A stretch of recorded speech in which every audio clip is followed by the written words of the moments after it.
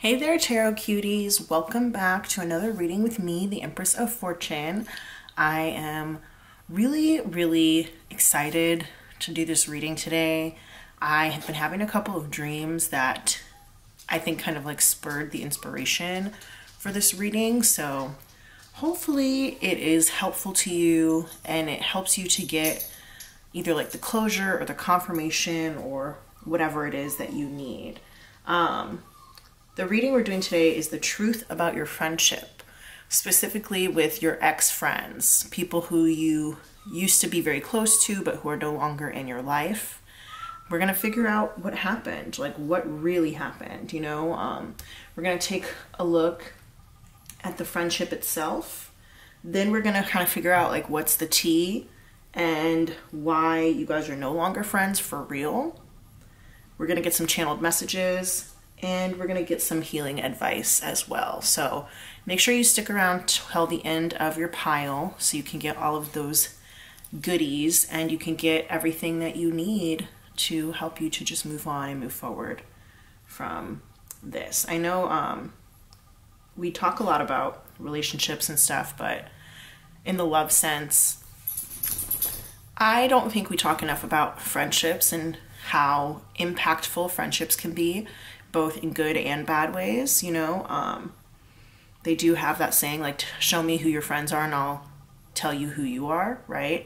That's not really exactly what this reading is about, but that just is to highlight how impactful friendships really are on our lives and on our psyches, and how, especially if you were betrayed by a friend, that kind of pain can actually really linger for a long time. So we're gonna just go ahead and see kind of like what's the deal. Each reading is going to have the same format. We're going to have like a person A and person B format, and then we'll have like a connection in the middle to just talk about the relationship itself, the friendship itself. We're going to use a lot of different archetypes decks, oracle decks, and we're going to use the tarot as well as my own personal channeled messages deck that I created. So yeah, I don't know how long these readings are going to be, but I am planning on getting pretty in-depth. So for pile one, we've got the black and gold tarot here. Pile two is going to be the influence of the angels tarot. We have pile three with the law of attraction tarot. Pile four is the intuitive night goddess tarot.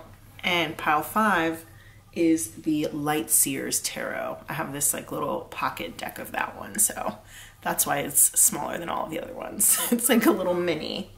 Go ahead and intuitively choose the pile or piles that are best for you. You know, think about the person who you would like to know more about in terms of the relationship and the friendship that you guys had, and choose that way. There could be messages for you in more than one pile, especially if you're asking about more than one person. So yeah, if you need to pause the video, go ahead and do that. Also, we will be doing identifiers as well. So if you would like to see the identifiers, there will be timestamps for them down below, but there also are going to be additional timestamps just for the reading itself. So for example, there will be like pile one identifiers timestamp, pile one reading timestamp. So if you would like to skip over the identifiers, just make sure you click on the one that says pile one reading or whatever pile you choose. I am going to list all the decks that I'm going to use down below. And also I have some journals that are for sale if you're interested in them. We've got an abundance journal, there is a tarot journal down there, and there's also a dream girl journal down there as well. That's actually more of a planner. So if you're interested in checking those out, those links will be down below as well. I will see you guys at your piles. Talk to you soon.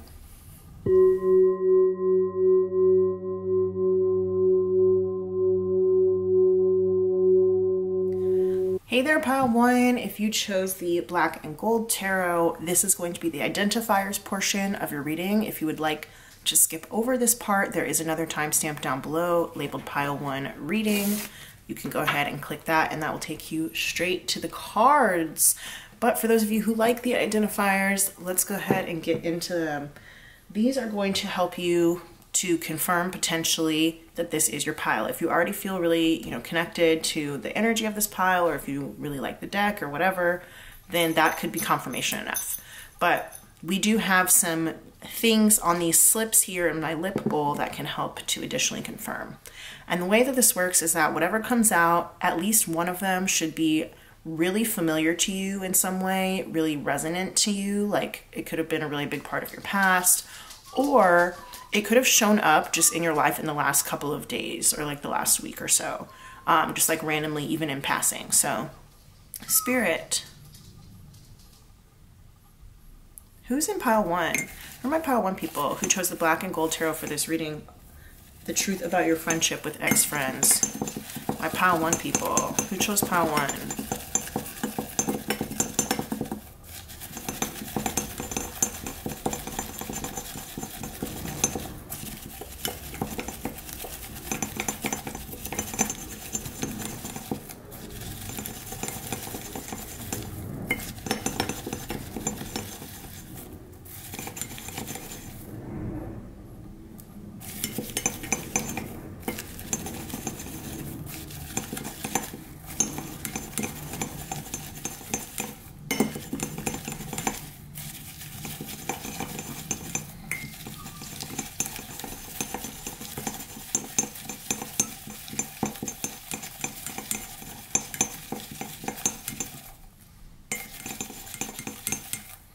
All right, let's see. Who's in pile 1? All right. We've got key tattoo. So you might have a key tattoo. You might be thinking about getting a tattoo with a key element in it. Or the friend, since this is like about an ex-friend, your friend could also have like a key tattoo, or any of the things that were in here could be significant to your friend somehow. We've got baby girl Lisa. So that is somebody who was on 90 Day Fiancé, but that could also be like a literal person named Lisa, or a like actual baby named Lisa. John Wick. That is the John Wick franchise, movie franchise. He's played by Keanu Reeves. He plays like an assassin. Childish Gambino. Rapper, aka... I forget what that man's last name is. Donald something. I don't remember. Whatever. He was on Community. 12-3-30. That could be a combination to a lock. It also is like a viral TikTok workout trend, where people go on the treadmill. They put the incline to 12, the speed to 3 miles per hour, and they do it for 30 minutes. I think it was started by like Lauren Jaguari from Fifth Harmony. I really don't know. 12-12, that is a time. It could also be a date, December 12th. Right now, as I'm filming this, it's December 10th. So if everything goes to schedule, I'll be putting it out on December 12th, but I don't know about that. We'll see. Strawberry ice cream, that could be your favorite flavor. You might have just eaten some recently, or it could be like the person you're asking about's favorite flavor. We've got Satsuma. That's a citrus fruit. Save a Horse, Ride a Cowboy by Big and Rich. That's a song, a country song.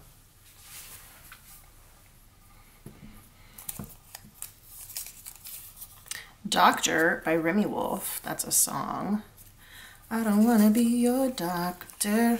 You could be a doctor. The person you're asking about could be a doctor. Doesn't have to be, but you also could just like that song. Lemonade by Gucci Mane. Another song. Earth signs, Capricorn, Taurus, and Virgo. So that could be Sun, Moon, Rising, or Venus of either you or the person you're asking about. Rascal Flatts. We got a little country energy in here. That's a country band. Courtney B. Vance. He's an actor. Very handsome actor. Married to Angela Bassett. Elliot Page. Another actor. Interesting. 2 actors in a row. Bad, Badder, Baddest by Cynthia Voigt.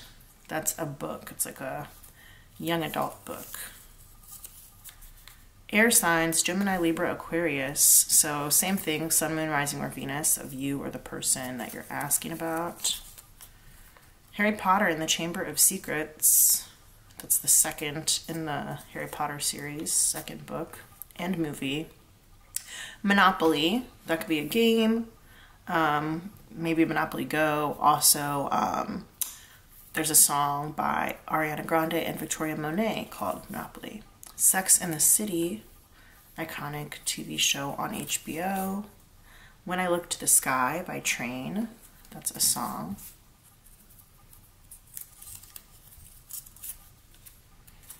Anniversary by Tony. I always want to know if it's Tone, but I think it's Tony at the end with this little accent mark on it. The Gift, that's an album by Beyonce. That was like the companion album to the new Lion King, like the live action Lion King that came out. Haterade, I knew this one was going to come out. I knew it was going to come out. When did I think that that was happening? I don't know, but it was somewhere around here. Oh, it was when Satsuma came out. I don't know why, but I just like thought about Haterade, and here it is.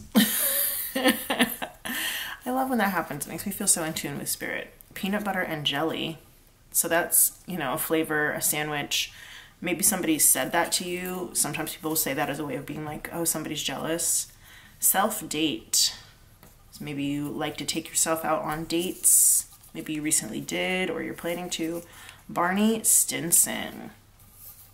He is a character from How I Met Your Mother, played by Neil Patrick Harris. And something interesting that like I just thought of a few days ago actually is that these are not spoilers because the show's been out for a really, really long time, but whenever anybody asks him like what his job is, so he's like a corporate person, but none of his friends really get what his job is, and he'll literally just be like, please.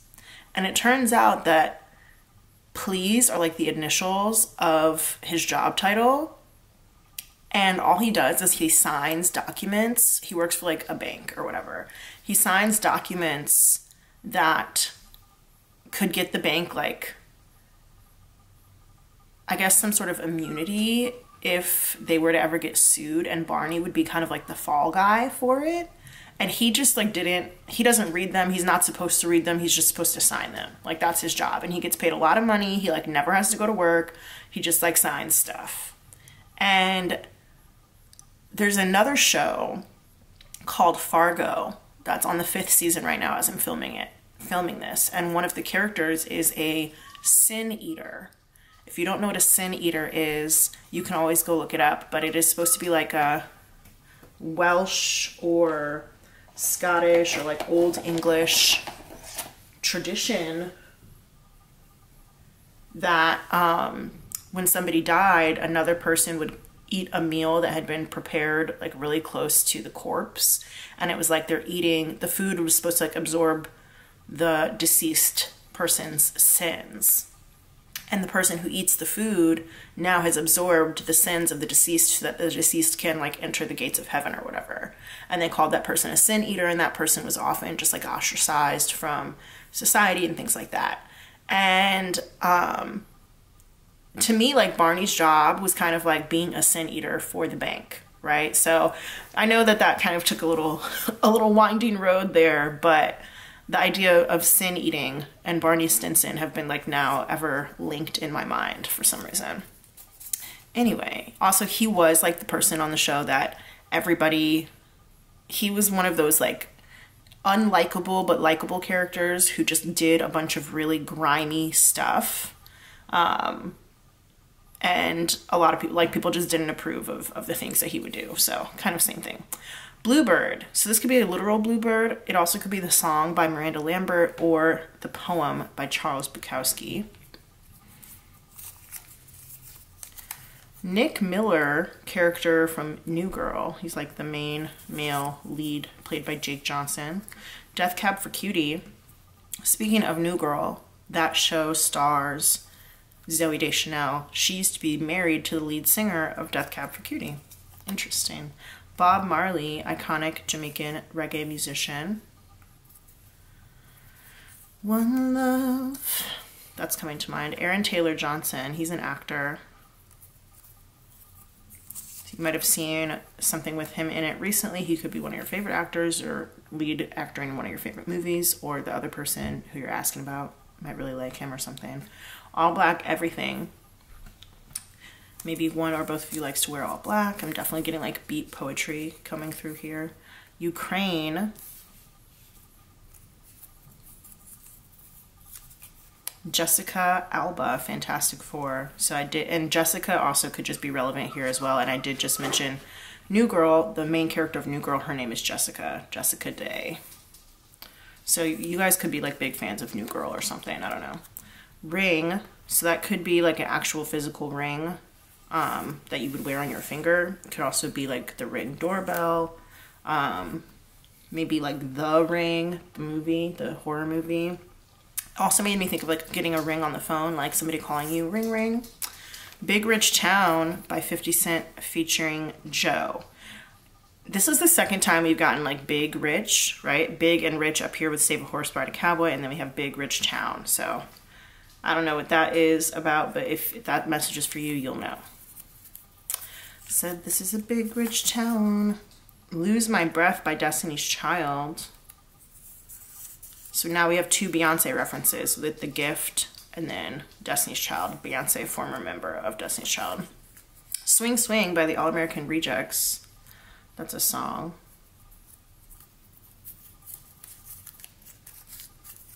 Mexico City, capital of Mexico. Footloose by Kenny Loggins. That's a song. Also, there's a movie called Footloose. That was like the theme song for it. Animal print. So maybe you really like to wear animal print. Maybe the other person really likes to wear animal print, or just like has a lot of animal print things, even if they don't wear it. Caribbean Queen, No More Love on the Run by Billy Ocean. That's a song. Kimberly, 90 Day Fiancé. So Kimberly and baby girl Lisa actually were involved with the same person on that show. His name is Usman.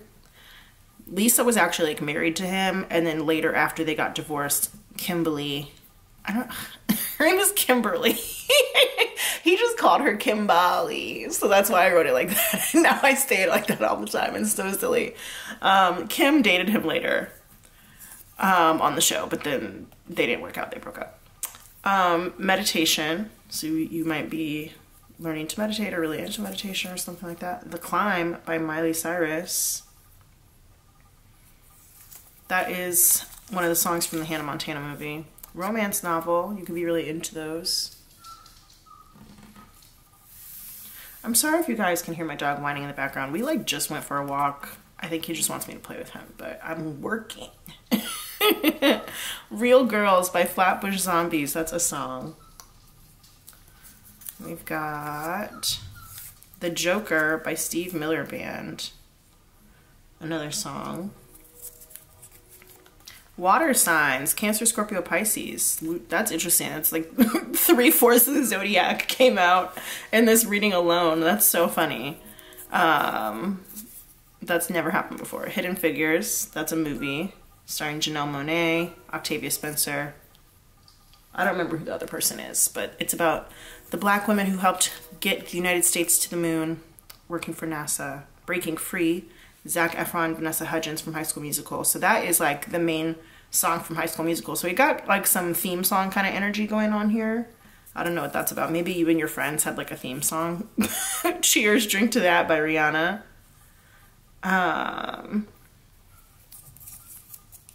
Dorito Loco Tacos. You might really like those, or just Taco Bell in general. Cardi B. Could be a big fan of her. Maybe you heard something by her recently or whatever. New Blood, Dexter. New Blood could just be something on its own, but I know like the new Dexter show has like a subtitle, New Blood. Waterbenders, that's from Avatar: The Last Airbender.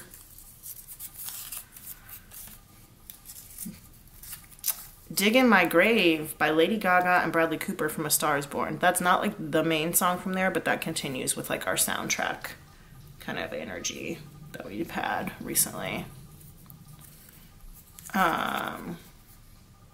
ATVs. Those are like those four-wheelers that you guys ride around on. Well, not you guys, but that people people ride around on. Maybe like through the jungle or the country. Ritz-Carlton. It's a hotel chain.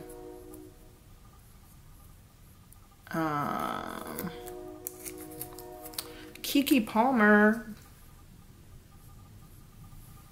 We got 2 more. Let's see. Here we go. I Don't Want to Wait by Paula Cole. That is the theme song to Dawson's Creek. So yeah, that like theme song energy is like really, really strong. You and this person or like the friend group that you were part of might have had a song that like always hyped you up, or that you both like really, really loved, or just like was kind of like your song together or whatever.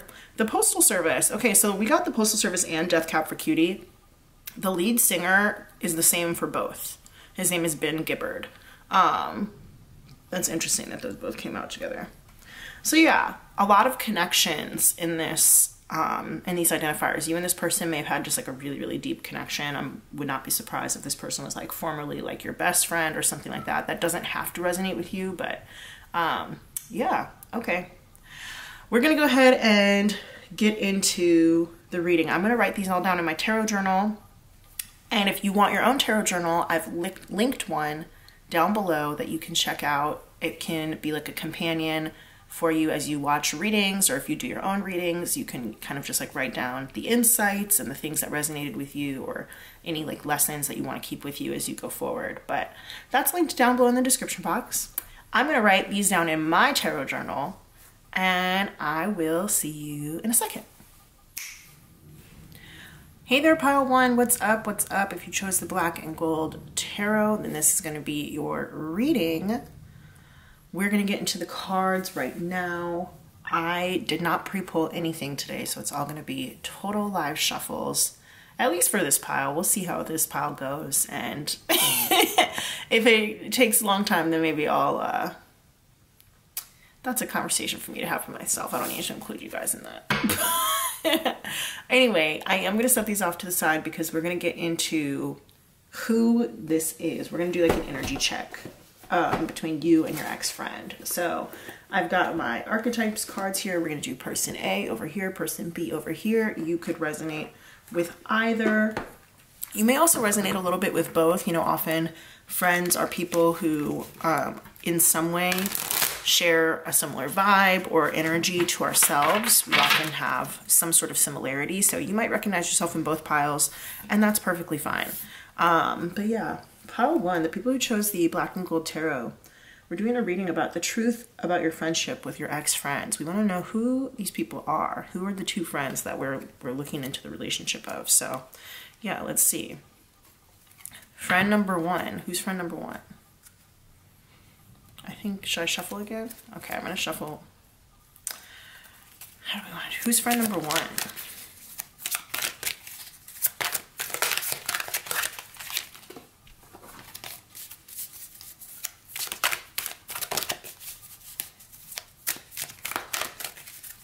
Okay, I guess I should say friend A. Who's friend A? I didn't even want to shuffle like that anyway. I wanted to shuffle the traditional way, but you know, let's see. Who's friend A? Let's go.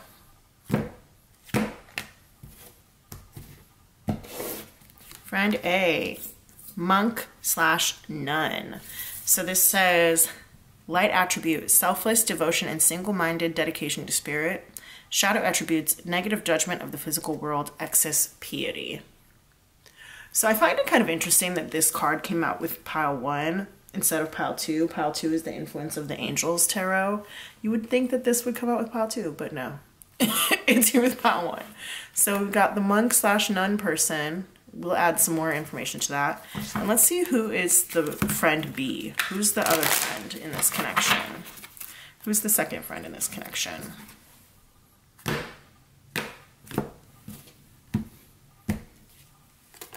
Warrior. Ooh, okay. So this says light attributes, strength, skill, discipline, and toughness of will, heroism, stoicism, and self-sacrifice in conquering the ego. Shadow attributes are trading ethical principles for victory at any cost, indifference to the suffering inflicted on others. And I do want to note that both of these did come out in the reverse. I'm just putting them in the upright for now so that they're easier to read, but I'm going to read for both the light and the shadow. All right, let's see. We have animal spirit cards here as well that will help give us insight into person A and person B. So Spirit, tell us more about person A. Person A, the monk nun person. What other qualities do they have? How else could we see them? Interesting. So we got elephant here in reverse, and then we also got golden egg. Tell us more about the warrior person. What other attributes might the warrior person have? Tell us about the warrior person. Let me shuffle these. Tell us about the warrior person. There we go. Cosmic egg here in reverse. So the fact that you guys both got eggs is interesting. And remember, I did say you might be able to see yourself in both piles. I want to move this over just because I'm tired of glares. It's almost impossible to not have a glare on this, unfortunately. Interesting that I'm having trouble with the glare, because as soon as I said glare, it made me think of, like, you know, how you might look at somebody and glare at them. So there might have been like some exchanging of those kinds of looks amongst you guys as well. Let me put this up here just for the sake of things being even. Okay. Is there anything else for person B? I don't think. Okay. All right. We're gonna get some more cards before I start actually reading this energy. I would like to get the messages from the Mermaids deck. And that's gonna give us some feelings that each person had in this friendship. Their true feelings that each person had in this friendship. All right, so person A, the monk nun person with the elephant and the golden egg, how did they feel in this friendship? What kind of feelings did they have in this friendship?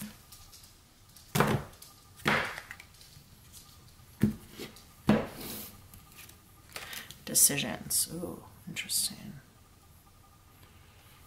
That makes me kind of feel like this person maybe felt a lot of weight in terms of having to make a lot of decisions for the friendship or for the friend group, possibly like leader of the group, if the group had a leader.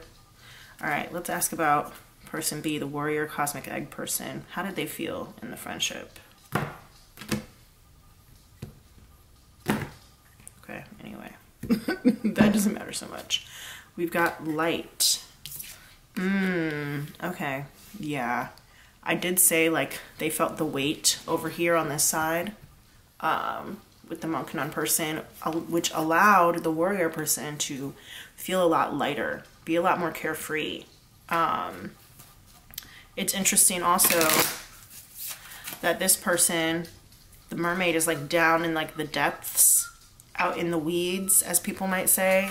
And then this person is here like up on the shore, looking around at this lighthouse, looking at all of the different things that the world has to offer. So yeah, interesting. Okay, all right. I would like to get the tarot now. These are still, you know, identifying your connection. We're gonna go more into what I guess like went wrong, why you guys are no longer friends, later on with a totally different deck called like What's the News deck. So this tarot is going to be more to do like the energy check-in and just kind of like see what your friendship was actually like. So this can help you to identify, you know, is this who's who, and it should remind you of like how things were when you guys were friends, I guess I should say. So when the monk nun person and the warrior person were friends, what were things like? What was the friendship like? We have the the Six of Pentacles here. Interesting. We've got the King of Swords. What else? This is like the connecting energy of the friendship, the Emperor in reverse. Any other connecting energy cards of the friendship? We have the Two of Swords in reverse. Here we go. Scoot these over here.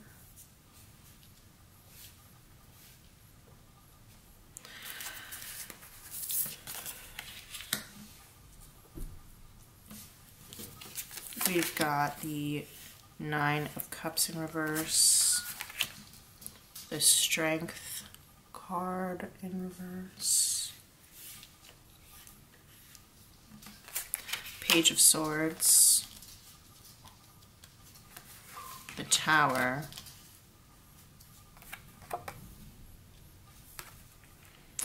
and the Nine of Wands. Just trying to make a little extra room here. Okay. So from what I can tell, there may have been some issues. Let me see if I can actually fit these up here. Sorry, guys. I apologize, you guys, for the lighting change. I just realized that having this lamp on was like really knocking out the balance of the natural light that's coming in. So we're gonna just rock with the natural light for now. And I think it makes it a little bit easier for you guys to actually see the cards. So that's interesting also because you could have been somewhat blinded in this connection, in this friendship, especially with the Tower card here.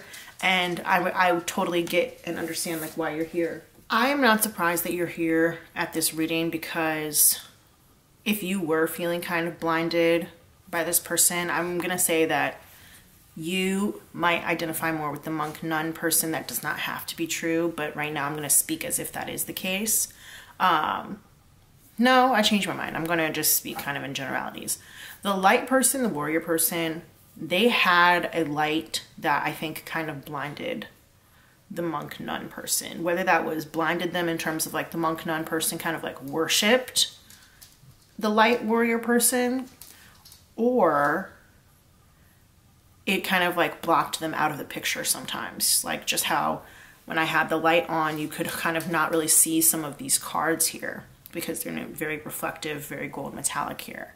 And with that being the case, there could have been some potential jealousy, but it's more like one person maybe feels a little bit less than, or also kind of feels like stuck in some ways, or like they're not good enough, you know. The monk nun person they could be religious, but I'm definitely taking it more as that they might have like worshipped or really revered, rather, like really held this person, the warrior light person, in really high esteem. I'm also getting the idea of like prayer warriors as well too, like this person, the light warrior person, could have been somebody who like really wanted the best for the monk nun person and would kind of like hype them up and be like a prayer warrior for them. Or you guys could have kind of done that together or for each other. There could be a physical size difference between the two of you, with one person being bigger or heavier and the other person being maybe smaller. That does not have to resonate for everybody, but it could. One person could have been more athletic than the other one. Yeah, let's go ahead and take a look. A little look-see at these cards and see what they're telling us. It seems like you guys had a really big and very destructive falling out. Possibly not just for you two, but maybe also for people around you. I am, though, getting that there was like a strong foundation to this friendship. And it's interesting because we've got quite a few swords in here. We've got the King of Swords, the Page of Swords, the Two of Swords in here. And I do think that you guys may be connected more on a mental level or on a level of kind of like what can you do for me, like a practical level, than you did on an emotional one. That's not to say there wasn't necessarily an emotional connection, but something about this friendship was not ideal. with whatever this is, with this Nine of Cups being in reverse here. Something about this friendship was really not ideal for either one or both of you. And you guys could have had a lot of disagreements about certain things. One person could have been more maybe like tyrannical about other things, or they might have had an anger issue, and the other person could have been really kind of good at making them see rationally or calming them down. And I would say that the warrior person is most likely the one who had the anger issue, and this monk nun decisions person was the one who was kind of good at calming them down. You can flip it if it resonates for you, but that's just the energy that I'm getting. And yeah, I'm just kind of getting that this was not like the calmest of connections, and also that there could have been some gossip going on. Somebody here, maybe both of you guys, but definitely somebody here really did have a hard time kind of keeping their emotions in check, keeping potentially their anger in check. And as a result, either one or both of you have become very guarded. I feel like this was like a major betrayal, whatever happened between the two of you. It could have been that one of you found out that the other one was gossiping about them, and maybe gossiping about maybe sexual stuff or something like that. Yeah, okay, so like with the monk nun being here as shadow attributes saying excess piety, that is like about really placing a premium on like purity, especially when it comes to sexual purity. And also, you know, kind of like being conservative in terms of being close to God or whatever, like having that be the best way to be close to God. And so if there were some sort of sexual rumors or whatever going around here within this friendship, then I can either see this person being the person who perpetrated that, who did the rumors, or the person being the subject of the rumors. But either way, it's kind of like, if they were the subject of it, I can understand how that would be very, very hurtful. If they were the perpetrator of it, then it seems a lot like, you know, judgment. Like this person was being very judgmental.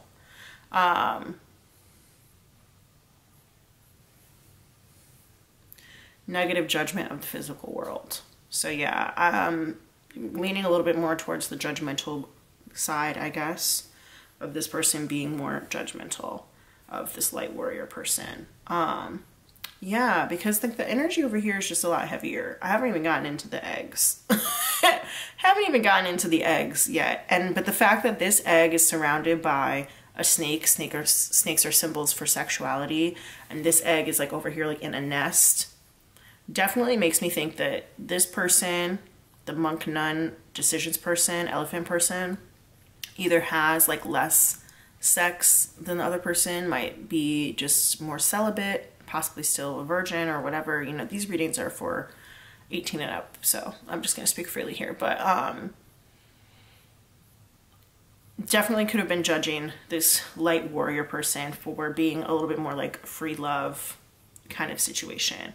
And honestly, like the light warrior cosmic egg person, their energy is just a lot more carefree, a lot more light, and they see things in a way that the monk nun person does not see things. Just looking at how these mermaids are, you know, again, this one is like feeling like caught, tied down in the weeds, and kind of in a way like doing a lot of work. I don't know if it's that they're doing work on themselves or just doing a lot of work in the world, or doing a lot of work. I don't know if it's necessary work or not.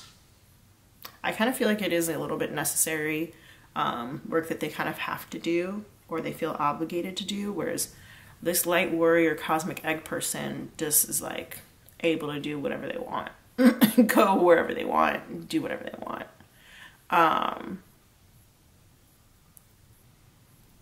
But I will say, you know, as light and attractive as this energy is here, this card did come out in the reverse, right? So that says, for shadow attributes, trading ethical principles for victory at any cost. Indifference to the suffering inflicted on others. So with that being the case, it makes me kind of think that this light warrior person with the cosmic egg just didn't have maybe as much attachment to the monk-nun person as the monk-nun person had to them. And also was maybe like more willing to sacrifice the relationship for whatever reason. Sacrifice the friendship for whatever reason. Yeah, I do think that despite this energy over here being a lot more carefree, again, this is the one I'm getting that has the anger issue, especially because they're like over here holding like a lightning bolt, right? This is also giving like Poseidon, Zeus type of energy. One of you guys might live by the beach or want to live by the beach or something like that. I kind of feel like when you guys met, you were both kind of like in the same place materially. With this Six of Pentacles here. But you both, I think, had bigger dreams about what you could do with your lives. And it's interesting because I don't really see it being like one of you went one way and the other one went another way. I think you just maybe had very different ideas or different ways of handling things. Or maybe you just like, if you imagine or think about your dream life, the other person just didn't fit into it or something. I don't really know.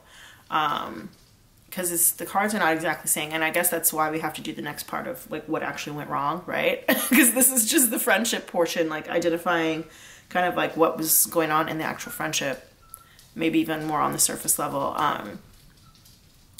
But yeah, for some of you, there's some sort of weakness here. I think that you guys did have, even if you disagreed a lot, the communication was okay. One of you guys might have been a better communicator than the other, or you might have stayed in touch via social media or writing text messages or something like that. But yeah, I do think there was a pretty big falling out. Could have had something to do with gossip or rumors, and that is kind of what I'm getting right now. So yeah, let's see, because like I said, you both kind of started off in the same place. But I'm not really seeing like where you both ended up. I just know it wasn't together, right? So, all right, I'm gonna clear away these cards here in the middle, these tarot cards, and we're gonna get my What's the News cards out to tell us kind of just like what really happened. Like, you know, a lot of the time, especially when we lose a friendship, people don't really want to tell you why they don't want to be your friend anymore because it's hurtful. And it's sometimes, I guess, easier to just like let things fade away or whatever. So yeah, that's why we're doing this reading today.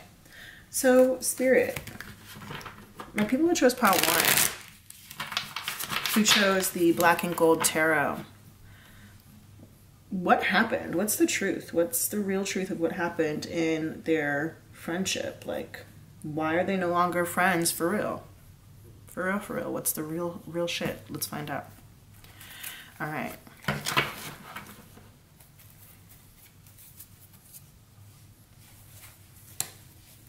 I'm gonna shuffle it one more time. No, I'm not. Okay. We're gonna go like this. What's the real truth? There we go. Got car problems. Interesting. So immediately my first thought is like one of you guys might have owed the other money for something to do with a car or transportation, acting fake. This also could be, like I said, how you guys kind of both started in the same place, but maybe like you ended up in different places and I didn't know how. So this could be talking about that, like different directions, different paths in life. An attempt to get him, uh-oh. That could have been what that rumor was about. Mood swings.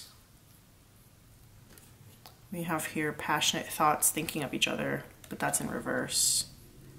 So I'm also getting that one person could have maybe had a crush on the other person's significant other, and they just did things without kind of thinking about how it would affect the friendship. What else happened? Menstrual blood, love spell in reverse. Sorry, you guys, my camera cut off, but the last card that came out was praying for better days. So yeah, I also want to say it doesn't have to be that one person had a crush on the other person's significant other. It could be that one person in this friendship got into an actual relationship, and in trying to like go for that relationship or trying to make that relationship work, they stopped thinking about their friend, they stopped hanging out with their friend, and just kind of disregarded their friend, which that could be either person, but I am kind of thinking with the warrior person here saying like trading ethical principles for victory at any cost, indifference to the suffering inflicted on others, that might have been then. Yeah, okay, so we're going to continue, and I'm going to use this abandoned oracle here to help us also to kind of see things from both people's perspectives. So yeah, the monk nun person, what is their perspective on the falling out and what happened for real? And maybe how did they feel about it, you know? Give us... Okay, we got here combustion. Ooh, interesting. And it's funny because I was just looking at the elephant has this like little flame at the end of their trunk. And I was talking earlier about anger issues. This person was angry as hell. We also got refusal, and we got the thief in reverse. So with that, the idea of like stealing somebody or something, right? Like an attempt to get him, they're like, I didn't do that. That wasn't me. They might have cut the warrior light person off. They might have refused to talk to them. We've got numbers 49, 21, and 33 here. Now, let's also see, is there more? Oh, the monk nun person wants to come out. There we go, I knew it. Ooh, they've got a lot to say. I've got a lot to say. I was not expecting so much to come out from this deck. Voices. So let me go ahead and just put this up here like this. I guess we're gonna have to cover these up. I wasn't expecting to have to do that, but whatever. 45. The disguise in reverse. This strikes me as the type of person who might be like really angry inside, but like not ever say anything about it. Yeah. And then we have dismemberment here in reverse. The mutant here in reverse. And then we have the crematorium. Put that in reverse as well. Okay, this person had a lot to say. We are also going to get channeled messages as well. So yeah, stick around for those. Okay, let's see. The warrior light person, when the friendship ended, you know, what were their thoughts and feelings about that? And their reasonings as well. What happened for real? What's the real tea? The mad woman. Okay, so both of these people are very angry, is definitely what I'm getting. There's a lot of anger here. With the mad woman. That also could be like literal, you know, that could actually be, you know, actual mental illness, but mad woman just makes me think of somebody actually being mad. Is there anything else that the light warrior person wants to say?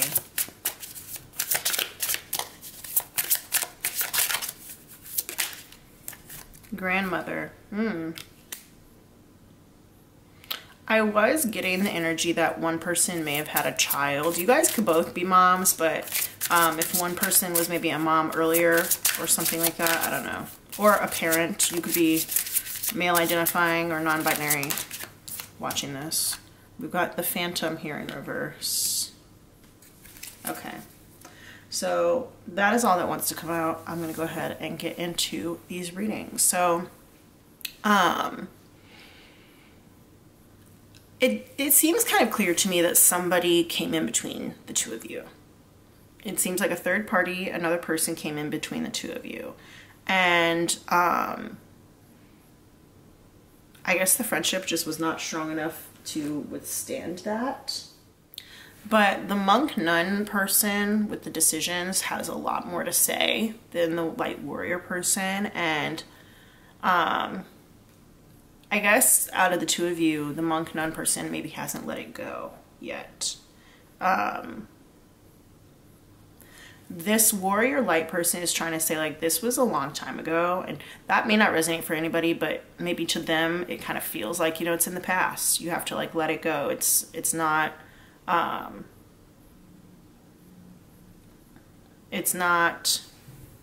something that really like affects my life anymore. And especially with the Phantom here, it's like they could have also ghosted the monk nun person, but that will not resonate for everybody. They might also think the monk nun person is kind of crazy. They might think that. And remember, these are like, this is the truth. This is like people's real legitimate thoughts that you may not know about the situation. So I don't want to offend anybody. I don't want to hurt anybody's feelings, but these are just, this is the truth. The light warrior person with the cosmic egg, clearly just, they do not care as much. They don't care as much. I don't know that they even care at all anymore, to be honest. They may have a family of their own that they have to care for, and that's their priority, you know? They are not sitting around waiting and wondering about, you know, I think that they do still think about what happened between the two of you, but it might not be as often as the monk nun person.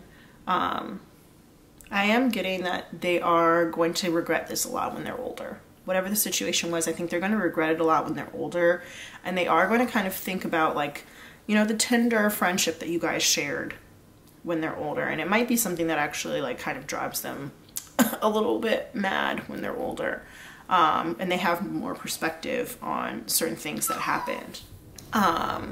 But the monk nun person, I think it's affected their life a lot more right now. They might have gotten even like excommunicated from the group. If you guys were part of a friend group, they might have been teased. I'm definitely getting that this person could have been like the person who, if there was a rumor, it might be, like I said, this person could have been the one who perpetrated it or the person who was the subject of it. But either way, a lot of people had a lot of stuff to say to this person about this specific thing. And you guys might have been schoolmates as friends or whatever. With the crematorium here, it just always reminds me of a high school for some reason. But this person, the monk nun person, they carry a lot of resentment, I think. And they may also kind of stalk the warrior light person on the internet, possibly, from like a hidden account or something like that. We did get Hidden Figures as one of our slips that came out, so yeah. In the Identifiers portion, if you didn't watch that. I think that this person has had a very hard time putting themselves back together, the monk nun person, putting themselves back together after this friendship ended and was over. And I don't know if there was a lot of like ill wishing between the two of you. Like, you know how people will be like, oh, well, you know, like, I hope you, you know, take care. I don't have any ill will towards the other person. Like, you know, we're not close anymore, but like, I just want the best for them. I kind of feel like maybe that's not the case. Like, I kind of feel like maybe one or both of you did not want the best for the other person. And if that's, you know, as a result of somebody either on purpose or an accident ruining the other person's life, like, I can understand that, you know. But I do kind of feel like there was some evil eye here, or some like spell work or something that went wrong or whatever. But this monk nun person has had a very, very difficult time trying to put themselves back together after this whole fallout, this whole ordeal. You see with the dismemberment, it's like they got cut up by either people's words or ideas or whatever, and then here they are trying to put themselves back together. I think that this person, the monk nun person, is like, I'm innocent, I didn't do anything. And even if there were to be like an apology offered, they probably would not take it. But it kind of feels like their world got set on fire when this fallout happened. And it could have been because they held the other person in such high esteem. It was really hard for them. And it was kind of like the mask came off and they wanted to see who the other person really was. But you see here how like this person is covering their face with like multiple hands. It's not just their own 2 hands. There's other fingers here too. So it's like somebody else could have helped with either the rumor or the cover up or whatever. And I think that the warrior light person, not only are they going to really regret what happened, but they're also going to feel kind of bad about themselves, especially when they're older, or just when they think about the situation. They're going to be like, I was really ugly in that situation. Like I acted really, really ugly in that situation. And I think that the other person didn't deserve that. Acting fake here is coming through as well. You know, the grandmother holding like a baby doll. It's not a real baby. It's like, you know, they're playing, they're acting fake. So yeah, I am getting like the light warrior person with that. One of you or both of you may have had some really severe mood swings. There could be some like bipolar or something involved here potentially. That does not have to resonate for everybody. But yeah, this was like particularly devastating for the monk nun person. I think that they felt like maybe their whole social life or their whole social group like excommunicated them or shunned them or something, you know.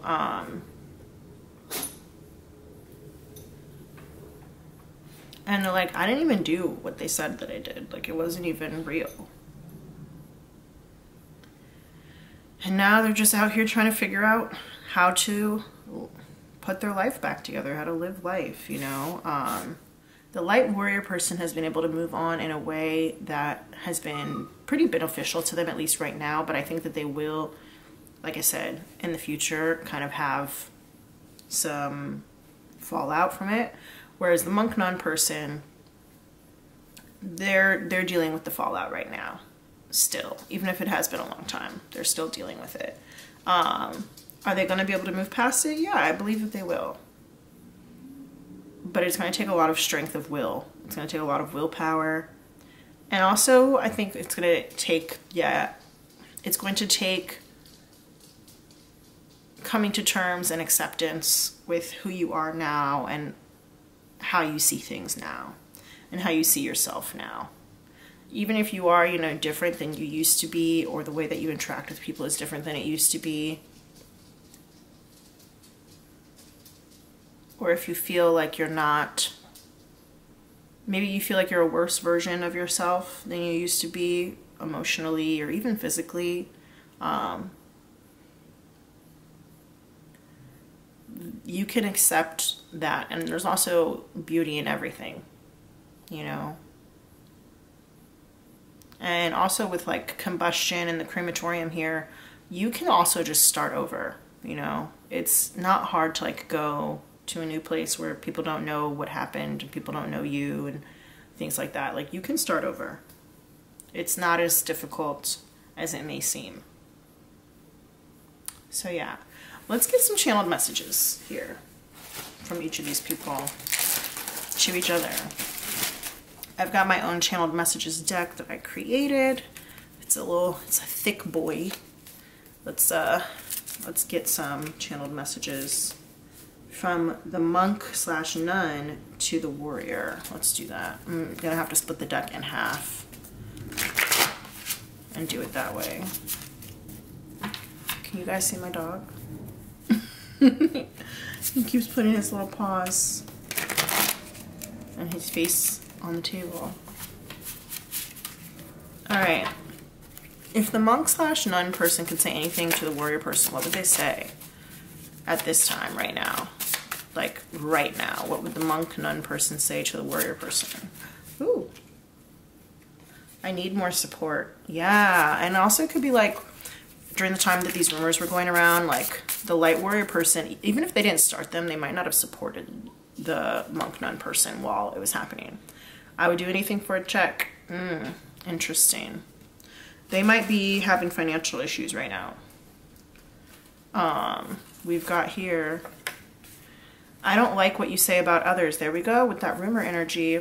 I can't wait for the next chapter of my life. That's exactly what I was talking about, starting new. I've reached my breaking point. Wanting to start something new, start over. What would the warrior person say to the monk nun person if they could say anything right now?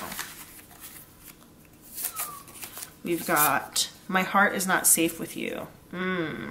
So they might have felt like their relationship or whatever wasn't safe if this friend was around. I do not respect you. Ooh. This is everything I've wished for. Yeah, so I feel like I said, like they have figured out how to feel okay and how to have the life that they want right now at this time. And we did have that 9 of Cups come out in the reverse earlier, which is like anti-dream energy. So like whatever the friendship was, like it wasn't their dream friendship, and now that the friendship is out of their life, it's like everything that they've wished for. And I'm sorry, I told you this might be hurtful to some people, might be offensive to some people, but like this is just the truth of what this person feels. I'm still very angry. There we go. Told you. I'm struggling with my mental health. Girl, what did I say? I just love it when I feel affirmed by my readings. I regret what I did. I told you they were going to regret it. I told you. I wish you would compliment me more. Okay. This person can be very vain. I'm going to get the other half of this deck out now. We're going to go back over here. Do this deck in 2 parts because it's so thick. Uh-oh.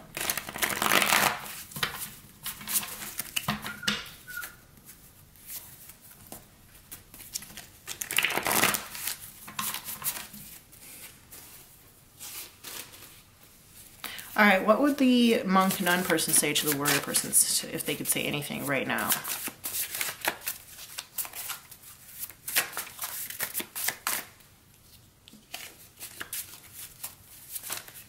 Oh, okay. It's a lot. It's a lot of cards. I'm going to put those back, actually. We're going to see what else comes out. I'm going to shuffle again, because it was a lot of cards.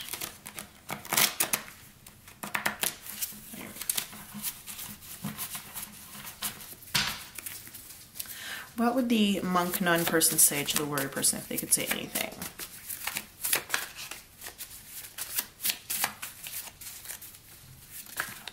Oh, okay, never mind. It's a lot of cards again. We've got, I want to sit around and do nothing with you. So yeah, they definitely do like miss the friendship. I'm not available to you, which goes with that refusal. It's like they have a push and pull energy where like they miss the friendship, but they know how hurt they were. And so they're just like, no, I find you really sexually attractive. I told you there was like a blindedness to the energy that this light warrior person had. There are more important things. This is serious to me. I understand the choices you made. Maybe they've had time to like reflect on the situation and now they understand the other person's perspective. You make me nervous. I've learned a lot from you. I'll never forget you. I'll never forget you. You'll always be by my side. You confuse me. There could have been some like confusing advances or something between the two of you guys. I don't know. Our relationship means a lot to me. I feel comfortable with you. So yeah, you guys probably used to like just watch a lot of TV together or like hang out and just be couch potatoes or do whatever comfortable things people do. I'm pretending that things aren't as bad as they are. Yeah, so like I said, their life is like a mess and they're trying not to, they don't want to face it. They don't want to deal with the fact that their life is kind of like a mess. You make me feel calm. I don't deserve this. I want to blame you, but I can't. I think that they, like I said, they understand where you're coming from.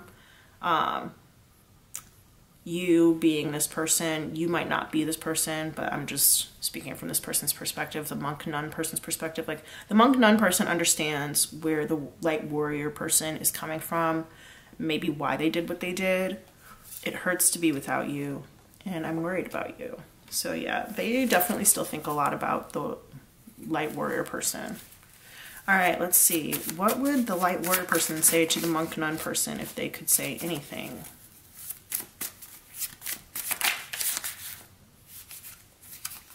Things seem easier when we're together.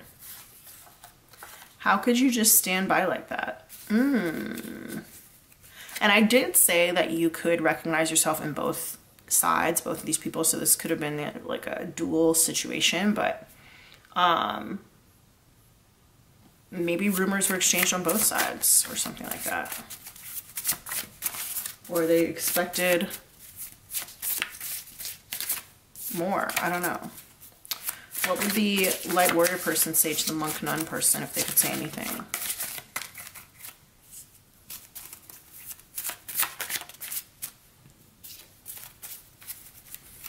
And it's interesting again that like not a lot of cards want to come out, because I do feel like the light warrior person has kind of moved on from the situation. It does say that they're still very angry, but they're just kind of like, I don't really have that much to say. Here we go. Why don't you love me anymore? And I do think that they kind of knew that the monk nun person kind of like worshipped them, and they kind of just wish it would go back to the way that that was, because if that happened, then you wouldn't have to deal with all this bullshit that happened between you. Like if the monk nun person just went back to worshiping the light warrior person, then, you know, all of this could be swept under the rug. I want what you have. Some jealousy here. Interesting. Okay, so we did have some more cards come out. We got, I like the way you think. I did say at the beginning that there were a lot of swords cards, so this could have been like a mental connection. And there was a lot of like exchange of ideas here, and the light warrior person really admired the monk nun person's probably intellect and maybe the way they communicated. I'm not serious about you, sorry. I did mention that as well too, that they didn't take the relationship, they being this light warrior person, didn't take the relationship as seriously as the monk nun person. All right, so we got a few cards over here. I'm not ready to put in the effort that you need, and this person is not ready to give the support that the monk nun person has said that they need. I'm excited for our future together. So they do want something to happen in the future, but the monk nun person says like, I'm not available to you. So even if, you know, they did feel comfortable with this light warrior person at one point, they no longer do. You're the coolest person I know. I love how you dress. I don't know anyone else like you. I'm not strong enough. I am disappointed in you. So yeah, I'm disappointed in you. I don't respect you. There's a lot of really complicated feelings here between these two friends or ex-friends. I'm scared. I've been dreaming of you. I mentioned in the beginning, in like the intro, that I was having dreams that like kind of pointed me towards doing this reading. So I think that's funny that came out. I don't want to change. So yeah, they wish that things could just go back to the way that they were. I feel alone in this. It was a different time then. So yeah, they're like, that was in the past. And I said that before. They're like, this was in the past with the grandmother. This is in the past. Get over it. I loved you too early or maybe too late. Yeah, they're saying like I didn't recognize the value that I had when I had it. You know, it's kind of like, it always seem to go that you don't know what you got till it's gone. Big Yellow Taxi, Counting Crows. That's actually a cover. I want to say the cover, the original is Joni Mitchell. I don't know if that's true. But yeah, they are going to regret this. They may be regretting it a little bit now, but they're going to regret it a lot later. Like, I loved you too late is what it's going to be. I don't think we share the same values. You don't, clearly. Are there more channel messages? Okay, I'm going to leave the channel messages there. And now we are going to get some advice for you, the person who's watching this reading. Advice on healing and moving forward from this betrayal, from this friendship. How to move forward. We're using the Wild Offering Oracle. How can the person who's watching this reading right now, who chose pile 1, how can they move forward from this? Mistakes. Allow me to know it's okay to make mistakes. Let me always take care of the inner child so he or she feels loved no matter what. And then we have here a relationship. I call in the infinite power of love to take over this union in every way. May it now fully belong to the divine. Let it unfold in the perfect way for each of us. I needn't fear letting go of control. My needs are always abundantly met. So not only is it the idea of being able to let both people, you know, go their separate ways and just understand that you've been divinely guided upon different paths, it's also understanding moving forward that in relationships, people do make mistakes. And sometimes people say things that they don't mean. That doesn't make it okay. But it is about being able to address those mistakes and talk them out. You know, I said we had a lot of swords cards earlier. That has to do with communication, ideas, intellect, and even sometimes spirituality. But you need to sometimes be able to give people grace to make mistakes and to understand some mistakes can be productive because they allow you to learn from them. And so if you and, you know, your future friends are able to take mistakes as learning opportunities and you can communicate about them, then that's better and that's okay. You know, I'm getting the whole thing about like, that's why pencils have erasers, you know, because it's okay to make mistakes. And then I'm thinking about like how some people do their crosswords in pen or whatever. And so you should never be so sure about something because you really don't ever know the other person's perspective about things. So, you know, pencil people in, you know, don't make certain things super permanent fixtures in your life. Friends come for a season, a reason, or a lifetime. And when I say pencil people in, you know, that's like a saying that some people use to talk about their calendars. Like back in the day when people used to have like physical planners, I know a lot of people now use their phones and like digital calendars and stuff like that. But when people would write things down, they'd be like, oh yeah, I'll pencil you in for Tuesday at 2 or whatever. And they're not writing it in pen because you never know what the day may bring. Like maybe Tuesday at 1:30, the person's child gets sick or they get into a car crash or whatever, right? We did have car trouble.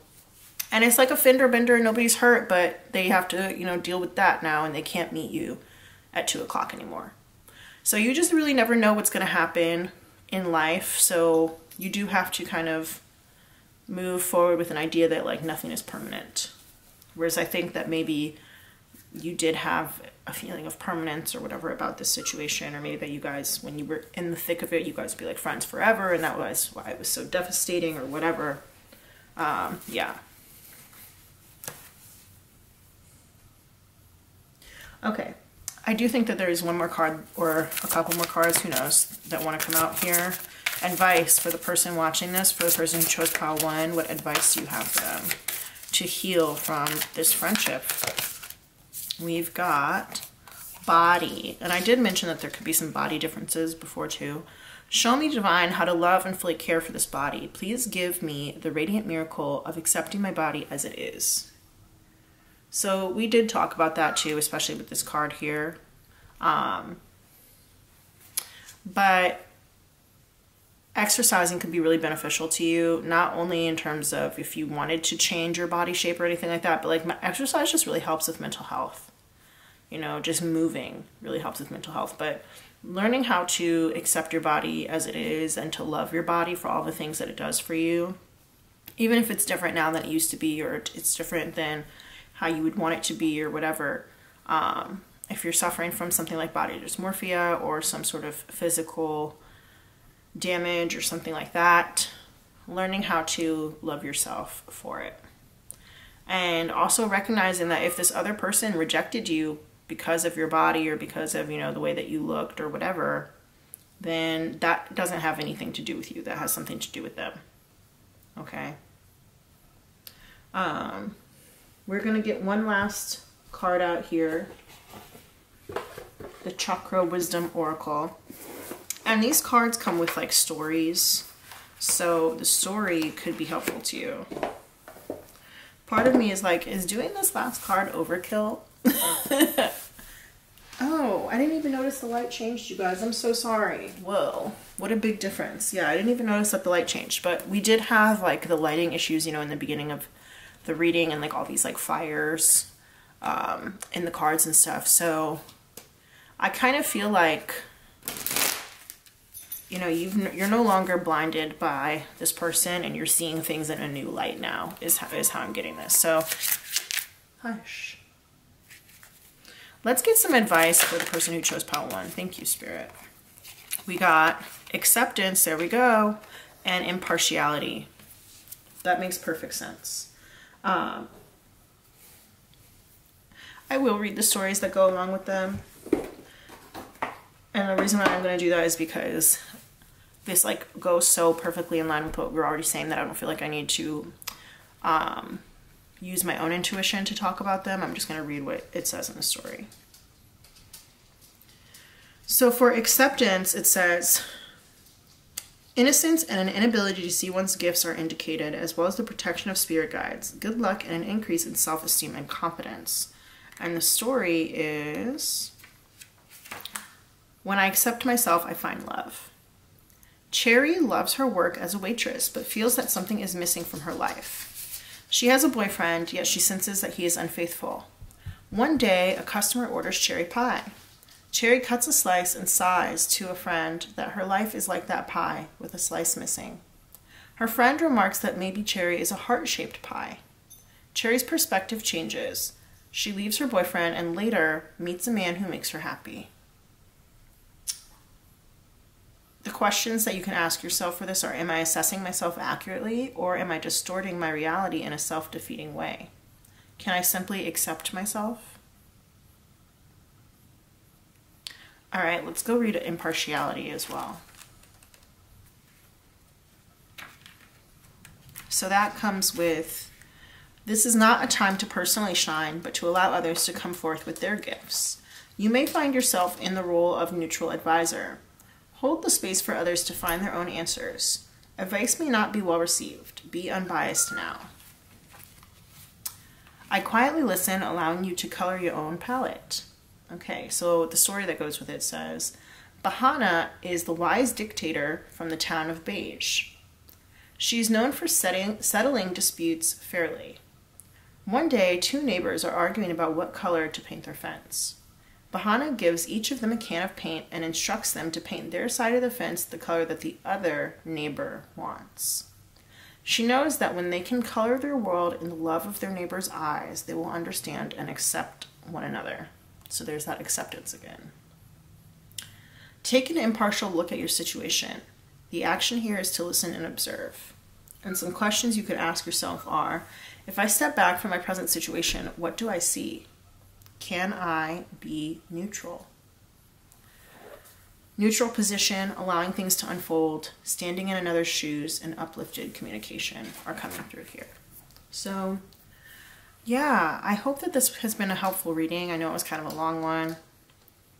I know it can be very difficult to move past the feelings that you have when it comes to old friends, ex-friends, but hopefully this offered you a little bit of closure or confirmation. Don't forget to give this video a like so that the message can reach farther and find the people that need to hear it, and to subscribe to my channel so that we can be more connected.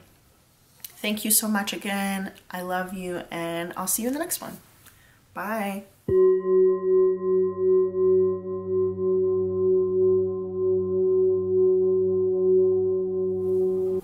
Hey there, pile 2. Welcome, welcome. If you chose the Influence of the Angels Tarot, then these are going to be the identifiers. We're going to get into the cards a little bit later.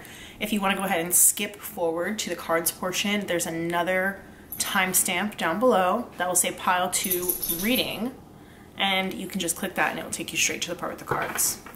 So yeah, let's get into the identifiers. Figuring out the truth about your friendship, your ex-friends. Let's find out what really happened. Spirit, those of us who chose pile 2, the people who are watching this who chose pile 2, these are going to be like your identifiers, which are confirmations. Some of you guys may not need confirmation if you already really feel very strongly, intuitively, that pile 2 is your pile. Go ahead. If you would like to skip forward, you're more than welcome to. the way that these work is that whatever's on these slips, at least one of them should be really resonant with you, really significant to you somehow, or it could have shown up in your life in like the last few days to the last week or a couple of weeks, even if it was just in passing. So yeah, let's see. Spirit, the people who are in pile 2 who chose the Influence of the Angels Tarot, who are they? Who are my pile 2 people? I don't know if the same people pick pile 2 every time, but I always want to call pile 2 like a weird, silly name, like my pile 2lians. I don't know what that is. I don't know why. But who are they? Who are my people who chose pile 2? The Influence of the Angels Tarot. Who chose pile 2?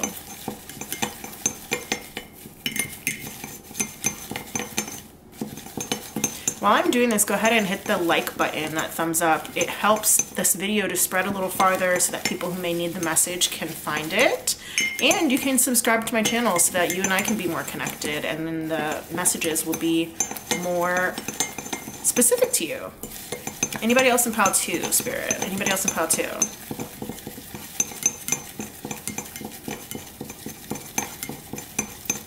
All right. Let's see, who are my pile 2lians? I have no idea what that is. I don't know why. Nobody's Supposed to Be Here by Deborah Cox. That's a song. How did you get here? Burn by Usher. That's another song. As I was like making this reading, like in terms of planning this reading out, Usher's energy was like really strong for some reason. I don't know why. Rachel Bilson, Heart of Dixie. I say Rachel Bilson, but it actually just says RB, so that could be somebody's initials. It could also be like Arby's, like the fast food chain. Heart of Dixie is a TV show that Rachel Bilson starred in, where she plays a New York City doctor who moves to a small town in Alabama to take over a family practice. Clumsy by Fergie. Clumsy 'cause I'm falling in love. Rules by Kill Humanity. That's a song.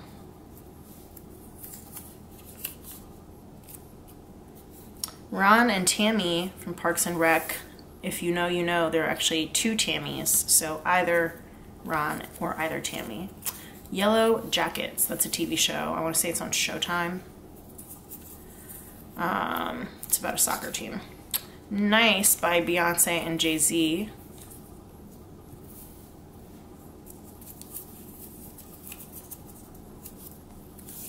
We Got Love by Tiana Taylor featuring Ms. Lauryn Hill. Helena by My Chemical Romance.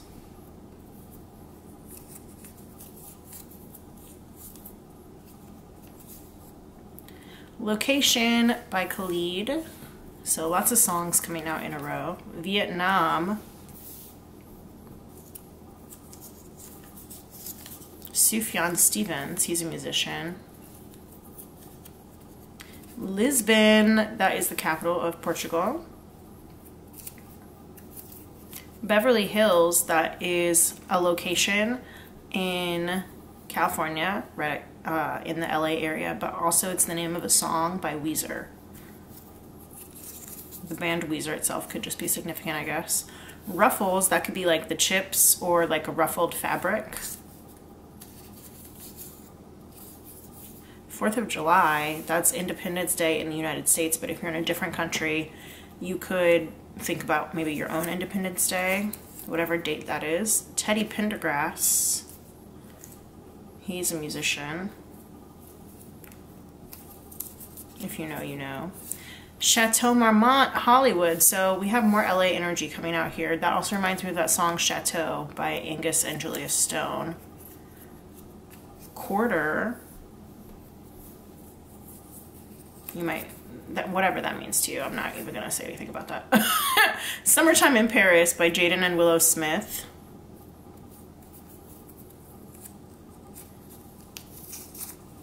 Seth Rogen, an actor.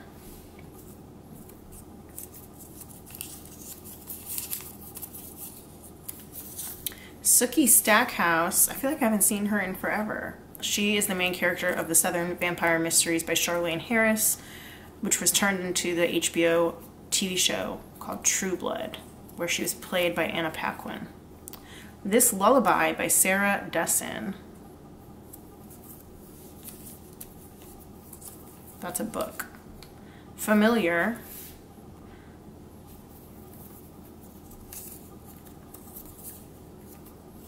Philadelphia. So you got two kind of like F sounds coming out next to each other. The F sound. I don't know if that is significant to anybody. Now I'm thinking about Phineas and Ferb. Spinach.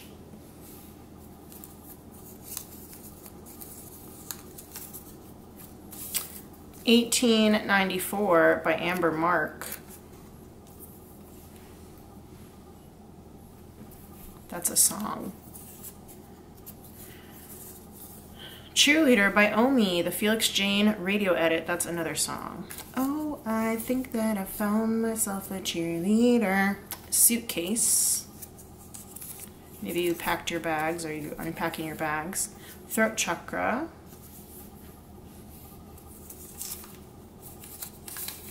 Anthony Kiedis, Remy Wolf. So Anthony Kiedis is the lead singer of the Red Hot Chili Peppers.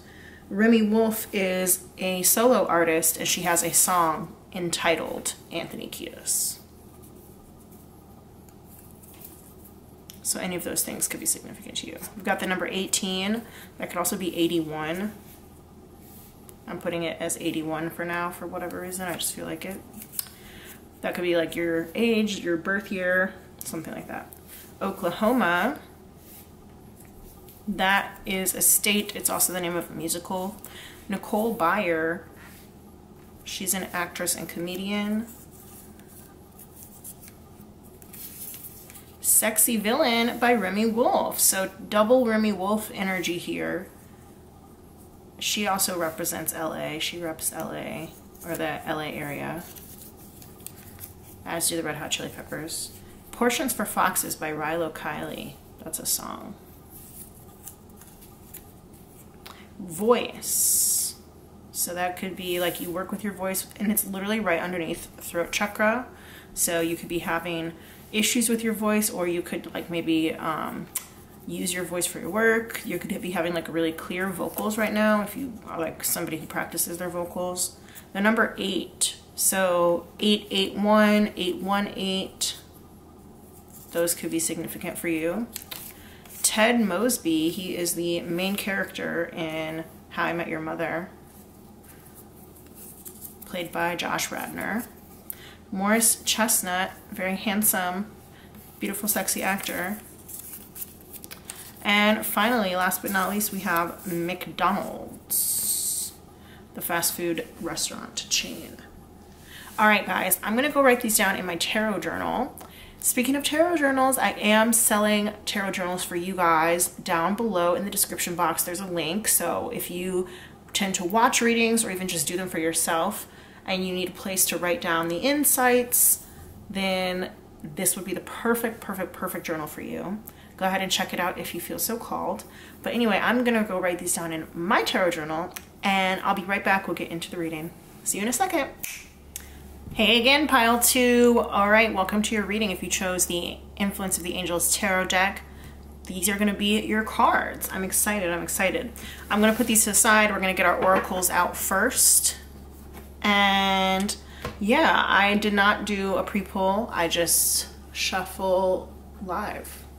So let's go ahead and see how that goes for the second time. All right, Spirit, we're looking into pile 2's ex-friends, the truth about their friendship. So we're gonna do a format with like person 1 or person A on this side, person B will be on this side, and then we'll get the connecting energy of your friendship in the middle.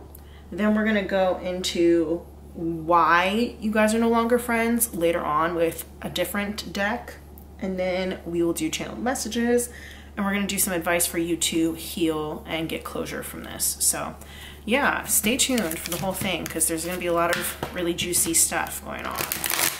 All right, Spirit, let's find out. In this friendship, the one that resonates for pile 2, tell us about person A. Who's person A? Who are they? So that we can do like an energy check for this friendship. Tell us about person A and the dynamic, person A. All right, let's see. We've got Wounded Child. Interesting. the first thing I was drawn to was this quilt that the parent is wearing, or the grown-up, I guess, maybe not parent. But it says light attributes: awakens compassion and desire to serve other wounded children, opens the learning path of forgiveness. Shadow attribute: blames all dysfunctional relationships on childhood wounds, resists moving on through forgiveness. Interesting. All right, let's see. All right, let's get the tea on person B. Who's the second person in this dynamic? Who's the second person in this friendship that pile 2 is asking about? Who are they?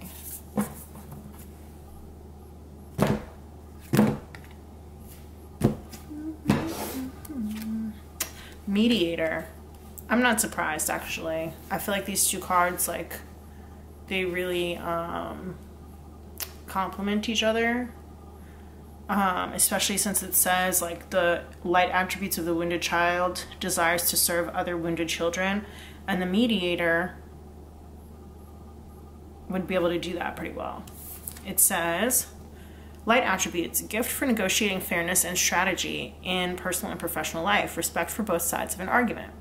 Shadow attribute would be negotiating with an ulterior motive or hidden agenda, either personally or professionally. All right, so this makes me think a lot about, like, social work, children who are, like, in CPS or whatever, child protective services, and then, like, there's social workers who help them. That makes me think of that. Obviously, that does not need to apply to the friendship that you're asking about. I would be surprised if it did apply to that. One of you, or like one of you, the 2 people in this friendship could themselves be a social worker, or maybe was like an orphan or a foster child at one point or something like that. But that absolutely does not have to apply. I don't see why it would be like a friendship between a child and an adult. That doesn't make sense to me, so I'm definitely not going to take it or read it that way, and you should not either. All right. So yeah, let's move on. Let's see. We've got our animal spirit cards. That's going to give us more information about who each of these people are. You could identify with one side or the other, or you could identify with both sides, especially since people who are friends tend to have similarities. So, and they kind of, you know, rub off on one another. So don't be surprised if you identify with both sides at some point in this reading. Okay, tell us more about the wounded child person. Okay, here we go, easy. Fire ant and cheetah. Okay, so I'm gonna move those down below actually. And the way, let me rearrange these, I'm gonna do this like this. The way that both of those are fire sign cards, the person that you are asking about could themselves have like fire sign energy. That would be Aries, Leo, or Sagittarius, but they don't have to. This makes me think of a lot of movement with both of these, the cheetah and the fire ant. Fire ants, they hurt when they bite you. It hurts a lot when they bite you. They're very itchy. And then they also have like tunnels underground, so that could be like a very complicated inner world or inner life that this person has. Or like burying like a lot of things. Possibly quick to anger, but we'll see. Cheetah also makes me think about cheaters and like unfaithfulness as well. All right, let's see, mediator. Tell us more about the mediator person. Who is the mediator person? Tell us more about them. Do I need to shuffle this again?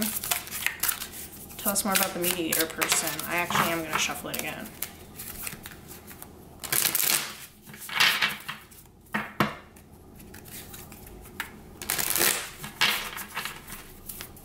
Tell us about the mediator person, Spirit. Who's the mediator person? We got frog here in the reverse. Interesting. That makes me think about like a wet blanket.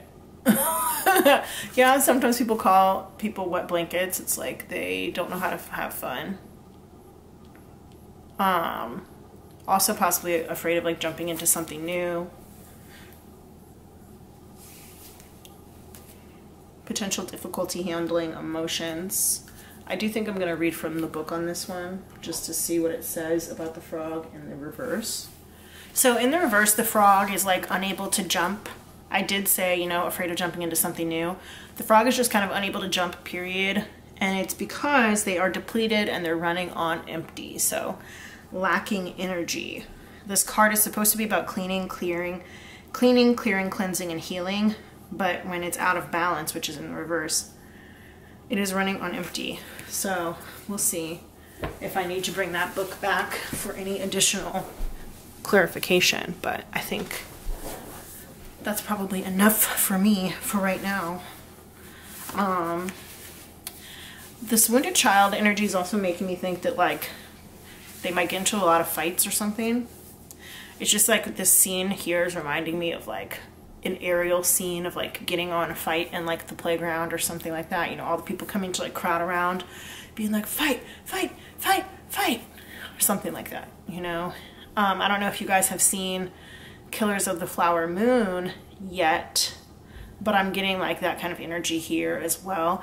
Interestingly enough, Oklahoma did come out in the Identifiers, and that is where the Osage Reservation was, and where that movie was filmed as well too, and where all of the tragic events took place.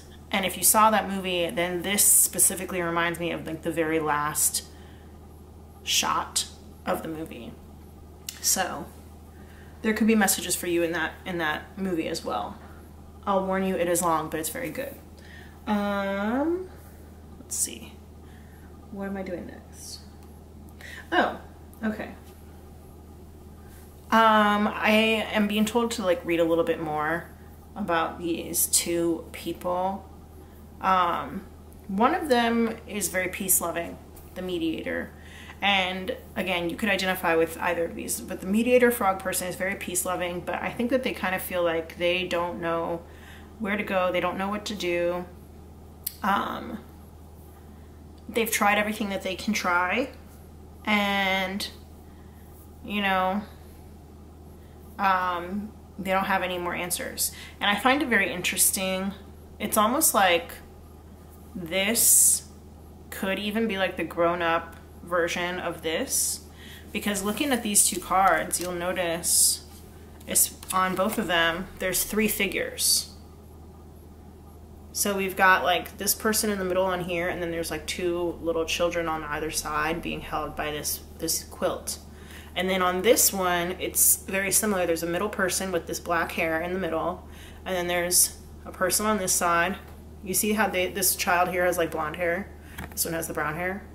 This one has the blonde hair. This one has the brown hair. But the middle person is now facing forward, and there's no quilt all over the three of them, but she's holding their hands. Sorry for the glares on that, you guys. So yeah, I feel like the mediator almost feels like the more mature version. It's like the relationship has matured. I'm wondering also if this is a relationship between, like there could be three people in the friend group or something like that. Even if this is just between you and one other person, like the reading is between you and one other person, there could be a third person involved at some point. But this also could be like a really old friendship. This could be a friendship that has maybe even weathered the test of time, has taken along quite a few bumps and bruises. I almost said taken a beating, which is interesting that I said that because I did say something about fighting before.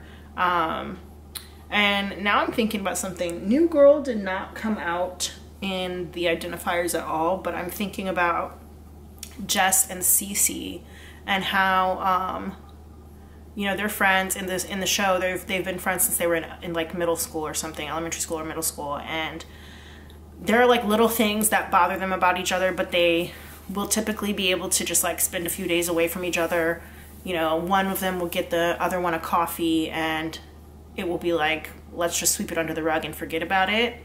But then something happens, and all of the little fights that they should have had at one point kind of bubble up to the surface, and like the only way that they're able to actually get over it is by like literally physically hitting each other. It's a very interesting episode, but I wouldn't be surprised if like there was some sort of at one point physical violence between you and this person that you're asking about. This also could be like siblings. You know, siblings don't have to just be siblings, they could be friends too. You know, take what resonates and leave the rest, but siblings often will fight, even physically. So, yeah, that's kind of what I'm getting here. This could also be between a water sign and a fire sign, the frog being the water, these being the fire, but that doesn't have to resonate for you. Doesn't have to be true for everybody. But yeah, I just think it's very interesting how this card and this card seem so connected, but just on different levels of like life stages. Yeah. And where at one point it was like there's a covering here, right? Like the quilt is covering all three of them. Now it's more just like a comforting. Maybe the comfort level of comfort or the methods of comforting each other changed over time. So yeah, it would make a lot of sense to me if this was an old friendship from, you know, that has spanned many years, I'll say. Let's get these messages from the mermaids out. We're gonna get kind of how each person felt in the friendship. All right, Spirit, tell us about the wounded child's feelings. Memories, here we go. Memories, all alone in the moonlight. Okay, Mediator, tell us about their feelings. How they felt in the friendship. We have Positivity, and then we have Free Spirit here in the reverse. I'm not surprised that the Free Spirit is in the reverse because we also have this frog in the reverse. Frog, like I said, lacking energy, unable to move the way that they normally would or the way that they would want to.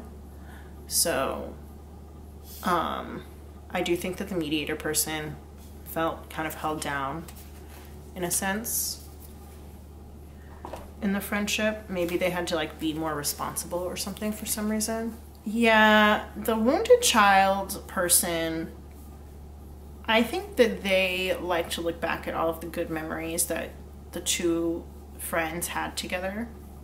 Maybe, like I said, the three friends had together, because there are 3 photos here too. In the bottom of this card, there are 3 pictures that this mermaid is holding. So there could have been 3 people involved in this, even though we're just only going to be reading for 2. But yeah, I think that the Mediator person does also look or think about this friendship positively in general, even if they do feel a lot of responsibility or they feel kind of held down by it. I'm thinking also now about that movie starring Kate Hudson called Raising Helen, where she plays this woman, I believe she like lives in Chicago or something, and her sister passes away. Her sister and her brother-in-law pass away very suddenly in a car accident, and they have 3 kids, and the kids are left orphaned. And the sister, there were 3 sisters, and Helen was the youngest one. Kate Hudson's character was the youngest one, and the older sister, who was still living, was like, oh, okay, well, I'll take the kids. But then it's found out that the sister who passed away actually left the kids to Helen in her will. And so now Helen has to take these kids, these 3 children, they're like, you know, maybe 4th to 9th grade age span, and she has to figure out like how to be an adult, because she was kind of like a party girl, and she has to figure out real quick how she's going to, you know, provide not only for herself but for these kids, and how she's going to, you know, help them through their grief, and how she's going to get through her grief, you know, their grief of losing their parents, but her grief of, you know, losing her sister and her brother-in-law. And it's a very touching movie. I actually haven't seen or thought about that movie in a very long time, but yeah, it's a very, very touching movie. And she goes from being a free spirit to being somebody who is kind of tied down, but it does bring her a lot of positivity in the end and a lot of growth in the end as well. So yeah, there can be some messages for you guys in that movie too. I do believe actually one of the kids like ends up getting into a fight or something. I don't really know. I don't remember. It's been so long since I've seen it, but yeah. There could definitely be like a lot of sadness and anger here with the wounded child person, but I don't think that that necessarily has anything to do with this friendship. I guess it could, especially since, you know, I asked about the dynamic of the friendship, but friendships are two independent people who have their own things, you know, coming together to, you know, enjoy each other's company. And so the wounded child person may just have sadness and anger from outside that has nothing to do with the friendship with this person. So we'll see, we'll find out. I would like to know just about the connecting energy and about the friendship between these two people. And reminder, you know, these are ex-friends. These are people that are no longer in our lives. And now that I'm thinking about that, you know, I never considered that an ex-friend could be somebody who is no longer with us, like on this physical plane. It could be somebody who you used to be friends with and now you're not because they're not here anymore, I guess. I don't really know that you would call them an ex-friend. You would call them a past friend, I guess. I don't know. We'll see. I'm not saying that that's the energy that I'm reading here. That just is something that came to mind, so I thought I would say it. And especially since we do have the influence of the Angels Tarot, you know, this could be like a person who potentially is passed on, but we'll see. All right, Spirit, tell us about the friendship between these two people. We've got Six of Wands, Six of Swords, two sixes right next to each other. That's wild. Wow. So yeah, there was a lot of success here. You guys were big fans of each other. You also may have traveled together at one point, or you may have just made plans to do that. But yeah, I see a lot of support. A lot of support between the two of you, helping to solve each other's problems for sure. We've got here Page of Wands in the reverse. Interesting. We've also got the Seven of Pentacles in reverse. So yeah, there is somebody who lacked patience in this connection for sure. Or was not willing to properly invest in the ways that needed to happen in order for this connection to be successful. So that sounds heavy, but it also could be just as simple as like, if you guys were planning on going on a trip, maybe one person didn't like save enough money to actually go on the trip, right? Or to like go on the trip and like do all kinds of fun stuff. Maybe they saved just enough to get there, but not enough to actually do fun stuff, you know? So it doesn't have to be like as heavy as somebody didn't invest properly in the relationship, but it also could just be something to do with impatience. The Page of Wands makes me think that there is inner child healing that needs to go on. There's an immaturity here that is being highlighted, and also of course childhood wounds. So these two are, you know, very similar in that way. So those childhood wounds definitely affected the friendship at some point or other. This also could be like mismatch of interests in some way. And I did already say maturity levels too. So there could be some mismatch of maturity levels as well. So with the positivity card being here on the mediator side, I feel like they always tried to keep a positive attitude no matter what. Even if, like, let's say the wounded child person was being very negative, the mediator person was like, no, you know, it's okay. And they were able to somehow bring the wounded child person kind of like back to center, you know. They were able to help them to see the bright side of things for sure. Six of Swords is also a card about like silver linings, you know, and getting back to an even keel mentally after some sort of challenge. What else? We've got here the Knight of Pentacles. Interesting. There could have been like a workaholism, or one person maybe worked too much or was like too slow or something, or boring. Boring could also be a part of it. What did we just get? We got the Fool in reverse, which is kind of the same energy as this frog. Being hesitant to make the leap. I'm trying to think of what this movie was that I'm thinking of right now, where it was like these girls wanted to move or something, like they had just turned 18 or whatever, and they were both kind of in like bad situations and they wanted to move, and like one of them I guess was like saving up the money, but the other one was kind of just like not.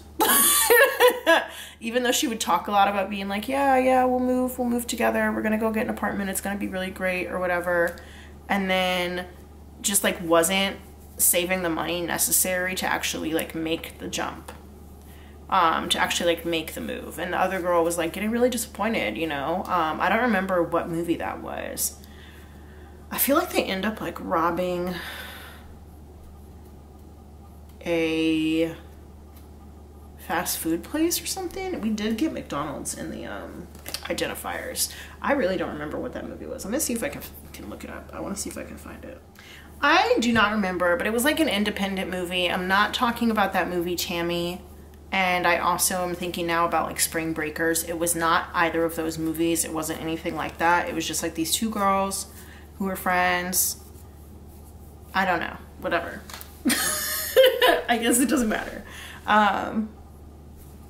Anyway, even though these two friends really liked each other and they got along really well, I just heard like gangbusters, things would at certain points get a little bit boring, or one of them would get kind of bored with the other one, you know.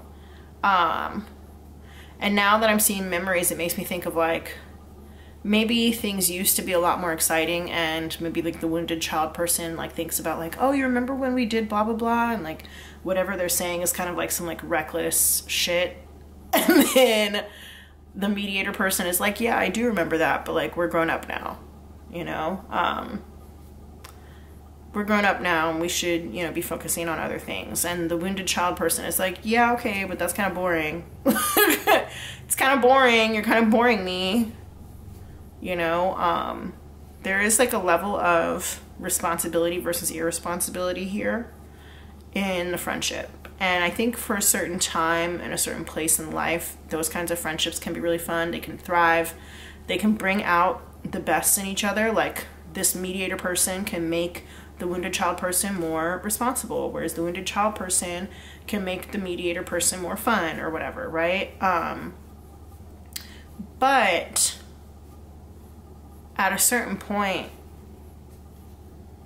you know, I think you guys are meeting in the middle for a long time, and it's possible, we'll see, you know, exactly what happened for real, and you know what the truth is about why the friendship didn't work out, but I am just getting that boredom or unwillingness to take a leap, or maybe even unwillingness to do foolish things is a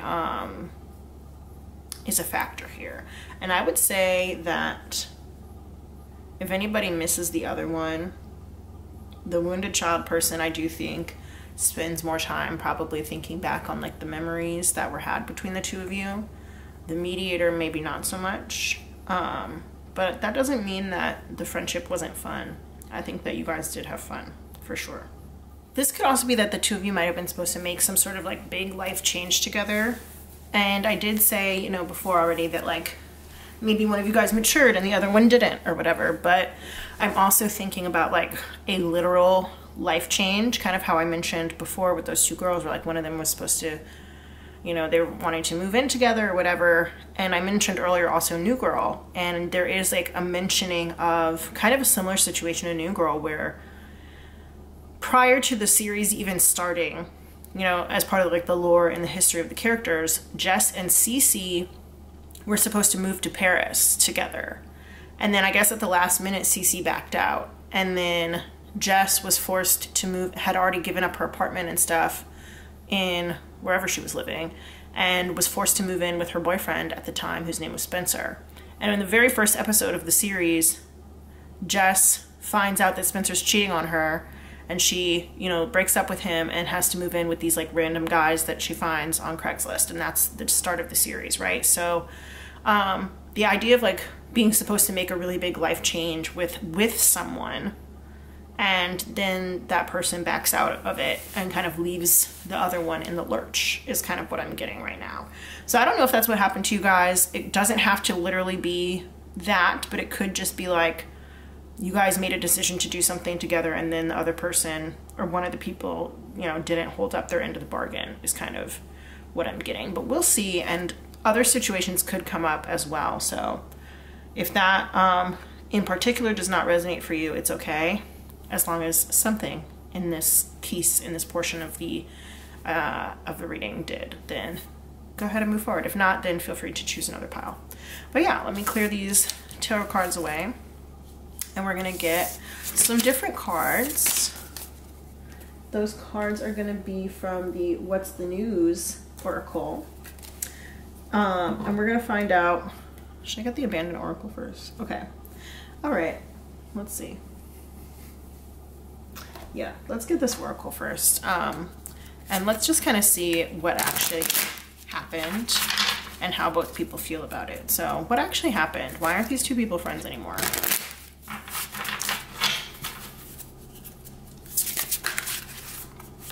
Okay, the elixir.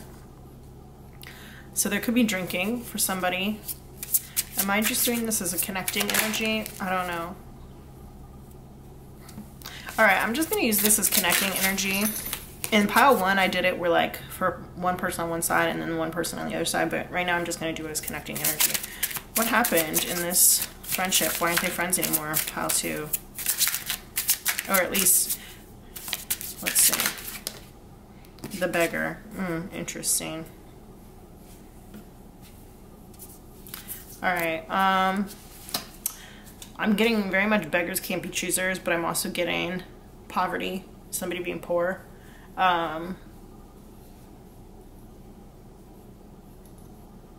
Possibly disability of some kind. We have the numbers 51 and 9. Okay, I'm gonna get the What's the News. Let's see, is there more? Okay, there's more. We got the Sculpture. That's number 39. And that just makes me think of something being set in stone or carved in stone, right?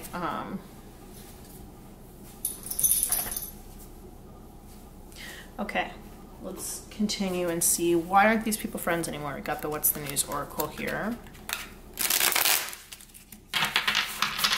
What's like the real truth of why these people are not friends anymore? What actually went down? We have Finding Love again in the reverse. Putting a bitch in her place. We've got Illusion, made you believe a lie. Okay. All right, so oftentimes things that split people up, they could be certain situations, but oftentimes those situations can be indicative of like larger patterns or larger problems in a relationship or a friendship. So the incident, if there was an incident to be spoken of, could be the whole thing where somebody lied about something or like made the other person believe that they were going to do X, Y, and Z, like I was indicating, where before it was like maybe one person made the other believe that they were going to move in together or that they were going to, you know, go on a trip together or whatever, blah, blah, blah. I don't know. And it turns out that the person who made them believe the lie was obviously lying, right? Was lying and had no intention or had bad intentions or was just not backing up their words. They weren't walking the walk. They were talking the talk but not walking the walk, right? I'm also getting that there could have been a fight about with this whole finding love again in reverse and putting a bitch in her place. It makes me think of having a fight, not necessarily over a love interest, but more about like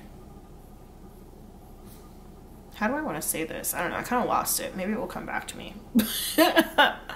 Maybe it will come back to me. And now that I'm saying like maybe it will come back to me, it could have been about maybe somebody coming back to a relationship or whatever. But I don't know. We'll see. We'll see. I'm not sure where I was going with that. I had it and then it floated away. But yeah, there also could be a situation where one person was maybe using the other person for drinks or drugs or something like that.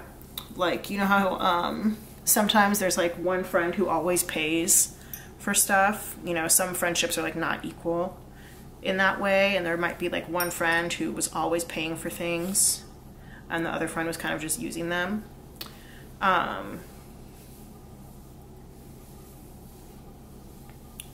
One of you guys could be like an artist or something, and if that's the case, then the other friend might have like felt bad and been like, oh, well, I know you're not really like making any money right now, so I don't mind supporting you when we go out and we have fun. You know, I see like a lot of people, or I used to, I don't know if I see this so much anymore, but I used to see a lot of people on Twitter being like, you know, if I want to go out with my friend and they don't have the money, you know, I'm going to pay for them, I'm going to pay for their stuff because I want to hang out with my friend and I want to do the things that I want to do. You know, I don't always want to stay in the house all the time. And that's fine. If you want to, you know, have that mentality, then okay. I'm not saying you're right, I'm not saying you're wrong, I'm not saying anything about it. I'm literally just saying that I saw it. But I think that if that's the case here in this particular situation, then it may have set the stage. Interesting that I say that because we have two stages here. We've got the stage here and we've got the stage here, right? With these curtains, right? Set the stage for somebody to play the beggar, to play like they don't have the money that they needed to have in order to do the things that they were supposed to do. So I do kind of feel like money kind of came in between you guys at some point, and maybe you didn't want it to, or maybe you never meant for it to, but I am definitely getting that, especially since we had the Seven of Pentacles in reverse. There may have been just like somebody being really bad with money could have been an issue. Yeah. I think it's just so funny how these two cards are set up on either side here, and they both are like a stage or like a place of display. And then this person in the middle is like the actor doing the begging, right? And like they're literally like pontificating. They have their hand out like, It's like how, you know, you would imagine like a Shakespearean actor reciting like a soliloquy or whatever, right? And so if that's the case, then it's like some fake shit, right? Illusion made you believe a lie. So yeah, there could have definitely been somebody taking advantage of their situation. And whether or not somebody's an artist or not, here with the wounded child, it says blames all dysfunctional relationships on childhood wounds, resist moving on through forgiveness. So it's like they could blame like, oh, you know, I don't have any money because I'm just so depressed, and you know, my childhood was so bad and I'm still trying to get over it, and blah blah blah. There could be some issues with alcoholism here as well, or overindulging in substances,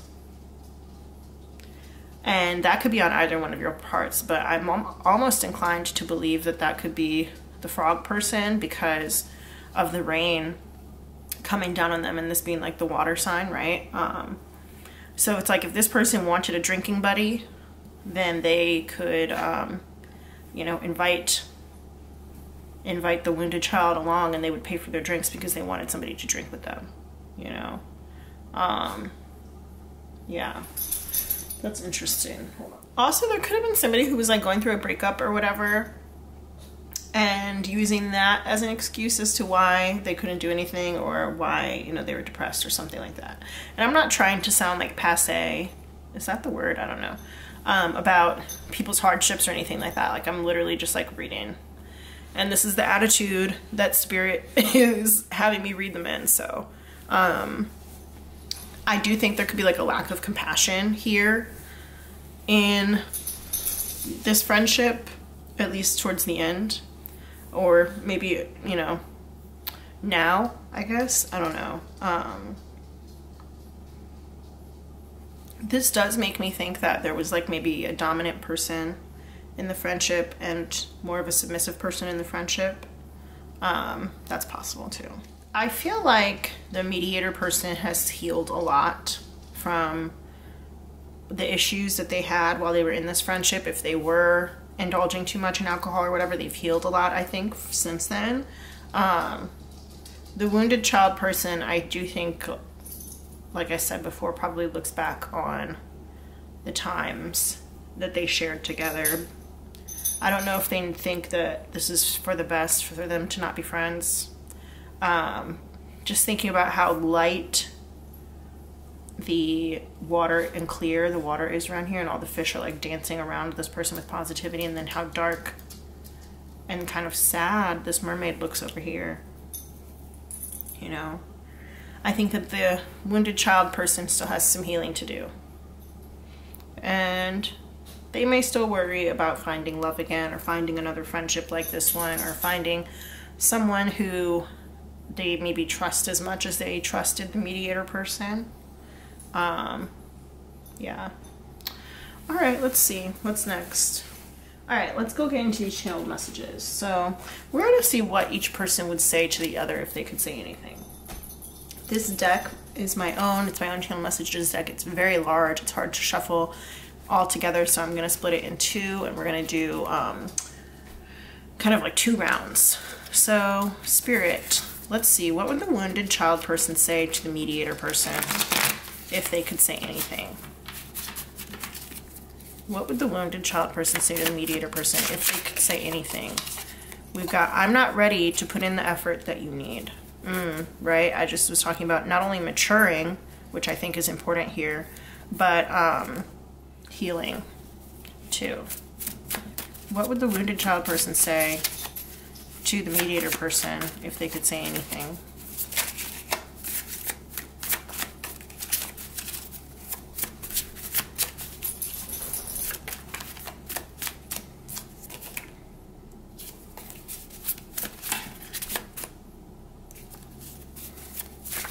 Okay, here we go. Let's start over. I kind of had a feeling that, like, could this friendship come back together? Maybe. I don't know. Let's see. But the wounded child person definitely wants to. I'm feeling petty. We've also got here, you're simply the best, which makes me think of simping.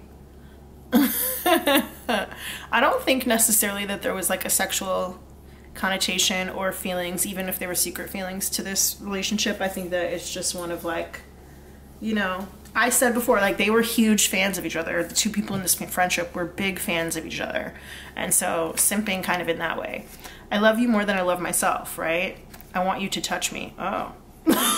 Maybe there was something kind of sexual. You never know. That does not have to be like explicitly sexual. Sometimes that could just be private thoughts. I don't know. Then we have here, I feel like the love is fake. That's like from Fake Love by Drake. None of it was real. Whoa, okay. Yeah, there's a lot of bitterness here, especially with I'm feeling petty. There's a lot of bitterness on the wounded child side. They're like, we were friends for so long, or our friendship was so deep and so intense, or, you know, we spent so much time together. Might even just be it, right? Even if it wasn't particularly deep. We spent so much time together, and it turns out that the love was fake and none of it was real. And it also could be none of it was real because potentially substances were involved a lot of the time, right? I have a secret that I need to tell you. Oh, okay. I wonder what that is. I want to quit and I'm doing everything I can. So yeah, there could still be substance abuse issues, or that could also be even quit working, right? If we have the beggar here, I want to quit working. I'm doing everything that I can to avoid working. I want you. And that doesn't have to be sexual. It could just be like, I want you in my life. I don't like what you say about others. Interesting. I don't like how you treated me. I'm having financial problems. There we go. Easy peasy. All right, let's see. What would, is there anything else that the wounded child person would say to the mediator person? There we go, okay. You're stuck in the past. Life's been better since I met you. I'm being loyal. That's interesting, with like putting a bitch in her place. I'm being loyal. You have the wrong idea about what this is. You should have told me earlier. I wonder what it is, because there's allusion to secrets and stuff here too. And I can't deal with the trauma. I'm not surprised. Wounded child not being able to deal with the drama just feels like, you know, they don't have the capacity to deal with anything else because they have so much going on themselves, you know. What would the mediator person say? There we go, already. Eager to talk. It's easy with you. I like your style. Yeah, remember I said they're big fans of each other, or at least they were. Oh, that's a lot of cards. Okay. No, Spirit's telling me not to take them. All right, let's reshuffle this a little bit, and then we're gonna go on to the second half of the deck. What would the mediator person say to the wounded child person if they could say anything right now? What else would they say? I want more than you can give, which makes sense because this person said, I'm not ready to put in the effort here. I'm not ready to put in the effort that you need. This person said, I only have eyes for you, the mediator, to the wounded child. So yeah, you guys might have been very, very close friends, like those friends who did everything together. Maybe even shared the same bed, that kind of thing. And again, this does not need to be sexual. Lots of friends do that. I have no intentions of following through. There we go. Illusion. I made you believe a lie. I have no intentions of following through. But also it could be no intentions of following through with like meeting up in the future or something like that. I'm secretly romantically in love with you. Sexuality is on a spectrum, you guys. I like you. There we go. My privacy is very important to me. Interesting. Yeah, I thought it was interesting that both of these characters in this card, the putting a bitch in her place card, are female. And I did say there's like a dominant submissive situation. That could just be friendship, but for some of you guys it might have been a little bit deeper than that. And then also with the sculpture here, I'm thinking now about stone butch blues. If somebody is stone, it typically means that they do not want or enjoy like sexual pleasure to be done on them. They might enjoy giving it. They might get pleasure from giving it to other people, but they don't necessarily want to be touched or anything like that. It doesn't have to be as a result of, you know, sexual abuse or anything like that, but sometimes it can be, but it doesn't have to be. But Stone Butch Blues is a book. I believe it's an autobiography. Okay. And that movie that I mentioned in the beginning, the indie movie about those two girls, I do think that they were friends, but they also did kind of have like a little like lesbian hookup situation going on. I don't really know, but they were friends. It wasn't, they were not in a relationship. Sometimes friends hook up. I don't know. Sometimes it's more than friends. Who knows? Anyway, what would the wounded child person say to, here we go. We got a couple, or at least one coming out. I'm struggling with toxic behavior. What would the wounded child person say to the mediator person? Anything else?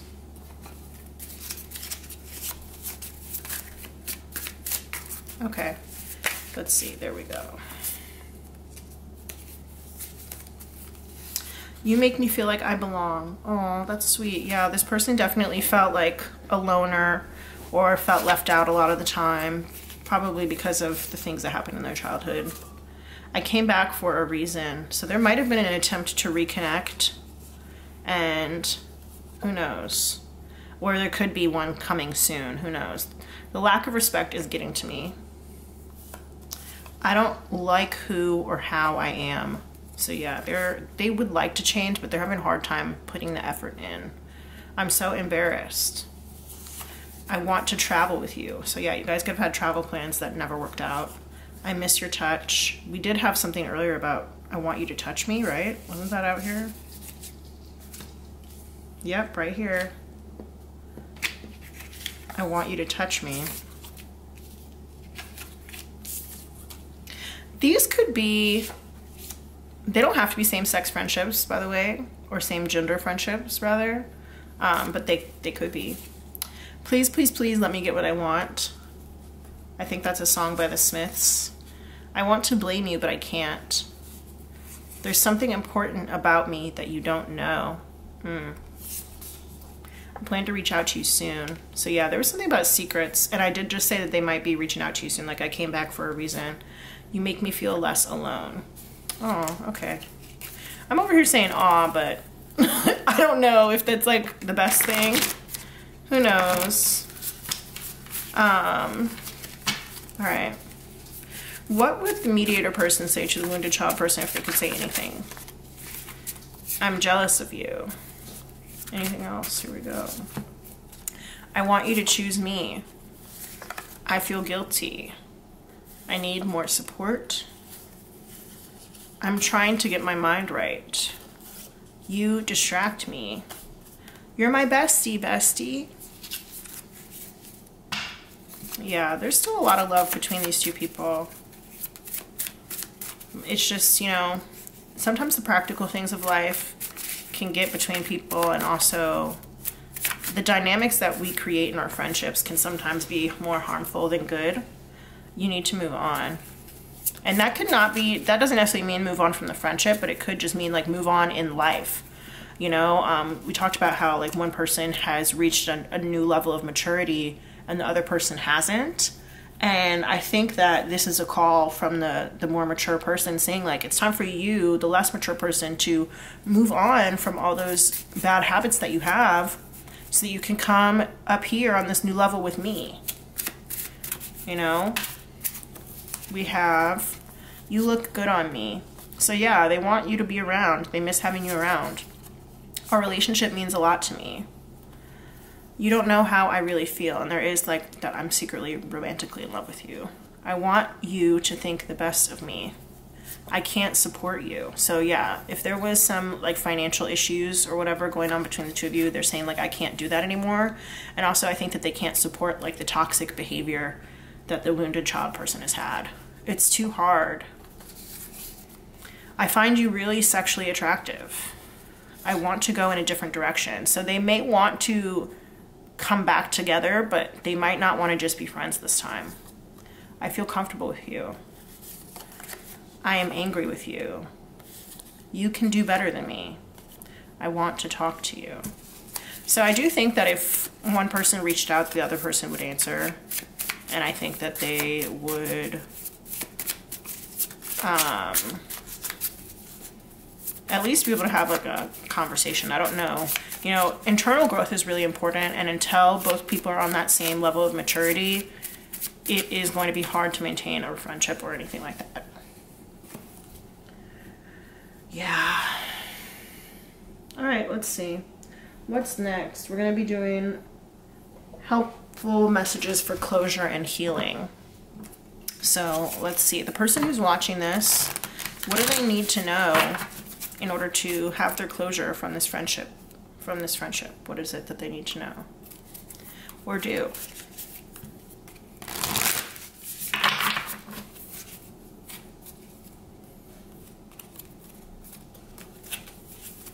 Shuffle one more time. What is the advice for the person who's watching this pile too?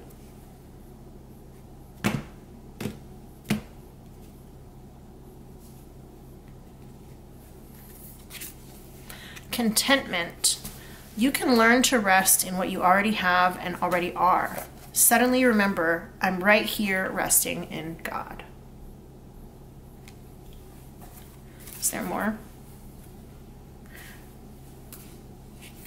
Okay. The second one is empowerment. When you ask the divine to take over, you get pulled into your own authentic power. It's a force of inner love that wants your wholeness and magnificence. Unfold my true and radiant self, dear Lord. So yeah, this is about learning not only to be happy with what you have and stop trying to escape certain things and maybe having escapist tendencies, but also learning how to empower yourself from the inside and to find a place and find a way for yourself to feel whole rather than trying to fill the holes with external things. That's important. We are going to also, I think there's a third card that wants to come out. We've got truth. When everything is done as an offering, even the act of speaking, you get shown when to talk and when to be silent. Your words come from silence, not fear. You do the talking, dear Lord. Take me over and speak through me.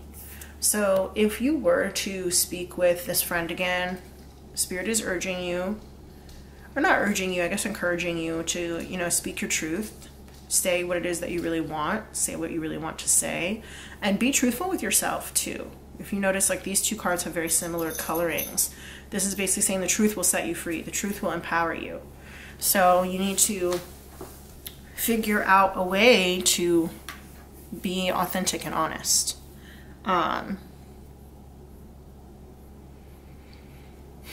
Especially since there was like allusion over here to a secret or whatever, I think that that's going to be important to come through with the truth. And to be truthful with yourself. Something else that was coming through when I was reading that, I just thought about like Alcoholics Anonymous, or, you know, whatever, Anonymous or whatever. That might be helpful for somebody who's watching this. That's not going to apply to every single person, but that is a message for someone.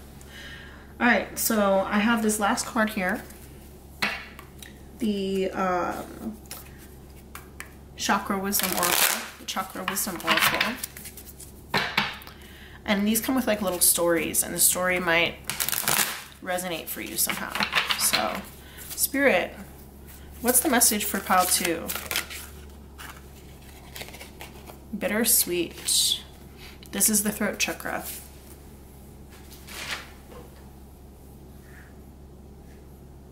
Which did come out in our identifiers. So let me go ahead and read from the book and see what's here. Voice also came out with our identifiers, so let's see. All right, this says, there's an inner strength here. We were just talking about that with empowerment, right? There's an inner strength here helping you to rise above circumstances and do the right thing. It is time to set aside your personal agenda for the good of the group. The person you are becoming is capable of more than you imagined. The story here is called Blue November. It says, a window is opened as a door gently closes. We celebrate in the midst of grief. The celebration has been planned for the birthday child. We cannot tell the child that our hearts are not joyous. If merriment rules in our home this day, so does sorrow that a child cannot see. God bless you, departed friend. God bless you, birthday child. So I did say at the beginning of this reading that there could be somebody who passed away, whether it's like one of the two of you, or I did mention that there was like a third friend or a third party that I was kind of sensing. And if that's the case, it could be that like maybe the third person passed away and then the two of you kind of can't be around each other anymore because it makes you too sad or something like that. That's entirely possible. But that might not resonate with everybody. But this also does make me think about that movie I mentioned before, Raising Helen. And I think that that movie could be a good one for you to watch. The inspiration behind this card says, the passing of all things is inevitable. Whatever is happening may require release. This card could also represent unexpected news. The personal inquiry here is parents often make difficult decisions not supported by their children. Can I see the strength in the choices of others?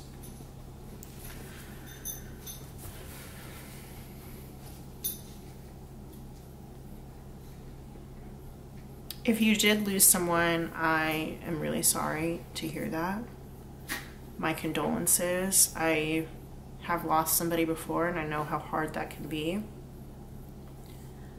And especially if this was a loss that ended up kind of breaking apart your friendship with another person who's still with us, then that's almost like a double loss. And I can see how that would be very painful. I do think that each of you in this friendship would like to come back to each other in some way. I think, you know, things would obviously be very different now moving forward, and there is some sort of truth that needs to be spoken. But there's also something blocking that reunion being as meaningful as it could be, and that thing blocking it is the need for this wounded child person to step up, to level up, and to empower themselves in some way, and to be willing to put the effort in that they weren't or are not willing to put in at this time. So, you know, I would say don't have too high of expectations. If the two of you do start talking again, don't have too high of expectations and don't put too much pressure on it, but understand that being on even levels is going to be very important to the success of this friendship if you two ever were to come together again. But yeah, all right, Pile 2, please like this video, hit the thumbs up, and feel free to subscribe to my channel so that we can be more connected. But if you just like this video, it does spread the reach so that people who need to hear the message can more easily find it. But I will be leaving the reading here. I thank you so much for sticking with me till the end. If you made it this far, please leave a comment down below and just let me know your situation or if it resonated with you. And I wish you nothing but the best. I wish you so much love in this day, night, or evening whenever you're watching this. And hopefully I'll see you in the next one. Love you. Good night. Bye.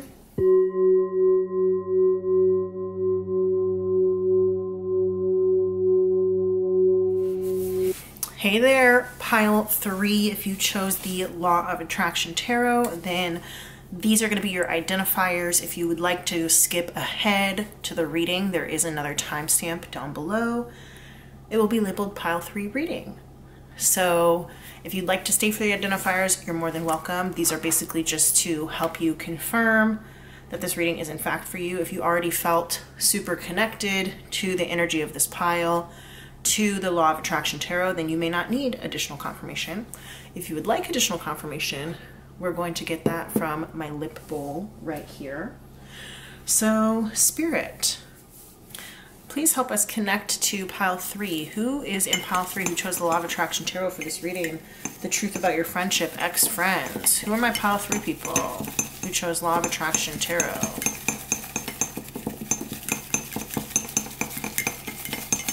While I'm doing this, go ahead and hit that thumbs up button to give the video a like. That really helps the video to spread a lot more so that people who need to hear this message can find it. And if you'd like to subscribe to my channel, it makes us more connected so that my readings are more specific to you. Is there anybody else in Pile 3, Spirit? Anybody else in Pile 3?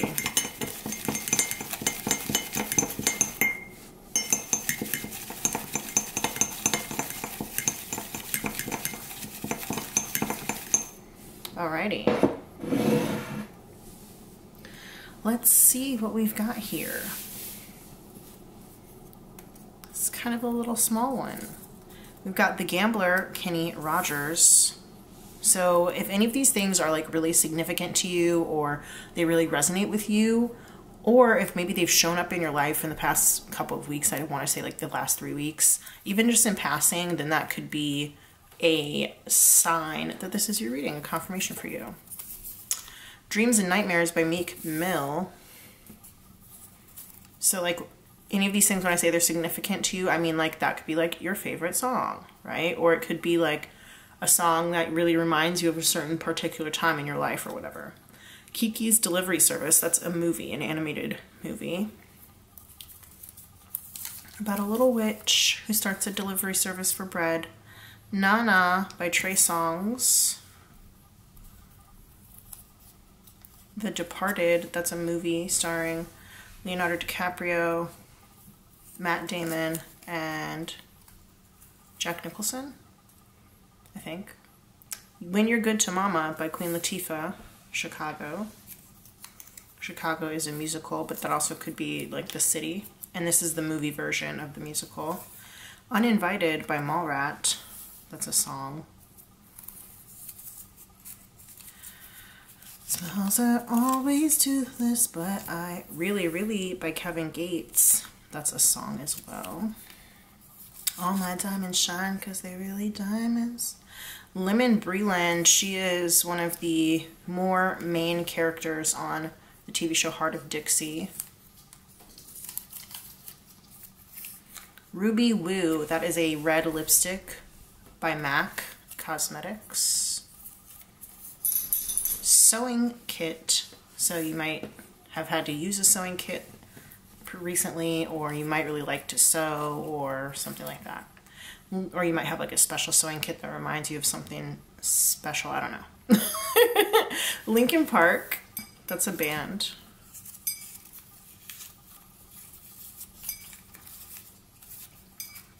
Work from Home by Fifth Harmony. That's a song.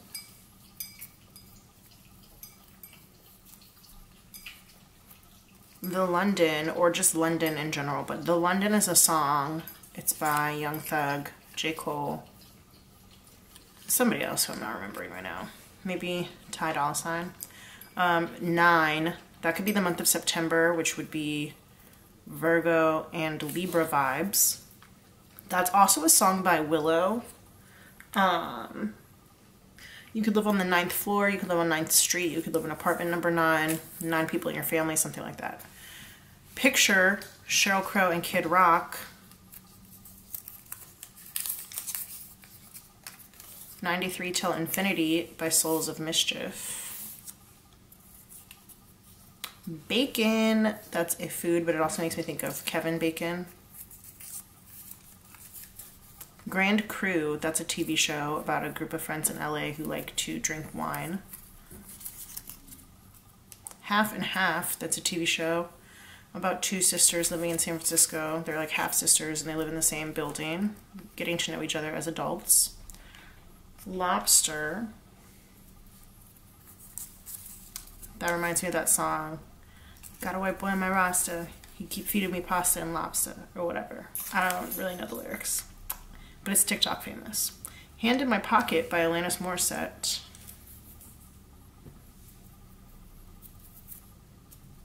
Teach for America.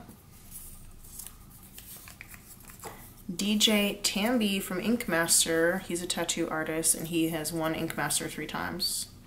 De La Soul, hip hop group. Last but not least, Pull Up by Abra. That's a song. All right, you guys, I'm gonna go write these down in my tarot journal. If you are interested, I actually created a tarot journal for people just like you. If you like to either watch readings or do your own readings, this journal might be of interest to you. It could be a really good place for you to write down your insights or things that resonate with you or any sort of interesting advice that you may get from the cards. So that's going to be linked in the description box if you are interested, but I'm going to go ahead and write these down in my tarot journal. So stay tuned because we're going to get into the actual reading in just a second. All right, you guys, welcome to pile 3. If you chose the Law of Attraction Tarot, this is going to be your actual reading. I just feel like I should mention this. It was not part of the identifiers, but Your Love by Nicki Minaj is like on my brain right now. Anyway, that may not have anything to do with anything. All right, so we're gonna get into this reading. We're going to save the tarot for a little bit later. I have some oracle cards that we're gonna get into first. I am live shuffling them today, no pre-pulls. So yeah, let's go ahead and get into this. Let's see. Who is this reading for? We're talking about ex-friends. We're finding out the truth about your friendship and, you know, what's really going on. Why aren't you guys friends anymore? What was like the actuality of the dynamic? Maybe things that you didn't see or realize about the friendship or about the reason why you're not friends anymore. All right, let's see. So we're gonna do like a person A, person B type of format with some connecting energies in the middle. We are also going to we're gonna just like check on the energy of how the friendship used to be, like when it was good. Then I shouldn't even say when it was good because not all friendships are inherently good, but when things, before you guys were not friends, let's say that. Then we're gonna find out why the friendship actually ended. And then I guess from both perspectives, and then we're going to get some channeled messages from both people to the other in the present day, like what they would say today if they could. And then we're going to get some advice for you, the viewer, as to, you know, closure on this relationship and moving forward from it. So yeah, let's figure it out. Who's person A, Spirit, for pile 3? who chose our Law of Attraction Tarot. Person A is Mystic, and it did come out in reverse. I am going to put it upright, but I'll read the information for you. So light attribute, revels in intimate union with the divine. Shadow attribute, delusional rapport with the divine. So somebody is a little delulu in this connection. And you know, I know there's like the whole delulu trend. I'm going to put this down here because we're going to get some animal spirit cards that are going to go up there. The whole delulu trend is out and about right now in terms of like manifesting and stuff. And purple could be a really important color for you. That may not resonate with everybody, but okay. Let's see. Who's pile 2? Not pile 2. Pile 3's B person. Who's pile 3's B person? Tell us about the person B in pile 3. Okay. Yeah, Your Love by Nicki Minaj. I just can't get it out of my head. Victim. All right, so it says prevents you from letting yourself be victimized or victimizing others. That's the light attribute. And then we have shadow attribute, playing the victim for positive feedback in the form of pity, inability to maintain personal boundaries. Interesting. Alrighty. So let's get some more information about these two people. We're going to use these animal cards here, animal spirit cards. Spirit, tell us more about person A. Who's person A? And I just wanted to say, may all your delulu come trululu. Snake. Uh-oh. Uh-oh. Snake energy. So snakes have a bad reputation. They're not necessarily bad. They can shed their skin and, like, you know, I want to say like learn from their mistakes. But snakes don't really like make mistakes. They're just animals, right? But when we think about them symbolically, yes. When we think about them symbolically, if you call somebody a snake, it typically means that they were being like shisty. But that's not really the connotation in this particular deck. So I am gonna read the book on that one in a second. But let's find out person B's animal energy as well.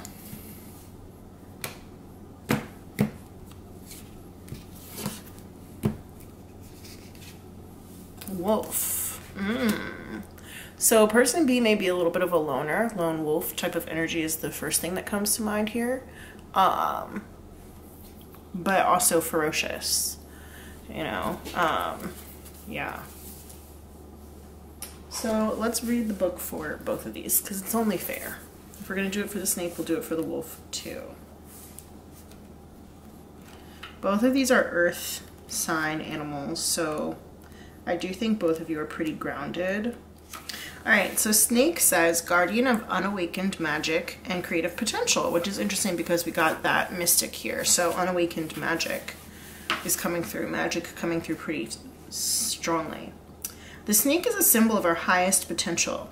It is said that Shakti, our creative life force, lies dormant at the base of our spine in the form of a coiled snake. Regardless of whether this image rings true for you, it's well worth considering the amount of unawakened or untapped potential within. What would life look like if you woke it up? How can you stir it from slumber?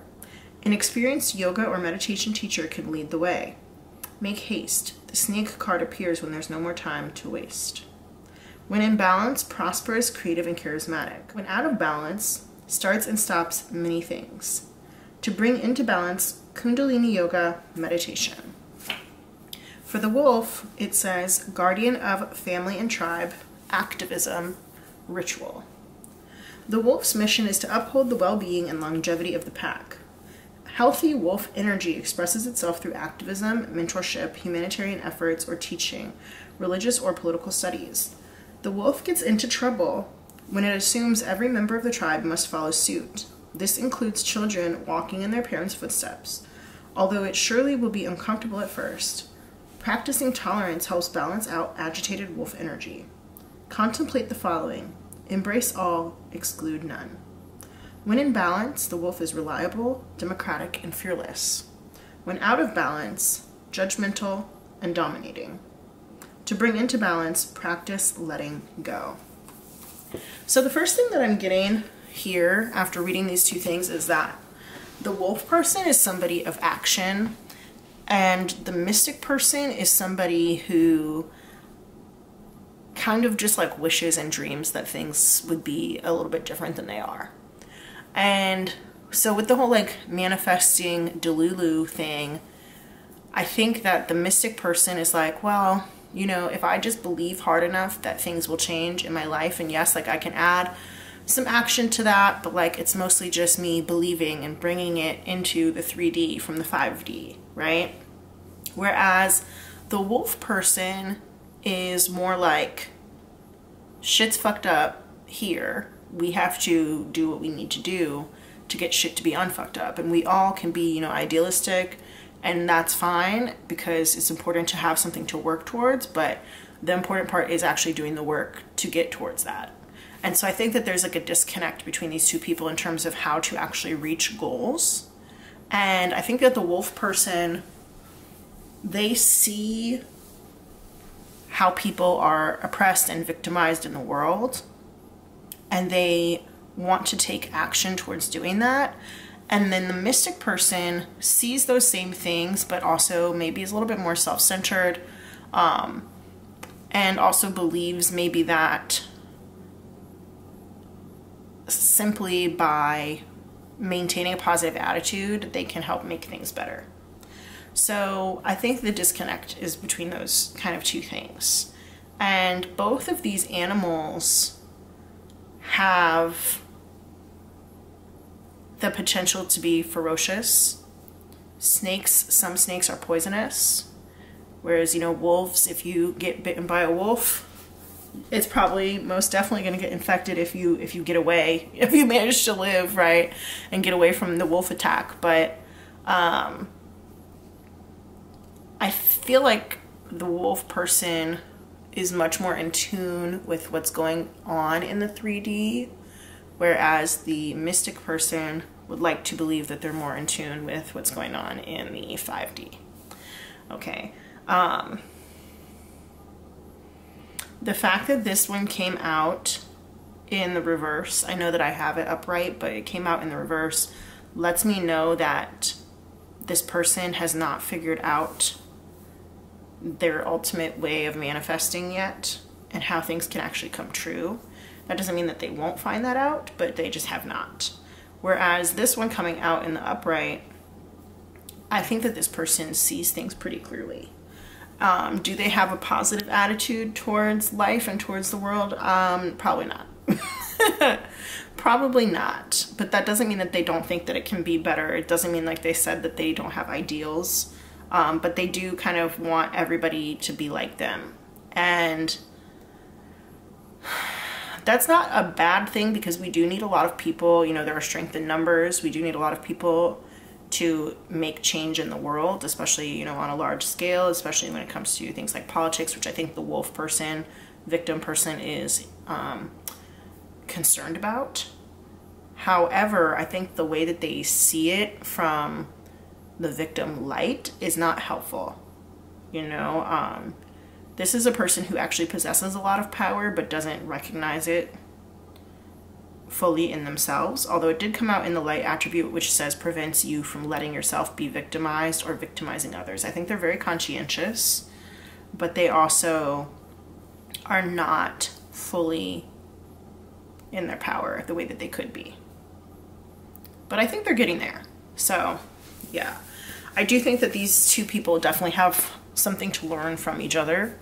But the mystic person does kind of seem a little more, I wanted to say like la-di-da. I think some people call it woo-woo or whatever. Whereas the wolf person, the victim wolf person, is like more practical, you know? Yeah. And then with the whole Kundalini thing, the mystic person may have had some sort of spiritual experience that the wolf person does not understand.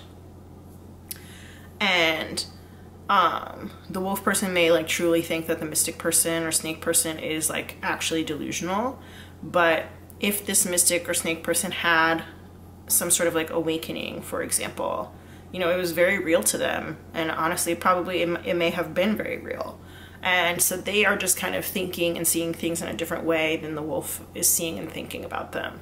I think that the mystic snake person feels like if they do their work on like the 5D, where they recognize that, you know, we are all one energy being, then they can help to, you know, like elevate the vibe of the world. Whereas the wolf person, the wolf victim person, does not understand that at all, and definitely sees not the oneness. I think that they do to a degree see the oneness of all things that are, but they also have a very much us versus them kind of mentality, or like a right way, my way, or the highway kind of mentality in terms of how to fix things. And so I think these people are kind of at odds when it comes to their approaches to trying to heal the world or heal those around them or heal their communities or whatever. But I do think they're both concerned with that. I do think that they're both interested in that. Yeah.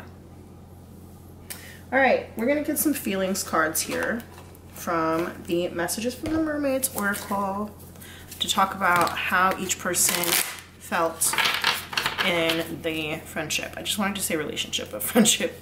It's a friendship reading. All right, Spirit, tell us about the mystic snake person's feelings in the friendship, when they were in the friendship.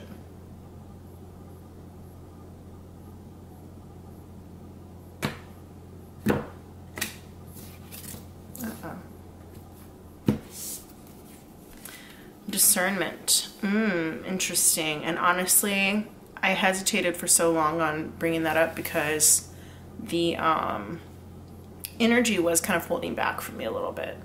So I feel like this person is like very protected. They have a lot of psychic protection up. They have a lot of walls up. And I think also when they were in the friendship, there's so many of these similar colors. Like, look at this, the purple, the blue, the green, purple, blue, and green in here too. Can you guys see that? Yeah. And that makes me think that they like to surround themselves with people who think the same way that they do, or who grew up the same way that they do, or something like that. Or grew up the same way that they did, excuse me. But with discernment here, I feel like they are very much the type of person who's like, I'm not going to let certain things get to me. And I just wanted to say dumb things. But they're not going to let certain things get to them. So they could also be very picky about who they let in their energy and who they don't, which I think is why I said there was some hesitation here when I was pulling that feeling card for them. All right, let's find out how the wolf victim person felt in the friendship. How did the wolf victim person feel in the friendship? Much more forthcoming. And you could resonate with either side. You might even resonate a little bit with both sides, because, you know, friends often do have things in common, and that can bleed over here. This is hope. It's here in the reverse. So I'm going to go ahead and honor that and keep it in the reverse. But yeah. So, are there more? Are there more for this person? Are there more for either of them? Okay.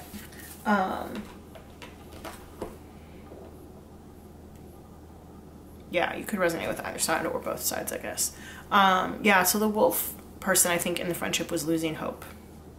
They had hope, I think, because they wanted the friendship to go somewhere, but I think they realized, I was about to say pretty quickly, but I don't know that that's the case. They realized at some point that things were not going to go anywhere.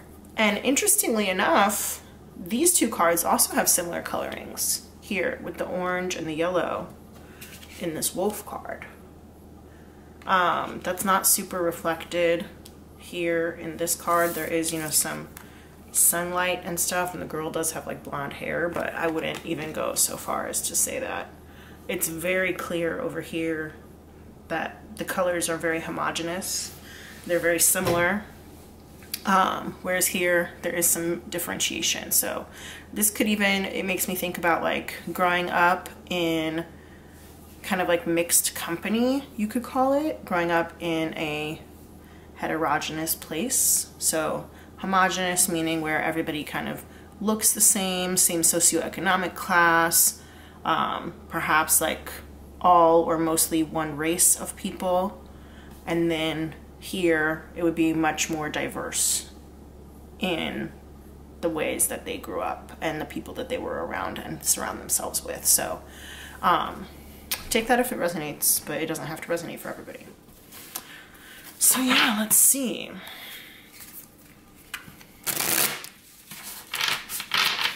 All right, let's find out more about the friendship itself. Spirit, what can you tell me about the friendship between these two people in pile 3, the people who chose the Law of Attraction Tarot and the friend that they're asking about? All right, so we have the Ace of Cups here in reverse, and we have the, is this the King of Wands or the Queen of Wands? I'll find that out, I guess. What else can you tell me about the friendship between these two people? The Mystic Snake person and the Victim Wolf person.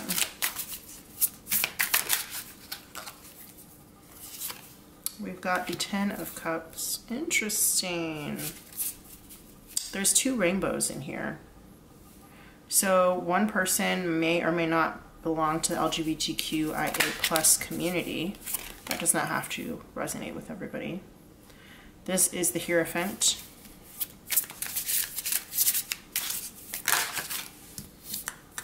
We've got the,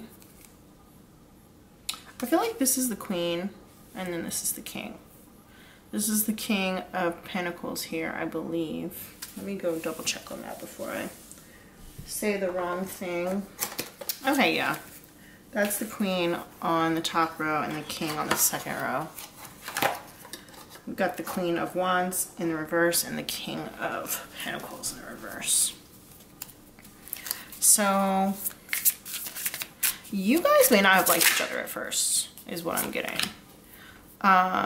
We've got the Page of Wands here in the reverse as well. Yeah, you guys may not have liked each other at first. Let me get all these cards before I start saying stuff. 12, the Hanged Man.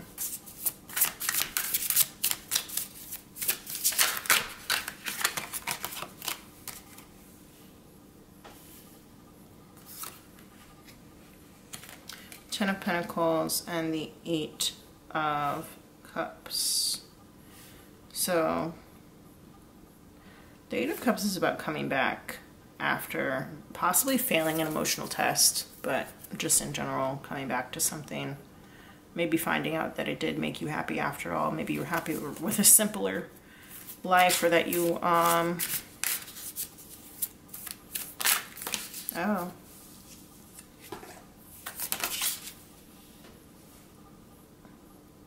Liked having a lot of options rather than chasing your dream. We've got here the Temperance card. Yeah.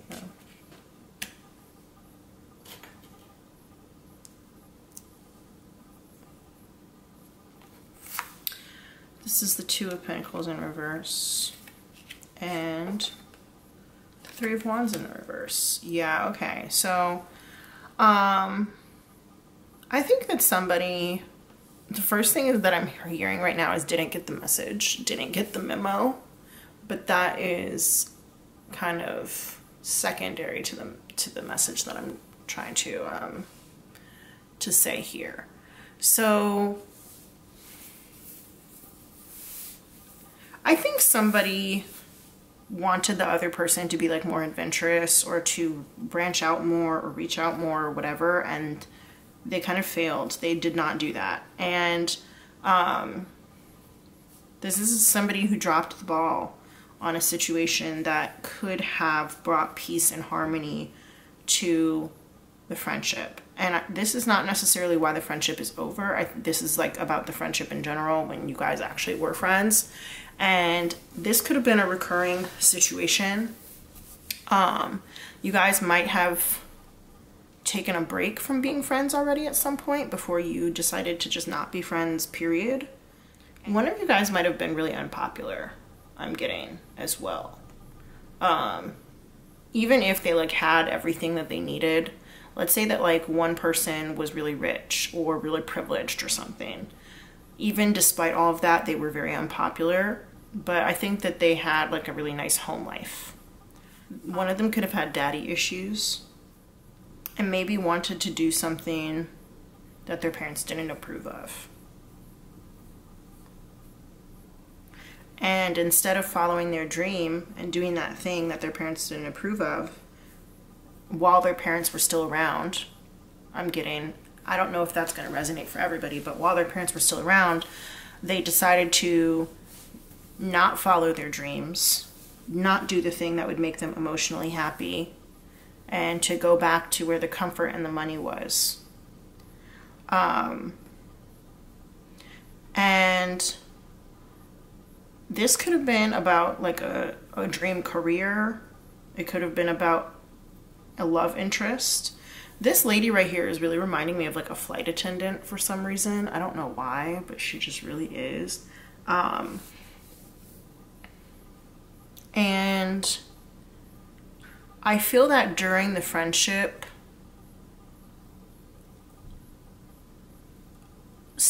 one of the two of you was there to like support the other person throughout this situation. I'm getting, there's a lot of like attention being paid here to this girl like dipping her toes in this water.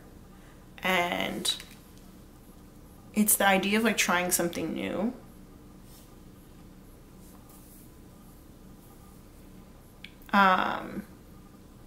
But being too scared to jump all the way in. Being too scared to truly go out on a limb for somebody or for something, you know? And I keep getting drawn to this idea of delusional rapport with divine, but mostly just delusional rapport. And you know what's interesting? The idea of delusional rapport, like rapport is like the kind of trust that you build between two people, or, you know, the vibe that you build between two people. And it's almost like these two people were delusional to think that their friendship could work in the first place. I don't know if this is like somebody was from like across the train tracks or whatever, metaphorically, meaning that like one person was, you know, upper class and the other person was more working class, or one person was rich, one person was poor, or whatever. But it's just like this idea that it's like delusional, that the two of you guys were delusional to think that this friendship would ever work. And like, that is just so rude. Spirit is really like not holding back with these interpretations today. And I feel like almost like no emotion as I'm saying these things, which I am not typically like that. Like I'm typically, you know, can get into the emotions, but it's just like, maybe because these are ex-friend readings, it's like, well, it's over. So there's no really need to like be emotional about it anymore, I guess. But yeah, with this Hierophant in reverse, it makes me think of like the negative aspects of like the patriarchy, for example, or the negative aspects of like culture in general. And when it comes to like the culture of wealth, the culture of greed, especially being here, if these were all in a row, this would be right next to this one, right? So the negative culture around money, around greed, possibly, you know, somebody being like really conservative or whatever in a way that is, you know, detrimental to the community, or having really negative beliefs about people of different classes or something like that. And not having enough courage to go after their passions, or not having enough courage to break the mold, to walk away from those kinds of things, from those kinds of beliefs, and to think for oneself, or to act on one's own behalf. And I do think that this like mystic person thinks it's possible that they and the victim person will come back together at some point. I don't know. I can't speak on that quite yet. But with the wolf having hope here in the reverse, I feel like they don't have any hope for that in particular. I do think that the wolf person I just got from Mean Girls where they're like in the cafeteria and Tina Fey's character goes, "Who here has felt personally victimized by Regina George?" And like everybody raises their hand, right? I am kind of feeling like the wolf person does feel personally victimized, or was maybe more than once personally victimized by the mystic person during the course of their friendship. And I just kind of feel like these people both have probably changed, or at least the mystic person has changed a lot since the friendship started, and maybe even since it was over. You know, we talked about like snakes shedding their skin and things like that, and I feel that they've changed. And even thinking about Mean Girls, how like at the end of the movie, Regina George is no longer, you know, a member of the Plastics. She's like on the lacrosse team and she's a jock now, and she found a way to like channel her energy, and she's just, you know, is like different. She's just a different person and things are just different now. I'm kind of getting that energy here.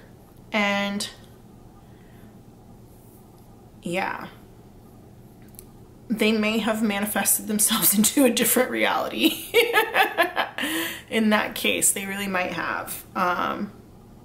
And I can't say that the wolf person is in the same reality, but I think that the wolf person does feel very victimized, very put down by the world. And I think that they saw things through a new lens, or through a different lens, through their friendship with this mystic snake person, okay?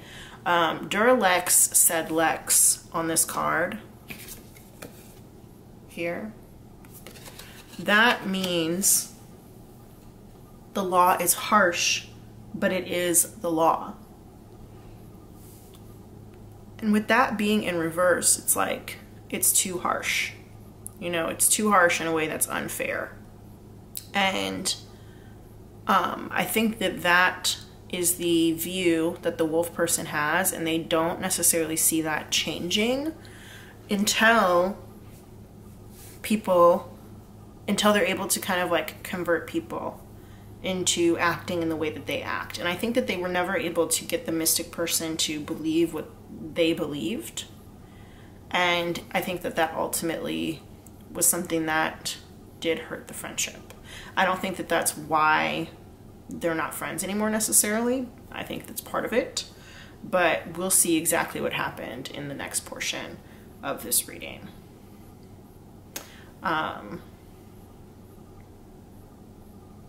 I feel like the victim wolf person kind of got, through this friendship, they got kind of like a taste to see like how the other half lives.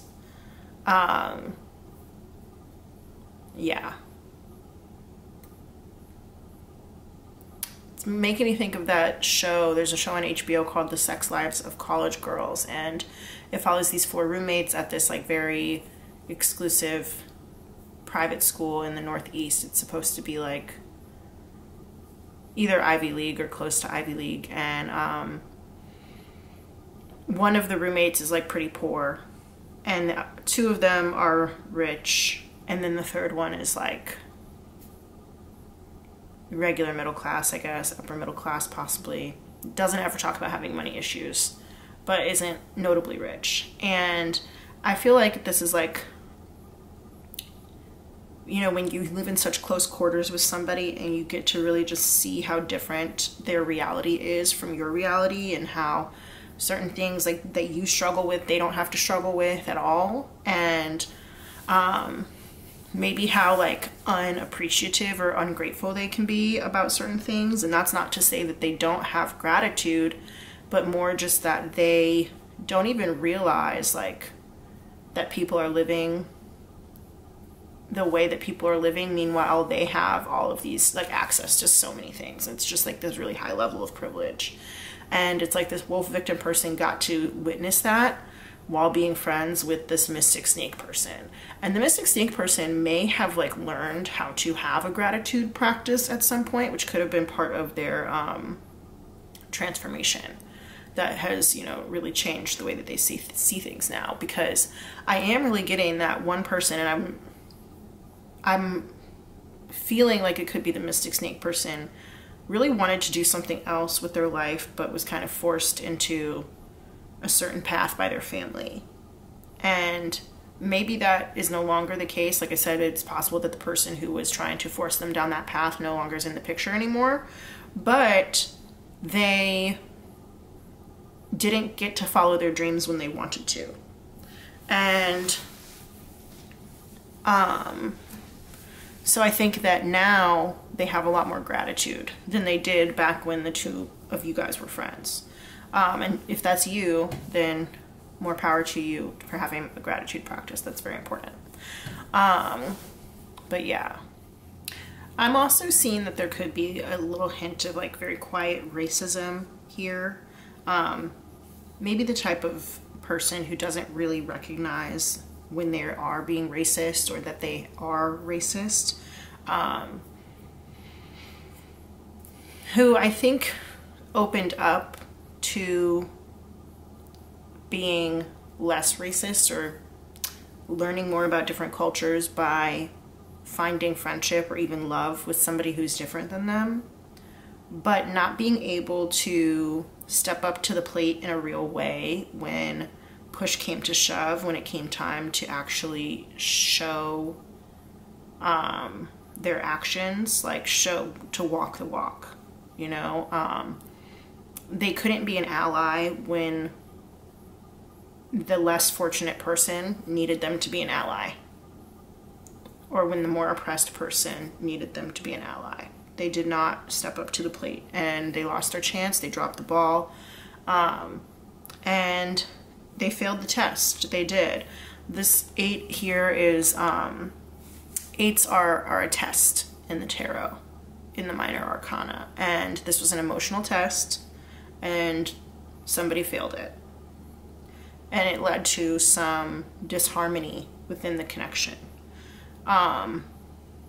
I could say some disappointment as well. You know, the 5 of Cups is not here, so it's not a strong disappointment, because I kind of think that it was expected. On a certain level, it was expected that this person would fail this test. But I think that there was some hope that they might pass it, but then when they didn't pass the test, then the hope was kind of lost, you know? Yeah. And they didn't expand in a way that was healthy. And with this being here in the reverse, the 3 of Wands, often in the Rider-Waite version of the tarot, you'll see it being like a person looking out, they're on top of a hill and they're looking out over these like ships that are out at sea. And we don't know if the ships are, you know, going in or coming back, but the way that I am thinking about it now is like very much like manifest destiny, colonialism type of thing, you know? And so I think that the test that they failed was like, are you going to, you know, identify with the colonizers or not? Right? And they failed the test. That's just all there is to say about it. They failed the test. So, yeah. All right, let's get into the rest of the cards and see like what actually happened. And like what was maybe the straw that broke the camel's back, because I don't think that those things that I just described were particularly the straw that broke the camel's back. I think that they contributed very heavily to it, and it may have been like endemic of the actual situation. But like I said, I think that the person who failed the test was kind of expected to fail the test, and so that's why it wasn't like the last straw, you know? All right, so what is the truth? What happened? Why are these people like no longer friends? Like for real, for real. What actually went down? All right, so we got predicted it. That's what I'm saying, is they knew that this person was going to fail the test. They knew it. They knew it right away. And look at these colors again, you guys. You see that? There's like purple and blue here.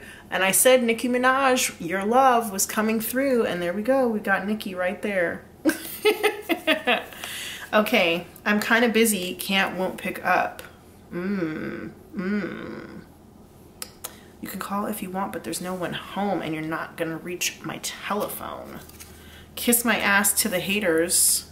So we got a lot of divas on here. We've got Nicki, we've got Lady Gaga, we've got Mariah.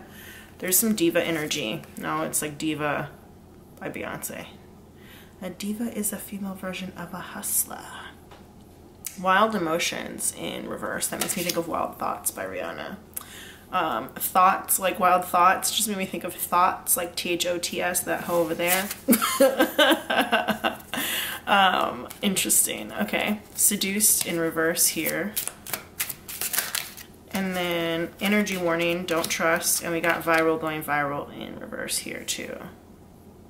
Is there anything else? No. Okay.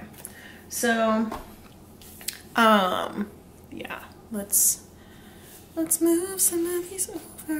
I just like things to be even, you know. Yeah, so I kind of feel like there was an instance when one person really needed the other person's help. This could have been, and I'm giving like an extreme example right now, but like maybe one person was like arrested and needed somebody to come and pick them up, or needed somebody to like bail them out, and they called this person. Like going back to the whole like roommates example, and again, you know, take what resonates, leave the rest. You guys don't ever have to have been roommates. I'm literally just giving an example right now, okay? It's like, let's take the roommates example where you're in college and you have a roommate and you guys are different, but you know, you like each other and you get along, and you know, you're learning different things. You're learning to see the world a different way. And you know, everybody in college is like very open to learning new things because that's why they're there, right? And let's say that one person goes to like a protest or whatever, for whatever reason, and they're arrested at the protest. And they don't want to call their parents, maybe because, you know, they know that their parents are far away, their parents can't help them, so they call their roommate. And the roommate doesn't pick up, is not there for them when they literally need it the most, right? That kind of thing, I feel like, could be what actually was the straw that broke the camel's back. And maybe they did pick up, but they're like, yeah, I can't help you, I'm busy. Or like, isn't there anybody else who can help you or whatever, right? Isn't there anybody else who can do this for you? And I think that the person who was in the trouble spot was like, damn, I knew I shouldn't have wasted my one phone call on them. I fucking knew it. I knew I shouldn't have wasted my one phone call on them. And it was just kind of like the thing that broke the camel's back. And after that, they were like, kiss my ass. Like, fuck you, kiss my ass. And I think that there is this idea that like,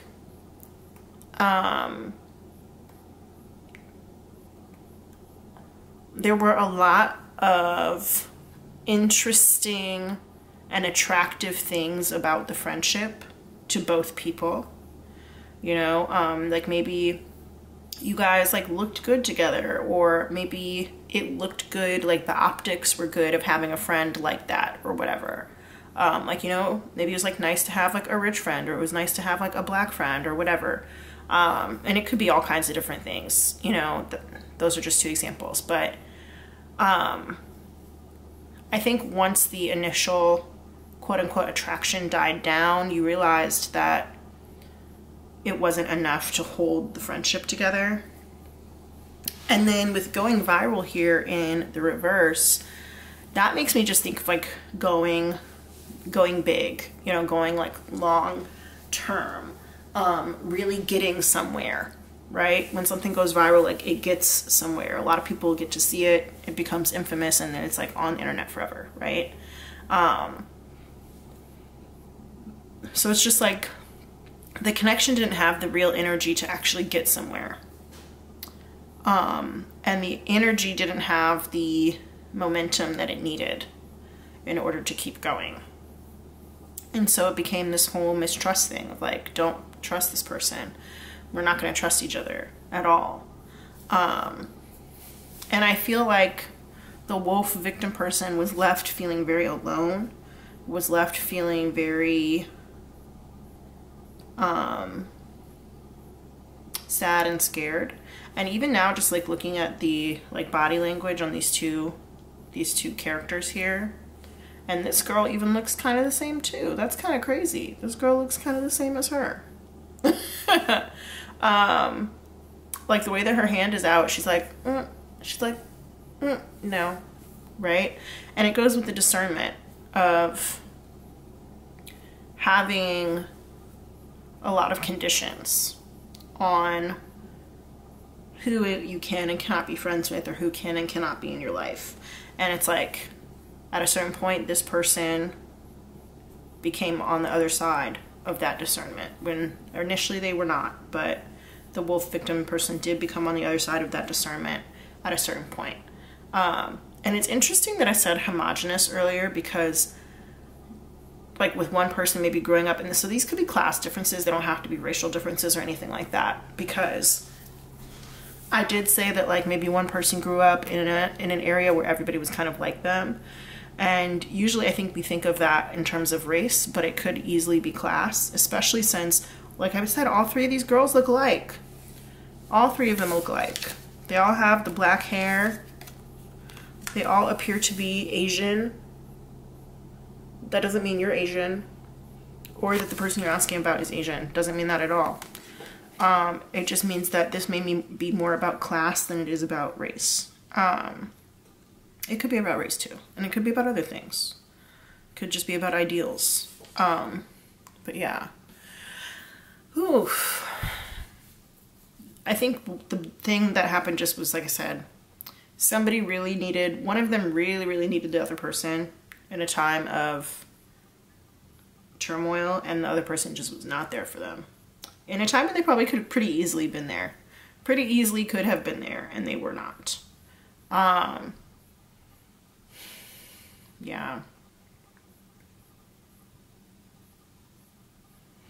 I'm wondering also, like, with the going viral thing, that does sometimes, and seduced, especially being next to it, does kind of make me think sometimes about, like, some sort of STD or something like that.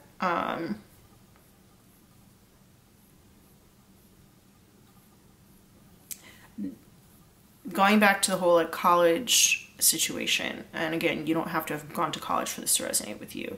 Maybe it could be like somebody was at a party and had a really negative encounter with someone at the party where, you know, either, trigger warning, you know, sexual assault happened or almost happened or whatever, and they like tried to call this other person to come and pick them up or whatever, and the other person didn't do it, you know, or like was not really giving them the time of day, wasn't paying attention to them, whatever. Yeah, something just happened where one of these people really needed the other one, and the other person who was needed did not deliver. They dropped the ball, did not deliver. And it's sad when stuff like that happens, especially, I was going to say as women, not that you're a woman watching this, not that you are, I am still going to say as women, because it just, if it came to me to say that. But especially when you feel like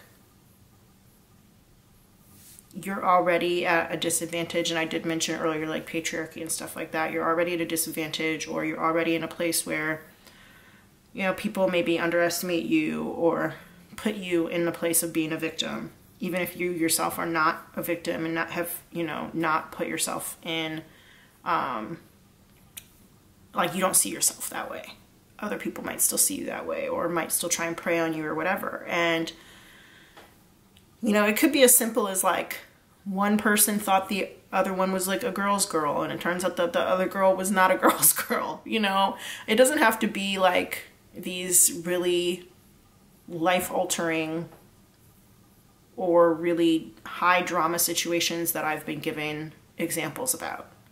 But I do just kind of feel like one person found out that the other person was not going to support them in the way that they needed to be supported, and that they would have expected to be supported based upon the depth of the relationship that the two people had. And because of that, they found out that this person was untrustworthy. And the lack of trust broke the friendship. You know, I think that they could have forgiven a lot of other things, but this was the one thing that they could not forget. Could not forgive. And also with going viral being here in reverse, I'm also now thinking that like maybe it's a situation that they didn't tell anybody. If this person, you know, was victimized, maybe this is the only person that they told. Maybe they only told one person and that one person started treating them differently afterwards or whatever, you know? But they kind of, it made them feel like, okay, well, if I can't even tell like my best friend, or I can't tell my friend or whatever because, you know, they're not going to support me, then who can I tell? I can't tell anybody. And, you know, that's sad.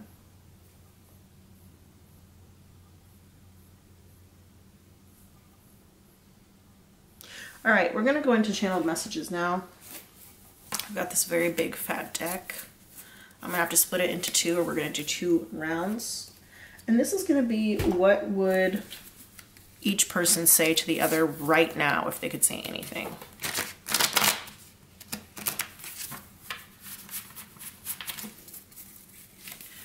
All right, let me shuffle that one more time.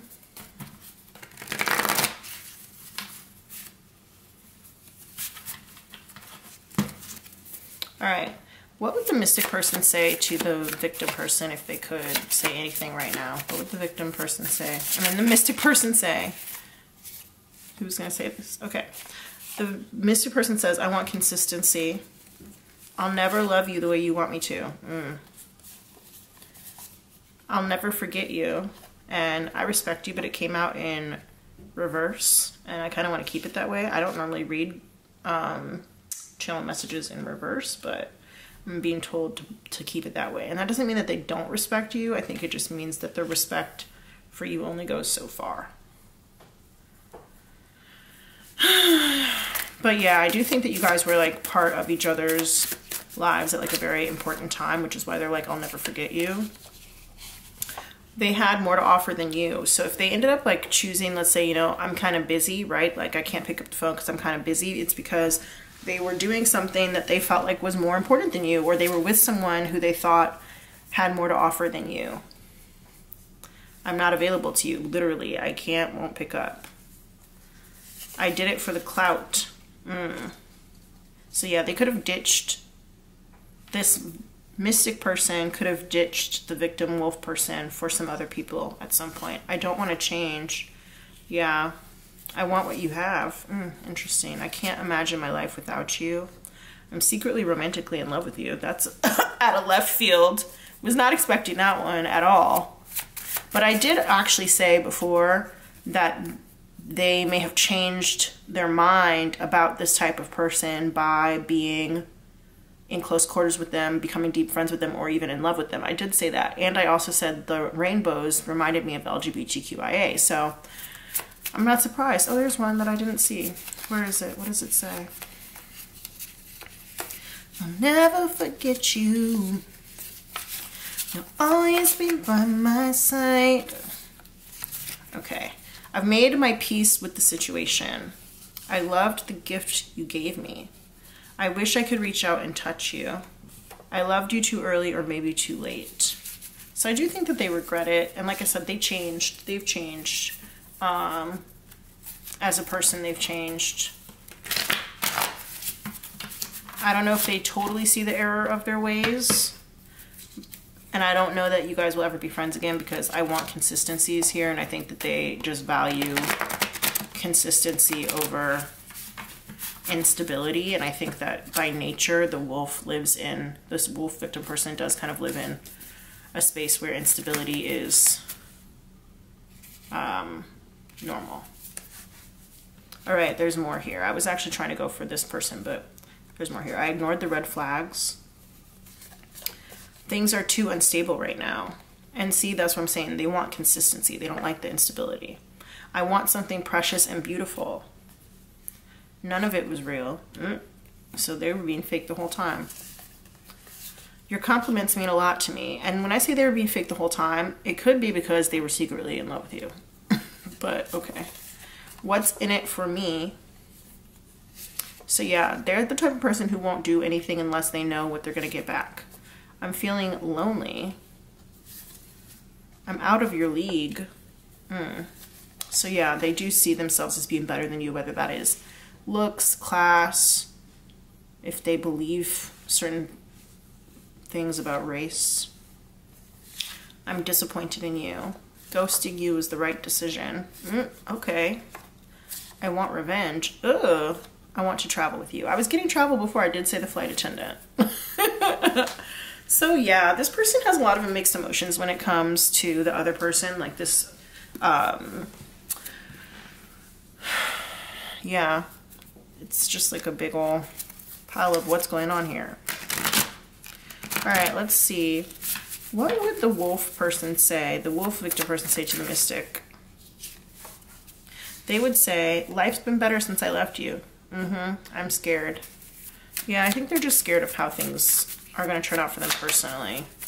But they are happy to not have the mystic person in their lives anymore because I think that they've seen, you know, they just didn't like what they saw when this situation happened. They didn't like what they saw. All right, I'm going to go ahead and get the, let's see, what else is there? There's something else that wants to come out.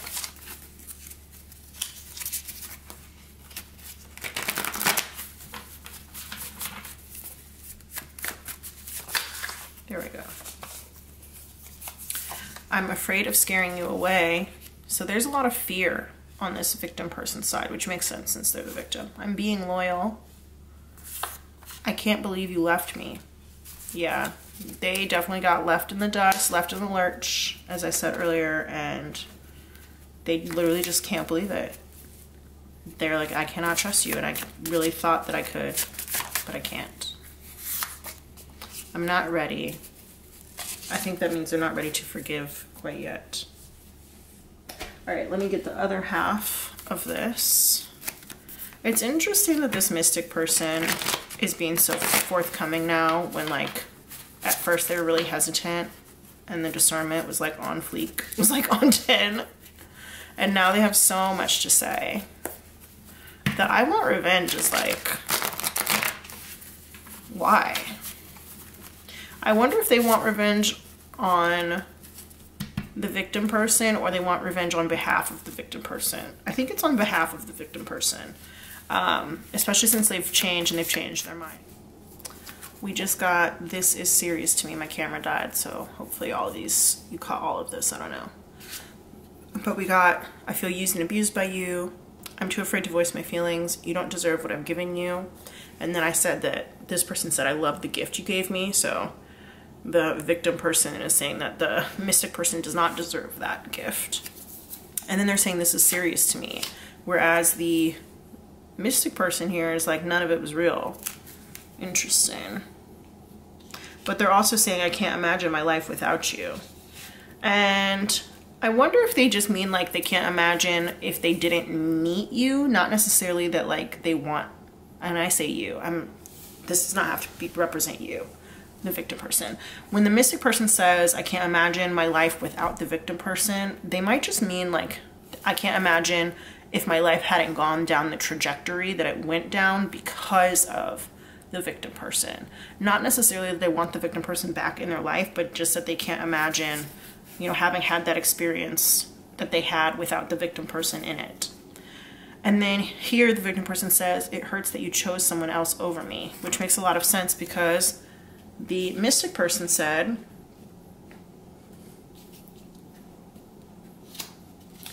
they had more to offer than you.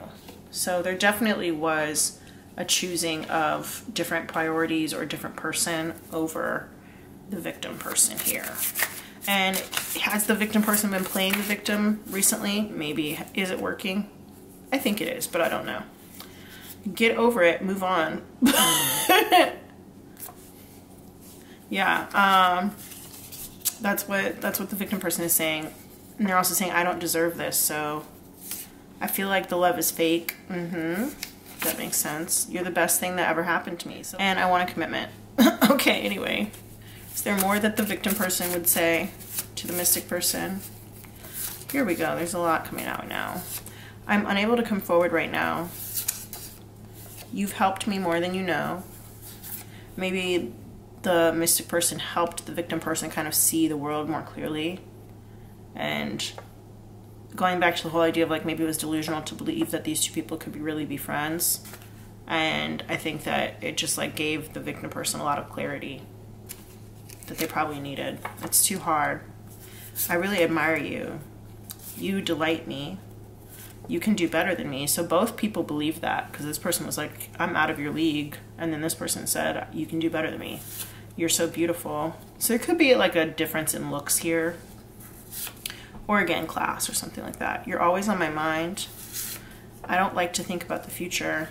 And I'm dealing with real world issues. There we go. Dealing with real world shit that this person does not have to deal with. That the mystic person does not have to deal with. I talked a lot about being on the 3D versus the 5D.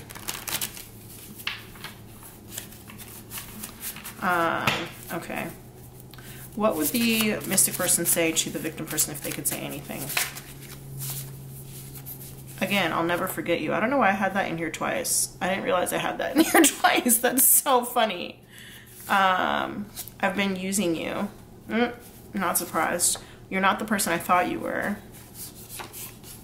I have a secret that I need to tell you, which is probably that I'm secretly romantically in love with you. I have a reputation to maintain next to I did it for the clout and they had more to offer than you, so yeah. I need more support, which is interesting because this person, the victim person, is one who needed support at that time and the mystic person didn't give it to them, but now the mystic person is saying I need more support. I'm still very angry. My family loves you. Stay in your lane. Anything else that the mystic person would say? We just got this one. I feel guilty. There we go. All right, I'm going to leave those channel messages there. We're going to move on to some advice to just move past this. You know, you and this person are no longer friends, so there needs to be a healing. I want to end this on a healing note. So we're going to start with these, the Wild Offering Oracle. It's clear that the two of you guys still think about each other a lot, but I don't know that you will ever reconnect. I am intrigued because it seems like this mystic person does have like romantic feelings that they did not disclose to the victim person, and I wonder if they ever will or ever will want to. But I don't know. So these just fell out and I'm going to go ahead and read them. We've got challenges. Unbearable situations throw you directly into God's arms if you're open. Please take over, divine, and guide the right actions. Please take this burden and show me your will. And then we have confidence. Divine confidence is completely different from the bravado of the ego. You make space for something larger to take hold. Please fill me with your confidence, O love. Grant me courage I never knew I had.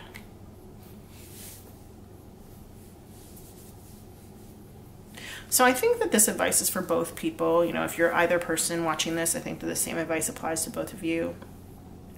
Is that when a challenge comes in a friendship, you need to call upon the people that you have the most confidence in. That's number one.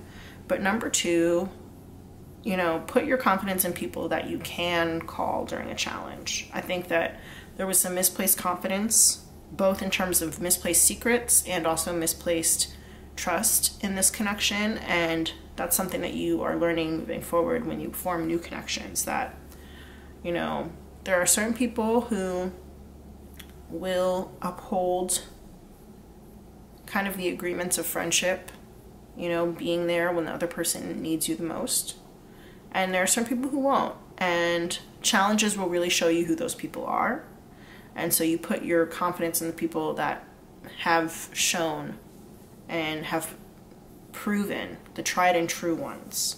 That's who you put your confidence in. But also, this is a message about having confidence in yourself and learning how to maintain your confidence even when somebody else treats you like you're lesser, or if you have treated somebody else like they are lesser.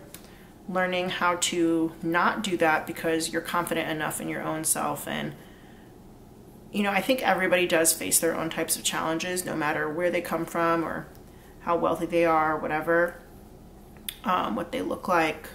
Everybody faces their own challenges. And some people will lean very heavily upon the crutches that they've been given in order to avoid standing tall on their own, which is what that confidence would be. And so when you face challenges, you have to stand tall on your own and find the people around you who are tried and true and put your confidence in them. All right. We're going to get some additional advice. We've got the Chakra Wisdom Oracle here. And these cards have like little stories that go with them, and I want to read the story to you guys because it may resonate for some of you guys. So what is the final advice for the person watching this video? Person watching Pile 3. What is the final advice for them, Spirit? Uh-oh. Okay, well, I guess I'll shuffle it again. Okay, then. Never mind, I'm not going to. Let's see.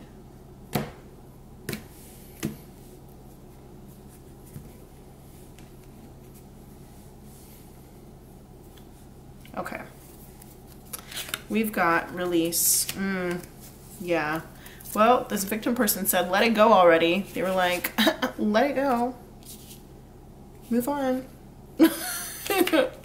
Where did that one go? Yeah, get over it. Move on. Blunt, if I've ever seen it. But yeah, let's see what this release card says. This is the crown chakra. And it says, this is not the story, this is just some advice. See all that you are, for you possess a power that you have yet to understand. This may feel daunting, but great freedom awaits as you meet your shadow self. Profound inner wisdom is coming to you. Stand steady. What was I just saying? Standing on your own 2 feet with the confidence. Yes. You are more than you know. So the story is called Shadow Gray Storm, and it says, I can no longer keep your secrets. Ooh, going back to the secrets. I have a secret that I need to tell you. I'm secretly romantically in love with you. Okay. The story says, Nikita cuts through the graveyard as she rushes home in the wind and rain. She is terrified when Shadow Gray Storm appears and speaks in her own voice, repeating painful things she has said to herself and others. It's all your fault. I'll never forgive any of you. As she listens in the rain to her own words, she learns it is she who has been making herself miserable. She leaves the graveyard with a changed heart, ready to forgive herself and others. The inspiration for this card says, this is about personal responsibility and release of blame. It is time to clear the debris and move on. You cannot move forward while you continue to hide. The personal inquiry around this card says, this indicates healing family of origin issues. Am I ready to face my past and let go? Key ideas are to release, dwelling on past, righteous anger, change in consciousness, judgment day, seeing clearly, hidden truth, and great discovery. Some key words are healing, remission, and integration. The meditation for this card is to sit in silence and listen, and in the silence you will hear yourself. So yeah, standing 10 toes down for yourself and for the people who really matter to you. And I think that whatever happened, like whatever the straw was that broke the camel's back between the two of you, where, you know, one person proved that they were untrustworthy, really showed at least one of you, the person who was victimized in the situation, what it really does mean to be 10 toes down. And I think that they now will see how they can do that for other people and how they can do that for themselves. As for the other person who was proved to be untrustworthy at that time, I think that they've somewhat mastered the art of release, especially with the snake being their animal card and the whole idea of shedding the skin. And it could have happened as a result of some sort of familial issue. And I have been alluding to this a few times where like maybe they followed in the path of somebody who was kind of pressuring them to do something like, you know, it's like if your parents want you to become a banker, you become a banker instead of being an artist or a singer or whatever, right? But then that person who was pressuring them is like no longer in the picture anymore, right? So I think that they learned this lesson of release through a totally different situation that has nothing to do with this victim wolf person. And I think that the victim wolf person learned it through this particular relationship. All right, pile 3, make sure that you give this video a like because it really does help spread the message to those who need to listen to it. And don't forget to subscribe to my channel, but I'm going to leave your reading here. Thank you so much for sticking with me. If you made it all the way to the end, I would love to see you comment down below and let me know kind of what the context was of your friendship with this person and about anything that resonated with you from this reading. I am so grateful for you. Thank you for being here with me and for spending some time with me today. I love you and I will see you next time. Bye.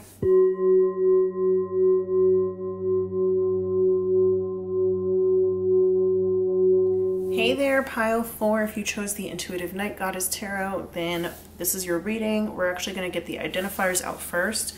If you already feel very confident about your pile pick and you don't need any confirmation, you can feel free if you would like to. You don't have to, but if you'd like to, there's another timestamp down below labeled pile 4 reading, and it will take you straight to the part with the cards. But if you'd like to stick around to watch the identifiers portion, you're more than welcome.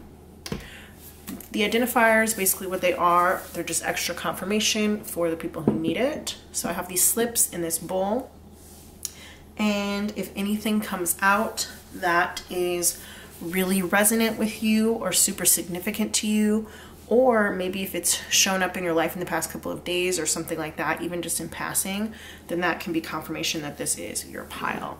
So we're working on, I just said working, but I don't know if it sounded like working. It kind of sounded like lurking. So somebody might be lurking. That also could be a confirmation. But this question is the truth about your friendship, ex-friends, like what really happened. So the people who are in pile 4, who are they, Spirit? Let's get our pile 4 people out. Who are they? Who chose the Intuitive Night Goddess Tarot? Who are pile 4? Who's my pile 4 people? Pile 4, who are you? While I'm doing this, go ahead and hit that like button, that thumbs up, because it really does help the video make its way farther across the internet so that people who need this message can see it and find it. And if you would like to subscribe to my channel, you can do that too, and it makes us more connected. So hit that subscribe button. Anybody else in pile 4, Spirit? Anybody else in pile 4 with Intuitive Night Goddess Tarot? My tongue is like kind of tied right now. I feel like I've been like mushing my words. I said Intuitive Night Goddess Tarot. Cheesy snacks. Maybe those are like your favorite kind of snacks, or maybe you ate some recently. Like a cheesy popcorn or Pirate's Booty or something. Where Are You Going by Dave Matthews Band. That's a song. Where are you going?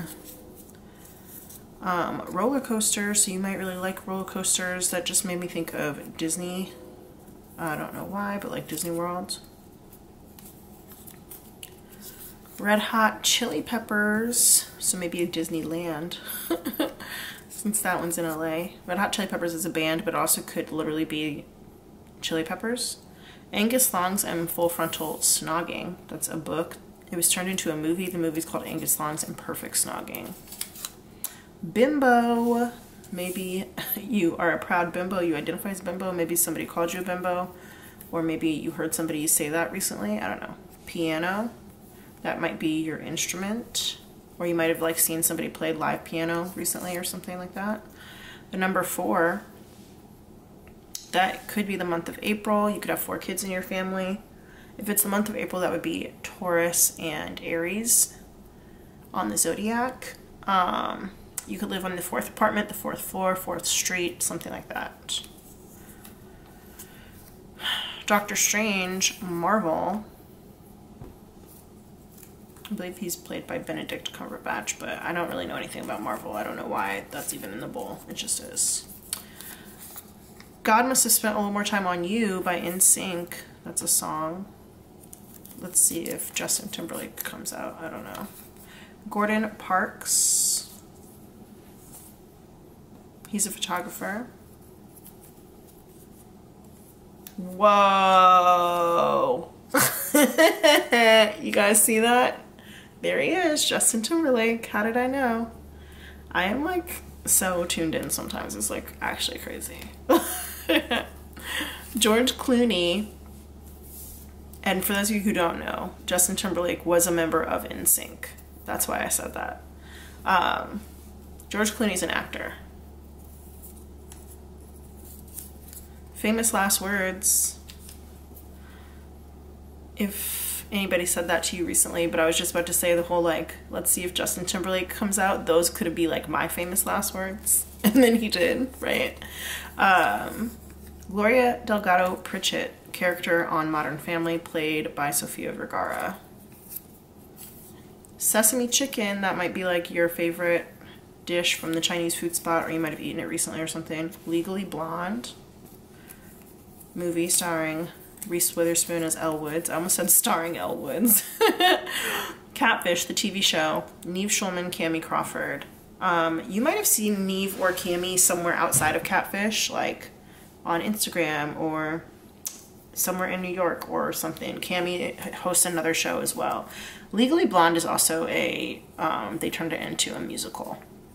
Honey Bee by The Head and the Heart, that's a song. We've got Please Don't Leave Me by Pink. That's a song as well. Da da da da da da da da da da. Amber. So Amber could be the song by 311. It also could be like Amber from Love Is Blind, season 1 or season 4. High Feet by Federation. That's a song as well. Afternoon by Max Biancon. That's a song.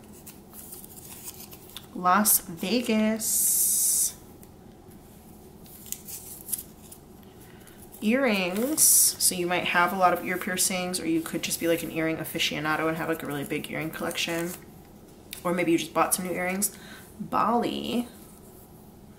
For some reason, when this turned around, I wanted to, like, it made me think of, I don't even know, I can't even say it. It made me think of Drunken Love. I have no idea why.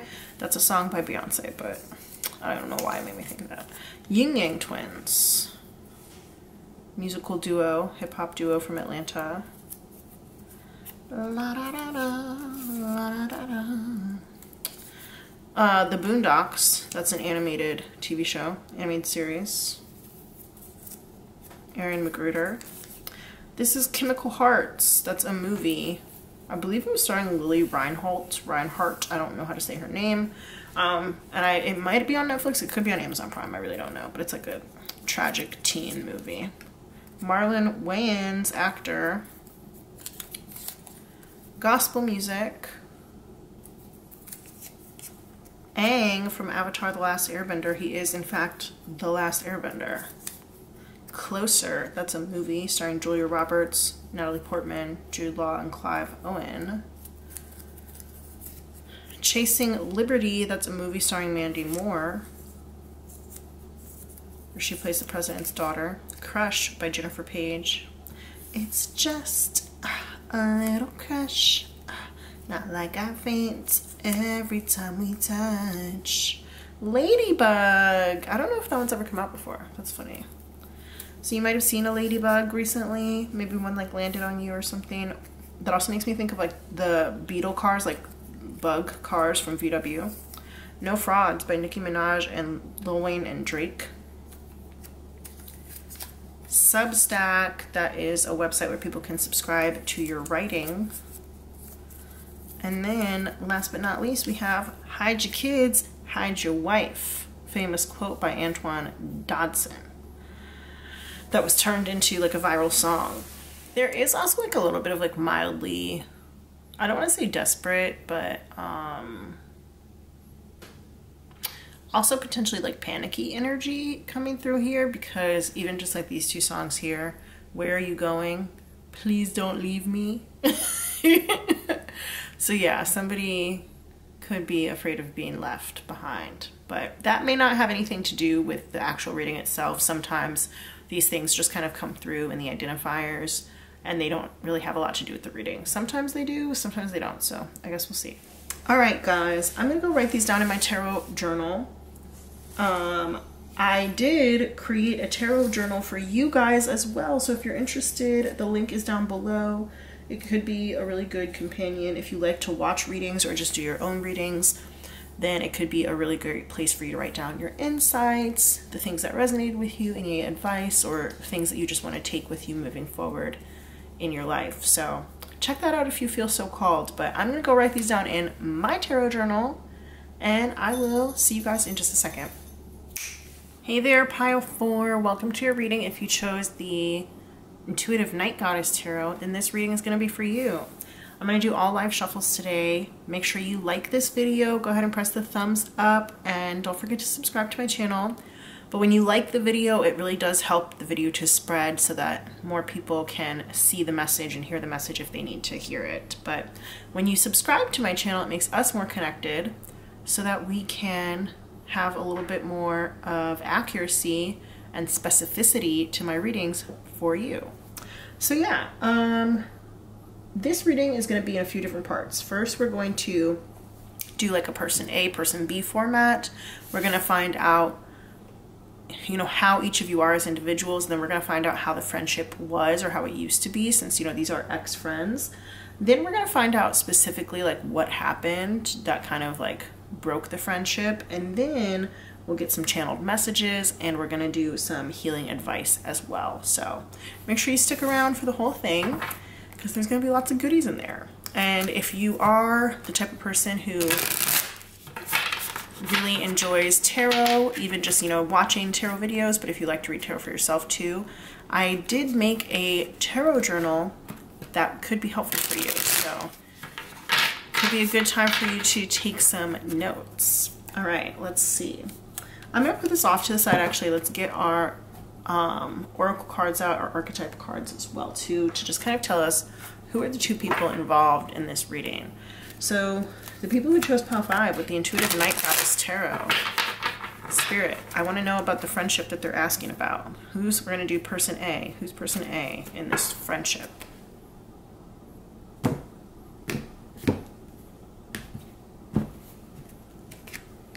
We've got the Pioneer. Interesting.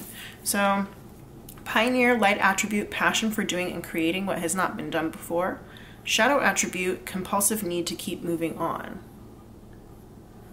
All right. And then Spirit, who's person B in this friendship, in this ex-friendship, this connection for pile 4? I almost wanted to say pile 5, pile 4. All right, let me shuffle that one more time.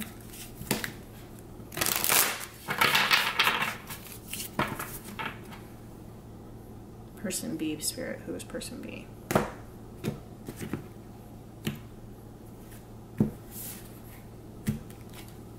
Angel. Oh, okay. Angel could literally be somebody's name. But we got light attribute, helping those in need with no expectation of return. Shadow attributes being acting innocent or angelic to mislead others, falsely claiming to be in touch with angelic guidance. Okay, so we've got these two people here, the Pioneer person and the Angel person. Let's see what else we can find out about them. I'm going to get some animal spirit cards here, but I did want to say, when reading the Pioneer with compulsive need to keep moving on there, this person, the Pioneer person, may have like literally moved away, and that might be why you guys aren't friends anymore, or like there could be a distance between the two of you. It could be a contributing factor. It might not be totally why, but it could be a contributing factor. With Angel here, that also does make me wonder if in one of the piles, I think it was pile 2, there were kind of some messages that indicated that the person that pile 2 was asking about could be no longer with us or be deceased. And angel also makes me kind of think that too. That does not have to be the case here at all. It could just be that this person is like a wonderful, lovely person who is genuinely super helpful and blah, blah, blah. But like, I do just kind of have to mention that that energy could be applicable to at least one person who's watching this pile.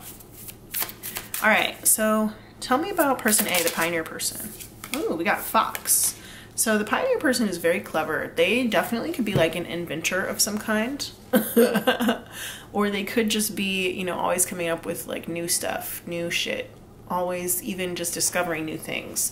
So if that's the case, it might be like they're the type of person who really, you know, is able to break trends. Like they're like a trendsetter. They're one of the first people to come up with a trend, or like the first people to hear of like a new band that everybody's gonna love or something like that. But they definitely are giving me trendsetter vibes.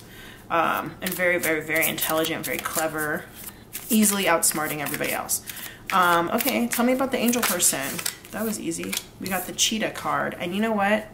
I'm pretty sure that that card came out in pile 2. Let me double check.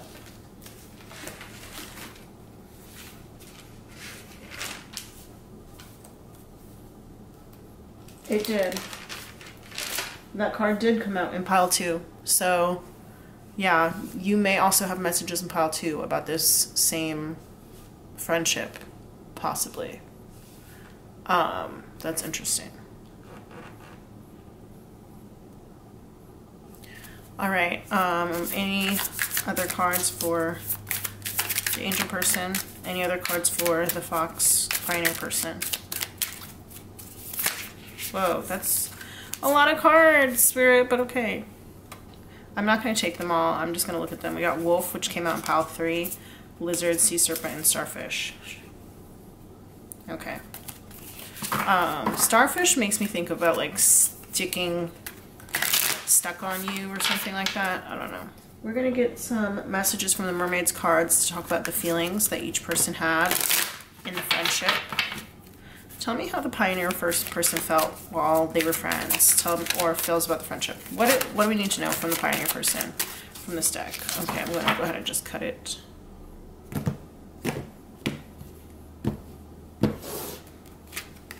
Gentleness. Ooh, okay. And again, with the trendsetter thing, this person having a torch, like leading the way. So very like leadership vibes here, for sure. And then we're gonna go with the angel person.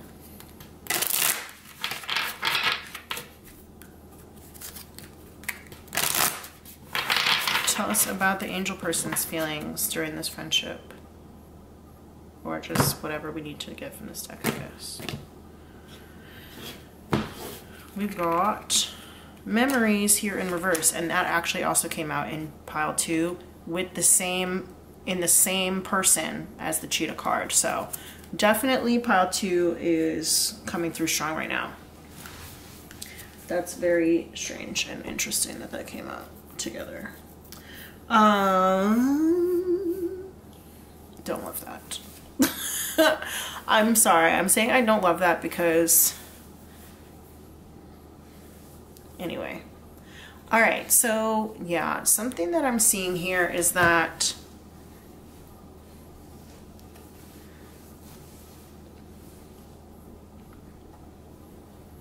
I feel like cheetahs would chase foxes, you know? I feel like if they were in the same habitat, a cheetah would eat a fox, you know? Which may be to say that the angel person might have been a little bit too much for the pioneer person, but maybe like in the best way or in a good way.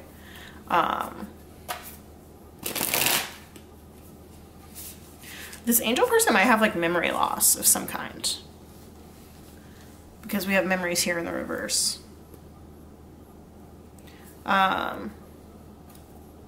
Yeah, I don't know. They could have memory loss of some kind. Or they might just pretend to. Especially with the shadow attribute here being acting innocent, right? So they might just pretend that they are losing their memories or something. But,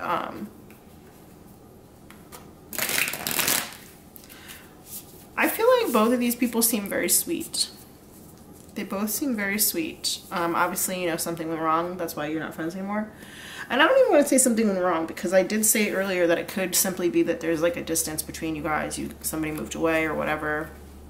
And that might have contributed to the ending of the friendship. Sorry guys, I'm like shuffling the tarot deck out of sight, out of frame of the camera. But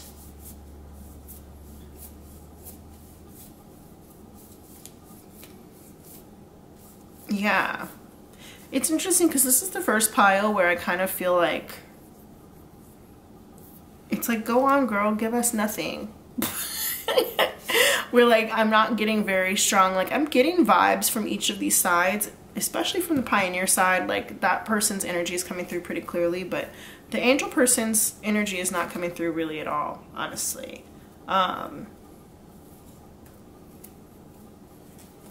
Yeah, but I do want to say the colors here are similar. Like in the Fox and the Pioneer card, they're both yellow coated with like a slight tinge of orange around the edges. You can see the little orange around the Fox's edges, right? Or like mustard, darker yellow. And then we have the red, pink, yellow vibe, color scheme going on here between these two. So I think that both people are pretty consistent in their energies. However it is that they're very consistent as those people. They may be kind of steadfast, or like their values don't necessarily change that much over time, or it's just kind of like they are who they are kind of situation. One person may be more masculine coded. I don't know why I'm saying coded so much right now. It reminds me of Mike's Mike, another YouTuber. I love him. Shout out to Mike's Mike. But he says that a lot. Coded. Anyway, one person may have more masculine energy or just be more masculine coded, or also could potentially have darker features than the other one. And the other one may have more like feminine energy or have lighter features. I think that's funny that I said that, because like these two women in these different pictures, like dark hair, light hair. So, you know, take that as that resonates. But then also the cheetah has like the spots where it's like the light fur and then the dark spots on it. So whatever. That doesn't have to resonate with anybody specific, but it might be for one person or a few people or whoever. I don't know. Yeah, let's move on and just kind of see what happened in the friendship, or how the friendship was. Spirit, how was this friendship? Tell us about the friendship. All right, so we have the Hanged Man. That's meditation in this deck. The Nymph of Swords. That is the Page of Swords, I believe. We've got Temperance here in reverse.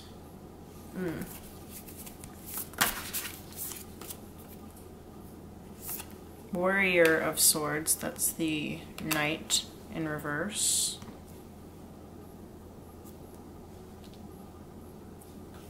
Nymph of Pentacles.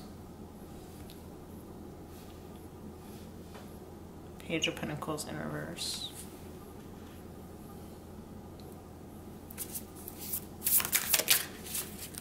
Nymph of Cups. Interesting. There's a lot of pages coming out. Shows kind of like an immature energy. We've got the Witch here, which is the Magician, also in reverse.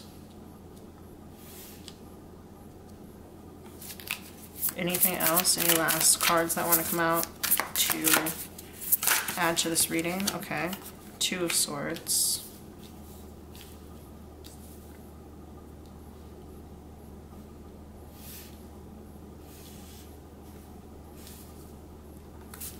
It's interesting that the Hanged Man and the Two of Swords are beginning and ending this reading, because I kind of feel like it makes me just think that there was a lot of peace and calm in this friendship. You guys might have had differences of opinion, but it didn't seem like it really caused discord within the relationship. And I think that you guys had good communication practices too, with the Nymph of Swords being here in the upright. You guys might have, you know, learned each other pretty well. I think that you kind of studied each other in some ways.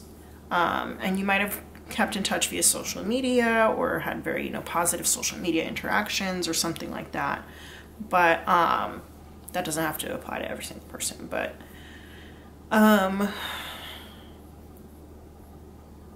I do think that you guys kind of took an emotional approach to learning who the other person was, even if you didn't always spend a lot of time together. Okay? With the Temperance card being here in reverse, it does make me think that there wasn't necessarily equal pouring into each other. You know, how you might pour into a friend and then they pour that amount back into you when you need it and blah, blah, blah, that kind of thing. I'm kind of thinking like that was not the case. Maybe things were a little bit off kilter in some respects. And also maybe that there is just like a feeling of like fate, like we weren't fated to be friends together forever. We weren't fated to, you know, be friends beyond a certain amount of time. And that could also go with the whole idea of like somebody moving away, right? The Page of Pentacles here in reverse does kind of give the idea of like a waste of time in some ways, or just not, or a lack of energy and effort. And the Warrior of Swords, the that's the Knight of Swords in a more traditional deck, is like this idea of jumping to conclusions or being really too quick to maybe form an opinion about something. And I'm looking even at this card here,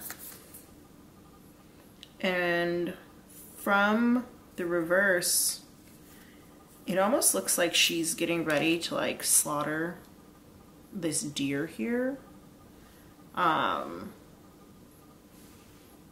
like by nature you'd think that this person was a little bit more gentle, especially since we do have gentleness here that's coming through. You might think that this person would be a little bit more gentle, but it's like they're at the ready to just like lamb to the slaughter, deer to the slaughter kind of situation.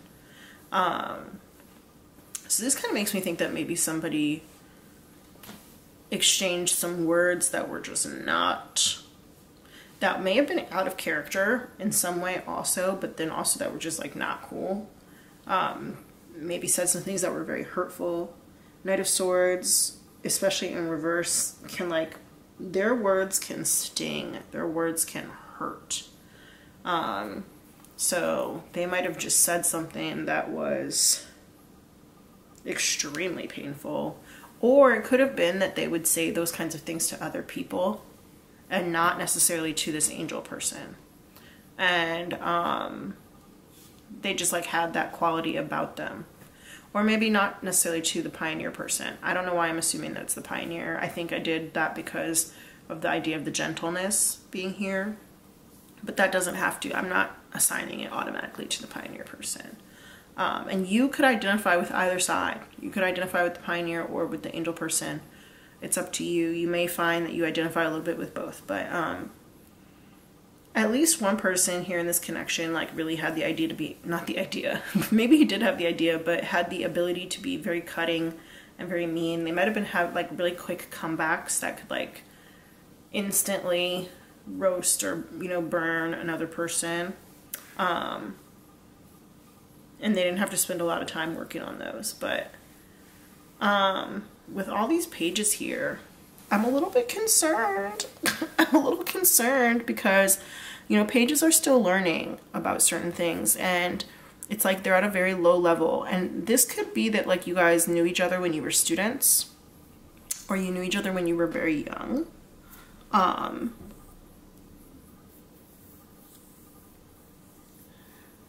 Nymph of Cups here really does lend to that gentleness kind of figure.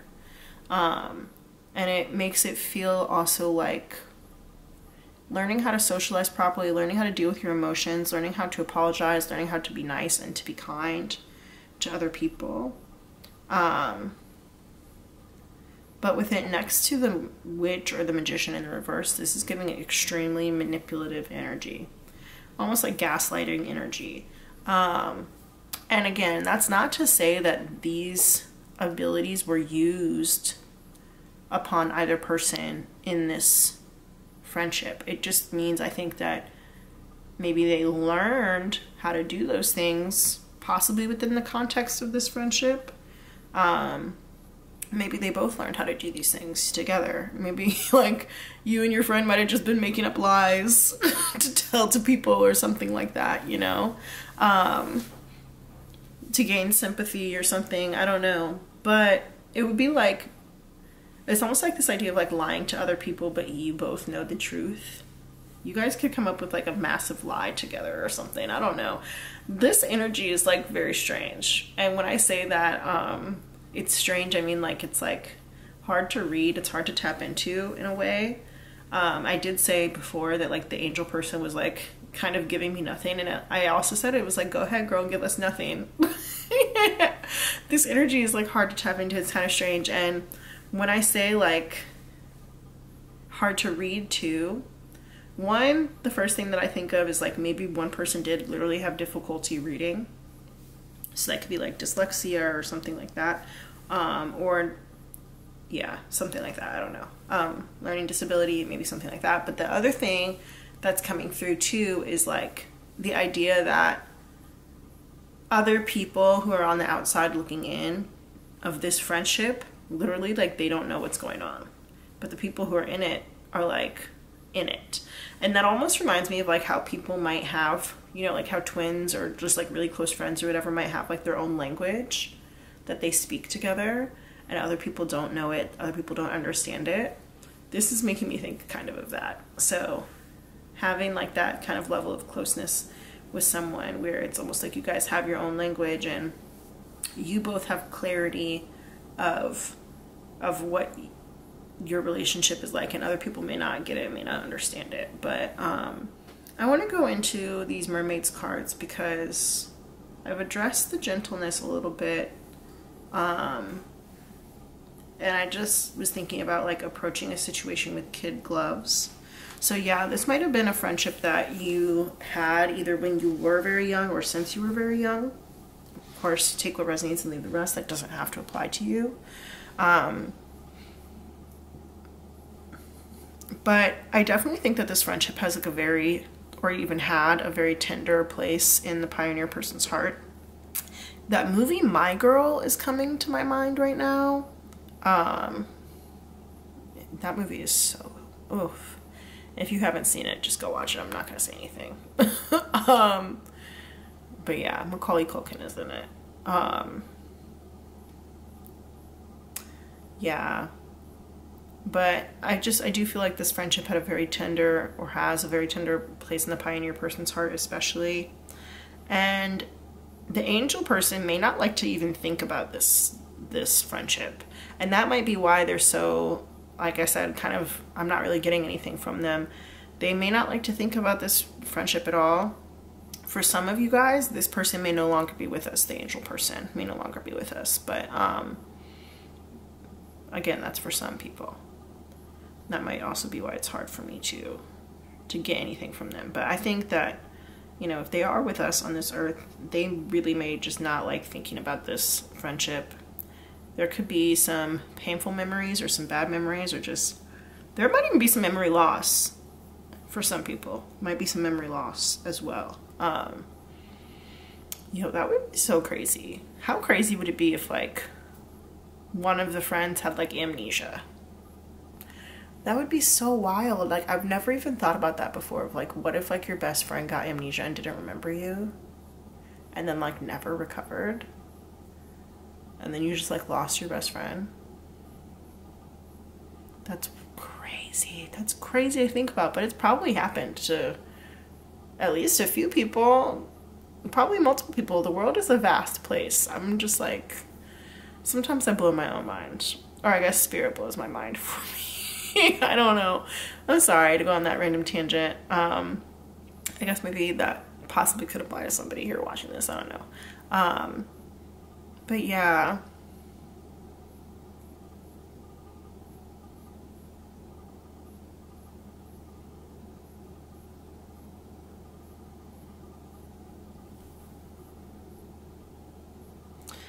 I was just like drawn to look at this blank space underneath these cards, and then it made me think of Blank Space by Taylor Swift, so I don't know what that's about, but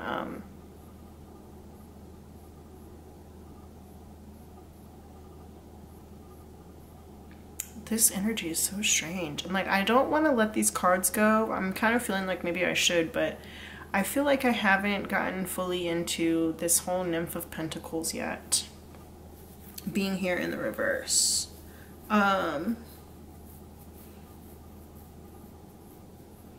That could be about somebody not being good with money.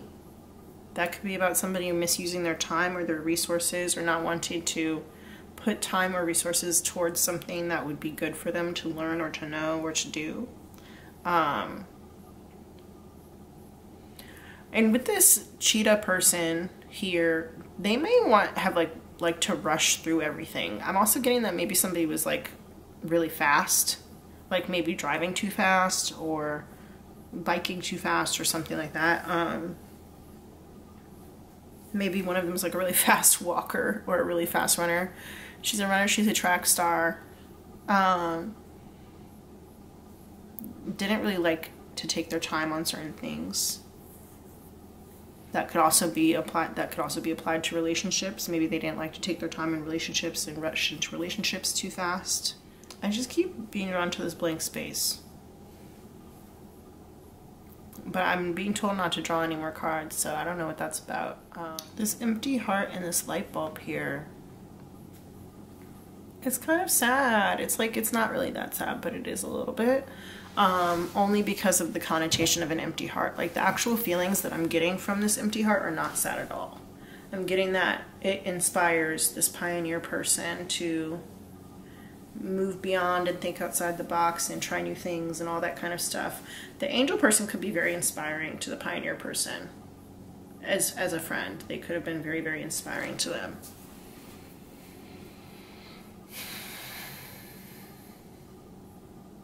Alright, I think I'm going to move on to the next part, the next portion. This reading is weird. Okay, Pile 4, I don't know what's going on. Comment down below and tell me what is going on in this friendship. Alright, so Chemical Hearts, this movie came out as one of our identifiers. I thought I was filming, but my camera died. Sorry, guys. And that movie is kind of reminding me a little bit of this situation here. I mean, I might be going too far with this one, but we'll see.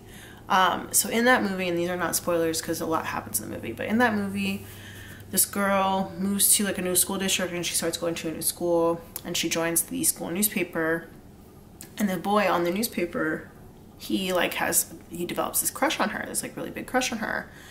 And she's really mysterious and she's beautiful, but she like walks with a limp and she uses a cane and stuff like that, and is like really withdrawn and like does not really want to get to know anybody at the school or anything like that. And the boy who develops the crush on her becomes like, not like obsessed in like a scary way, but he gets very, very interested in her and like really wants to, at the very least, develop a friendship, but, you know, hope that it could become something more. And he eventually finds out that she was in a really horrific car crash with her former boyfriend, and her boyfriend died in the car crash. He passed away in the car crash. And she was severely, severely injured and, you know, had to go through like a whole bunch of physical therapy and all this other stuff. And so she's like really traumatized, and there's a lot of other things that happen in that movie, but like that energy I feel like is coming through here. So I just felt like I wanted to mention it. Yeah. Okay. So yeah, let me clear these cards and we're gonna go and get some other cards out.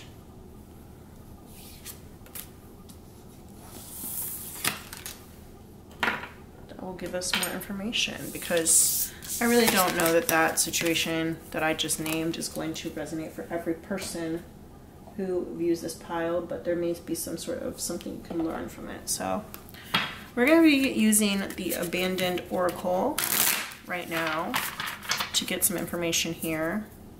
And then we're also going to be using the What's the News Oracle as well. And this will be like more specifically why the friendship ended. Okay, so. All right, yeah, why did the friendship end, Spirit? What exactly happened? What's the real tea? Why are these no longer friends for real? We got Backstabber here in the reverse. Smiling in your face all the time, they want to take your place. Backstabbers, backstabbers. That's by the OJs. Anything else from this deck? No, actually, that's the only card that wants to come out.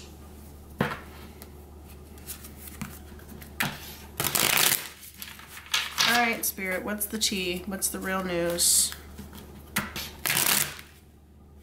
What actually happened for real? Why aren't these people friends anymore? What's the real shit? Not the surface level fake shit. What's the real shit?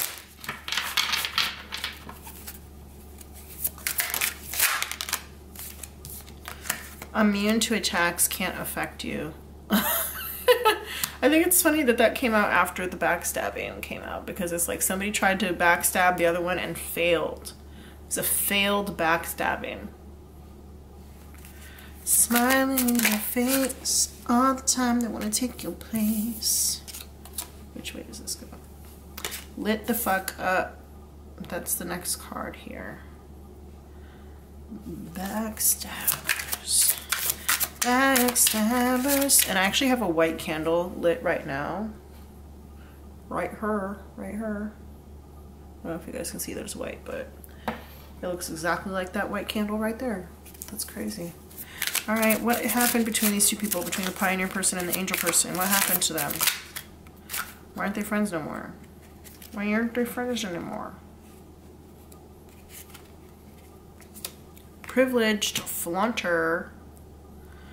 Smiling in your face all the time, they want to take your place. Backstabbers. Backstabbers, hiding pain behind the shades. Smiling in your face. Sorry guys, I'm like, are those the only words that I know to that song? Maybe. All the time they want to take your place. Backstabbers. Backstabbers. Toxic relationship, both the same. In the reverse, it's your power they want in the reverse.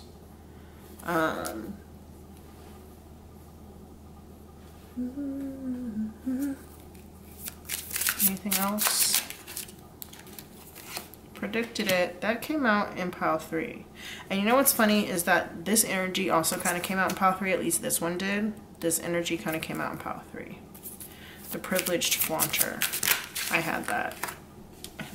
As well. So not pile 2, but pile 3. Broke up with you or them. Okay. Straightforward. Very straightforward. Okay.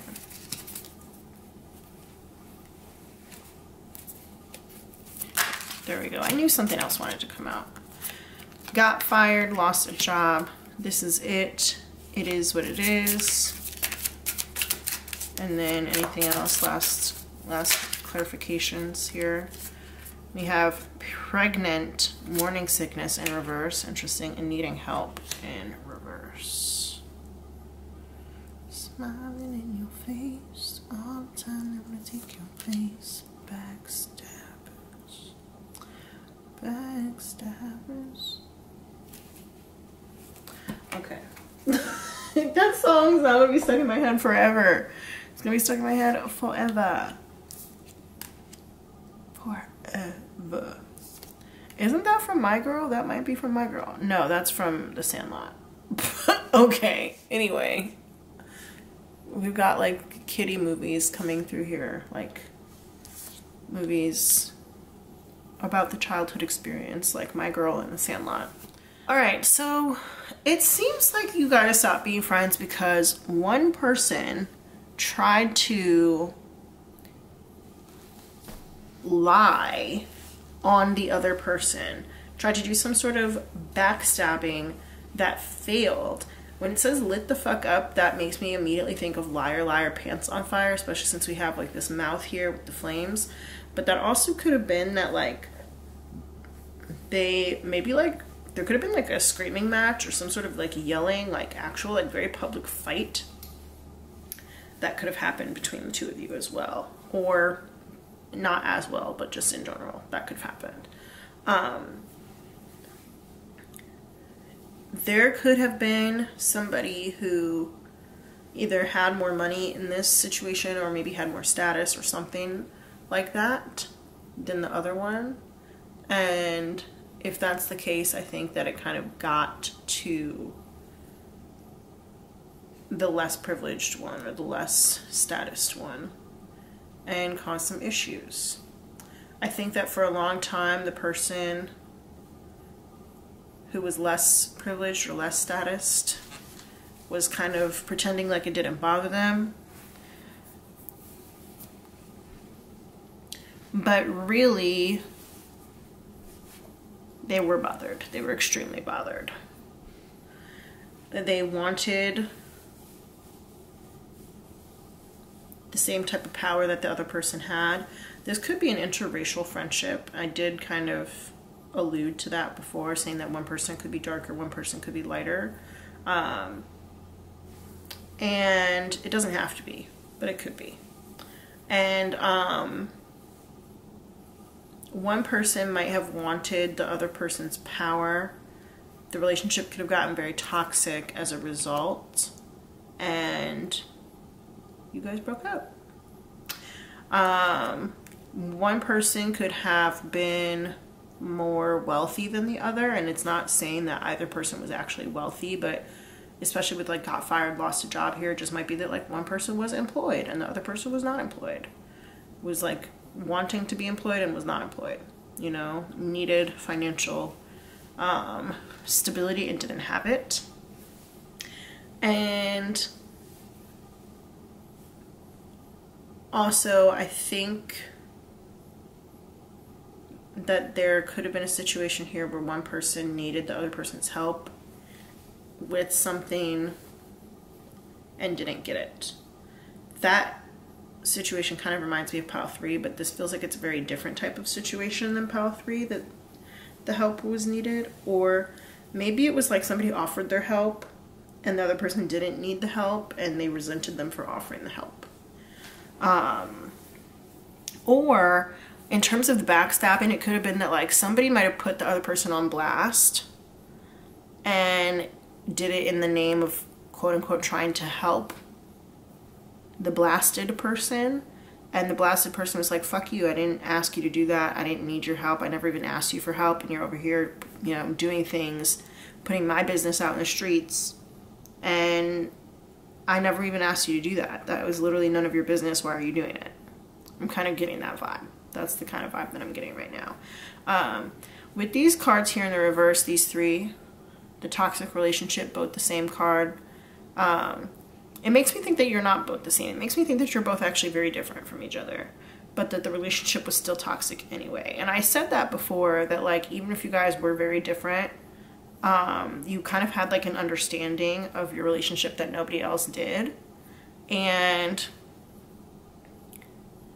that can kind of turn toxic kind of quickly in some cases, because if it's this whole idea of like, well, nobody else is ever going to understand us, or like, nobody else is ever going to get me like you do, or whatever, right?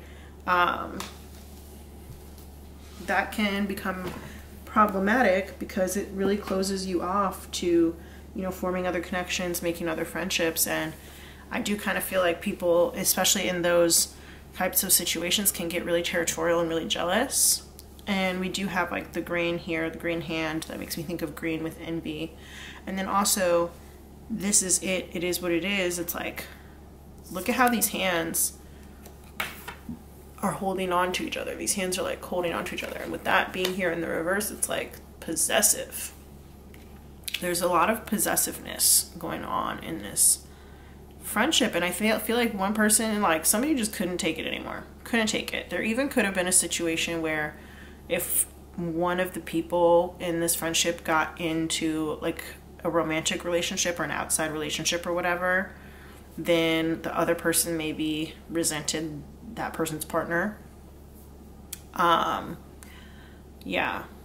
And who knows, resented them for good reason, bad reason, doesn't really matter. It's just that they resented that person's partner and couldn't handle the fact that the person's partner took maybe priority over them, especially if there was something like a pregnancy or something like that. Even if the pregnancy didn't last, or if the pregnancy didn't make it to term, or even if it did, I think that it kind of serves as a wake-up call for the non-pregnant person. And of course, again, this does not have to resonate with everybody, and not every single person watching this is even capable of being pregnant, but also I'm hearing fertility issues in some cases as well. But recognizing that at some point, like maybe like a partner or you know, a romantic interest might take precedence over the friendship, and I think it caused a lot of jealousy, it caused a lot of issues. There even could have been some attempt at trying to break a couple up at some point. That may not resonate for everybody, but it might have happened for some people. Or just like you broke up with your best friend because of something to do with them prioritizing a relationship over you. This could have been at like a party, especially with lit the fuck up here. It makes me think there could be some sort of like attack at a party. And I kind of feel like reputations could be coming through as well. Like with the angel person, they might have the reputation of being this like sweet, sweet angel person. And it's like, are they really? I don't know, maybe. Are they really? Maybe they are. But maybe there also could be that like the pioneer person knows a different side of them. And I did say that actually with the tarot coming out. I said that like maybe one or both of these people has a mean streak, or like says things that can be really cutting, or maybe they learned how to like lie and manipulate together or something like that, and maybe they don't do that to each other, but they might do it to other people, or you know, they might show one story to the outer world, but on the inside they know it's, on the inside of their friendship they know it's something different, right? And yeah, I'm just seeing that even if I say it's a failed backstabbing, that doesn't mean that it didn't still hurt. You know, it might be that like somebody stabbed you in the back, but they missed your vital organs, right? And you were able to heal from it. But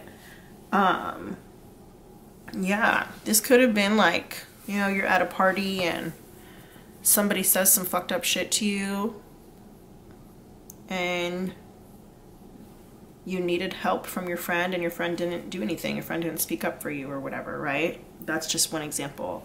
And I feel like it doesn't mean that both of these people are not decent people.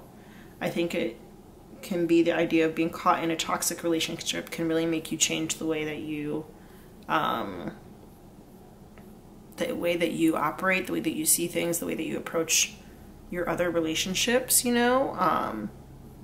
Yeah, I do feel like at least one person in this friendship had some sort of outside friendship or outside relationship that changed the dynamic within this friendship in a negative way. And that could be like a possessive boyfriend or girlfriend or just significant other or something like that. And even if, like, let's say that you knew, like, let's say that your friend treated you badly because their toxic romantic partner was, you know, saying stuff in their ear or treated you badly and your friend didn't stick up for you or whatever, right? Even if you predicted that they would break up, or let's say that you're the one who did the toxic thing or whatever, and your friend predicted that you and your significant other would break up, you know, I kind of feel like the fact that somebody didn't stick up for the other one when it was needed, caused a lot of issues, caused a lot of problems. And just seeing that this person would pick their toxic relationship over a best friend was kind of like enough. Was kind of enough. And also they may have been like flaunting their relationship, you know, like, oh, like I have someone and you don't, or something like that. Or just like, I have this and you don't. It doesn't have to be a relationship that they were flaunting, but they definitely were flaunting something. I have this, you don't, blah, blah, blah. Yeah. You're fired is coming through here, you know. Not only the job part, but like telling the other person, telling the friend that they're fired out of your life is coming through here too. This connection is weird. Because part of me wants to be like, this doesn't seem like it's like a really big deal, but then there are parts of it that do kind of seem like a really big deal. Like the whole backstabber thing, and then like me singing that song, smiling in your face the whole time they want to take your place, right? Like that is like sinister energy. It's like creepy energy. It's like single white female energy. If you guys haven't seen that movie, it's basically about this girl who gets like a roommate or something, or like responds to an ad. I don't really know. Maybe it's an ad for a roommate. I haven't seen this movie in so long. And then she like tries to steal the other person's whole personality and like her whole life and steal all her friends and stuff. There's another movie starring Leighton Meester called The Roommate, which is basically the same thing, except in that one she's like trying to steal her boyfriend or something. It's weird. It's weird. Is that energy coming through a little bit? Yeah. It's not super strong, but it's here. It's definitely here. It's weird. And I think it's to the point where like you might not have known that this person was doing that kind of stuff. But yeah. Okay. I'm gonna go ahead and get some channeled messages. I don't know why this pile is like, this pile is very different from the other piles, but I don't know why this pile is like giving me, I have the ick right now, but it's also giving me just weird energy.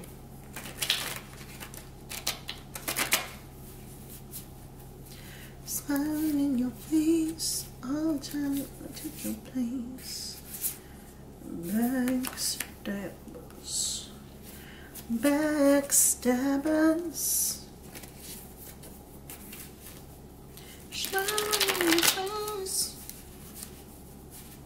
That song is by the OJs. If you don't know it, you can go listen to it. Alright, so I have this like very fat deck of channel messages here. I'm gonna have to split it in two. I feel like I was just shuffling them, and I feel like I saw one card that was like already face up, and I was trying to find it, but it was like very difficult, so we'll see. I don't know. Alright, so let's see. What would the pioneer person say to the angel person right now if they could say anything? What would they say right now to the angel person if they could say anything? I only take the cards that come out face up. Oh, there we go. I'm feeling petty. You're stuck in the past. My privacy is very important to me. I'm struggling with addiction. I wasn't ready in the way you needed me to be. I'm pretending that things aren't as bad as they are. You need to step it up. I'm a sucker for you. I should have stood up for myself. You expect more than I can give, unfortunately. I left for a reason. Sleeping. Possible sleeping issues. I want you. I'm scared that you don't like me. I really admire you. I was serious. Anything else that the pioneer person would say to the angel person?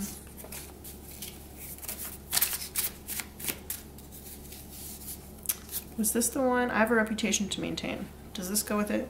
No. That's the one I think that was face up, maybe. We'll see. I don't know. Anyway. Let's do this side, the angel person. What would the angel person say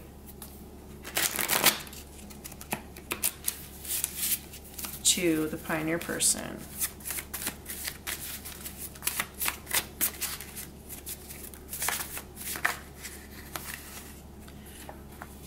I'm sorry I hurt you. I should have tried harder. Okay.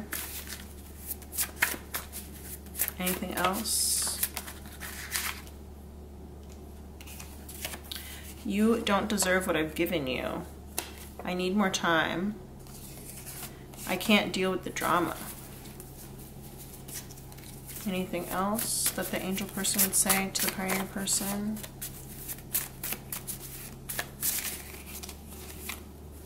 I want you to make the first move. So if in terms of reaching out, they would want you to do that first. Not you, they would want the pioneer person to do that first. My family loves you. It hurts to be without you. All right, let me get this second half of the deck. We're gonna do like a round 2 of these channeled messages.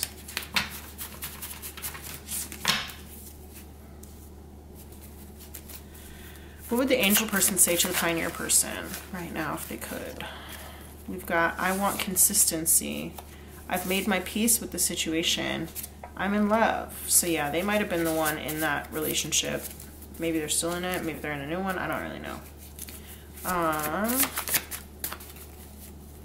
What would the angel person say to the pioneer person if they could say anything right now? I'm struggling with toxic behavior. There we go. So it might be their own toxic behavior or somebody else's toxic behavior. I'm trying to get my mind right. Okay. That's a lot. Okay, I'm not supposed to take those. Okay, let's do a little shuffle.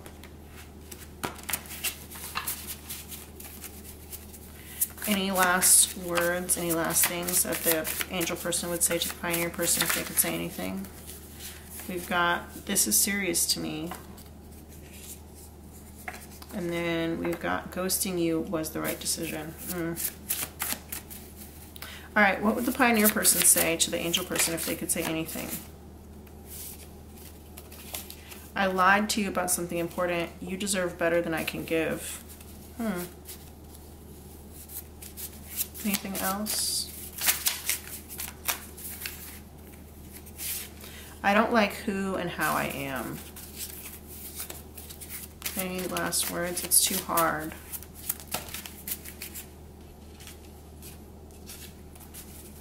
Anything else?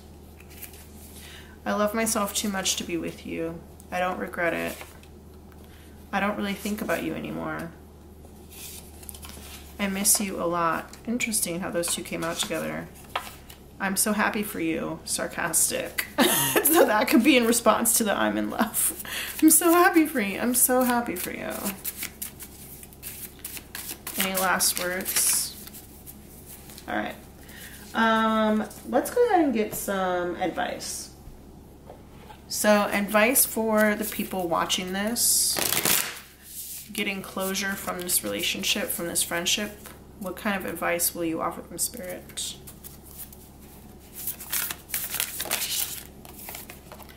We've got spaciousness. So that definitely to me means take some space. I've talked a lot about distance and moving away with the Pioneer card, so that just confirms it to me. Make some space. Make some distance between you and this person. And if there is already distance between you and this person, honor it. Maybe you need even more space. Maybe you need even more distance. What do I... Spaciousness. What do I no longer need? Help me, God, to release whatever people, places, or things drain my vital essence. Show me what will fill me with enthusiasm and joy. Is there any additional advice for the person? All right, so my camera just cut off. I don't know if you guys got this one or not, but I'm going to read it again. Feelings. Emotions want to be felt. You really can't surrender something until you deeply feel it. Allow me, dear divine, to offer all emotions to you, feeling them fully so they no longer hold me captive. So I did say that there was like blank space coming through, and also I was like not really getting very much from the angel person. So whoever is here suppressing their feelings about the situation, it's okay to feel them. even if you feel them sarcastically, even if, like for example, this pioneer person said, like, I don't really think about you anymore, but then I miss you a lot came out immediately afterwards. I was like, that's interesting. So, you know, it's okay to miss a person, even if they hurt you. You know, it seems like you and this person had a very close friendship, and there were things about each other that only you guys would understand. And so it's okay to miss them, but you don't have to, you know, want to be friends with them anymore or anything like that. I do think there's some bitterness still here, and it's okay to feel those feelings. Give those feelings the space that they need so that they can transform, right? We've got this butterfly here so that they can transform, or so that they can give way to something new and more beautiful to come through, okay? Like with these flowers on this feelings card. So I've got the Chakra Wisdom Oracle here. And these cards, they have like little stories that come along with them in the book, so I'm going to read that. But Spirit, what advice do you have for pile 4? What, okay. Oh, release came through. That's the exact same card that came through for pile 3. Is there anything else for pile 4 that you think that they should hear? Anything else for pile 4 that you think they should hear? Okay, we got facade here. Okay. And I think there's more. Okay, we've got perseverance and abundance. So I'm going to go ahead and read all of these little stories to you guys. But right off the top of my head, this is like, you know, release the fake shit, because if you're not feeling anything, it's like there's something fake going on. So release the fakeness and keep on working at trying to get where you want to be. I did say that there may have been like class differences or something like that, especially since there was like got fired, lost a job here. Keep working hard at the things that you want to create, especially if you are the pioneer person. Perseverance is about like being so close and then giving up. That's what the story is going to be about, but I'll go ahead and just read the stories to you. All right, so with release, it says, see all that you are, for you possess a power that you have yet to understand. This may feel daunting, but a great freedom awaits as you meet your shadow self. Profound inner wisdom is coming to you. Stand steady. You are more than you know. Nikita cuts through the graveyard as she rushes home in the wind and rain. She's terrified when Shadow Greystorm appears and speaks in her own voice, repeating painful things she has said to herself and others. It's all your fault. I'll never forgive any of you. As she listens in the rain to her own words, she learns that it is she who has been making herself miserable. She leaves the graveyard with a changed heart, ready to forgive herself and others. So this card, like I said, came out in pile 3 too. And like, I just got the feeling like, you know, like this friendship is dead and gone. And it's like, if you're still mourning it or you're still holding on to it, you know, mourning it is okay because that's feeling your feelings, but like you do have to let it go eventually and move on and live your own life. All right, so that's the crown chakra. These 2 yellow ones are the solar plexus chakra, and then this here, orange one here is the sacral chakra. So let's read the first solar plexus one, facade. That says, personal comfort comes with this metallic energy and a deep need to discover your true self. Earthly values and care for others are also represented. Being cut off from feelings, may be a challenge. Recover who you are and rethink your journey. Interesting. And so this is to do with like inner child work as well. So let's read the story. The bronze boy, Darnell, was young when his father died and he became the man of the family. Out for a walk one day many years later, he was mesmerized by the sight of children playing. As a child, he'd never played, and he hid behind a tree crying bitterly, then quickly buried his emotions. At the very end of his life, on his way to heaven, he stopped at the park and finally reclaimed the inner child he had left behind many years before. The inspiration for this card says, if you're unhappy in your relationships, you may be relating to others through a false sense of duty. That's like the angel card person here. Give up being something you're not. So yeah, Part of the reason why I might have gotten this like blank space here also could have been because there's like this real suppressing of feelings, this real suppressing of the inner child, and a feeling of duty and putting other people before yourself. And like, because you have to put other people before yourself, you're not able to feel your own feelings. All right, let's go ahead and read Perseverance with the sacral chakra. That one says, this card refers to movement and true feelings. Again, here we go. Feelings. Focus on that which supports you. You may have a heightened emotional state, and this card can inspire or discourage. You are being offered a way of getting something back on track. It says, the story is, Shannon's carrot-colored cloak is a gift from a famous stage actress, and she wears it always, as a symbol of her own talent. One day, frustrated by the sacrifices she has made in her long pursuit of success, Shannon throws off the cloak and gives up her acting career. The great goddess tries to convince Shannon to put the cloak back on and stay the course, but she doesn't listen.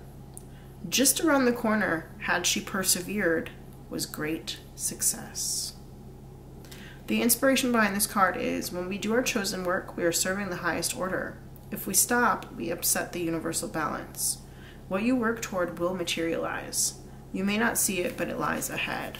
So persevering towards that abundance that you maybe wanted or that you saw through this friendship or through this other person, if you keep persevering, you will find it. And abundance, the story is, it says, gold represents the power of the mind to choose. One choice may be wise, the other foolish.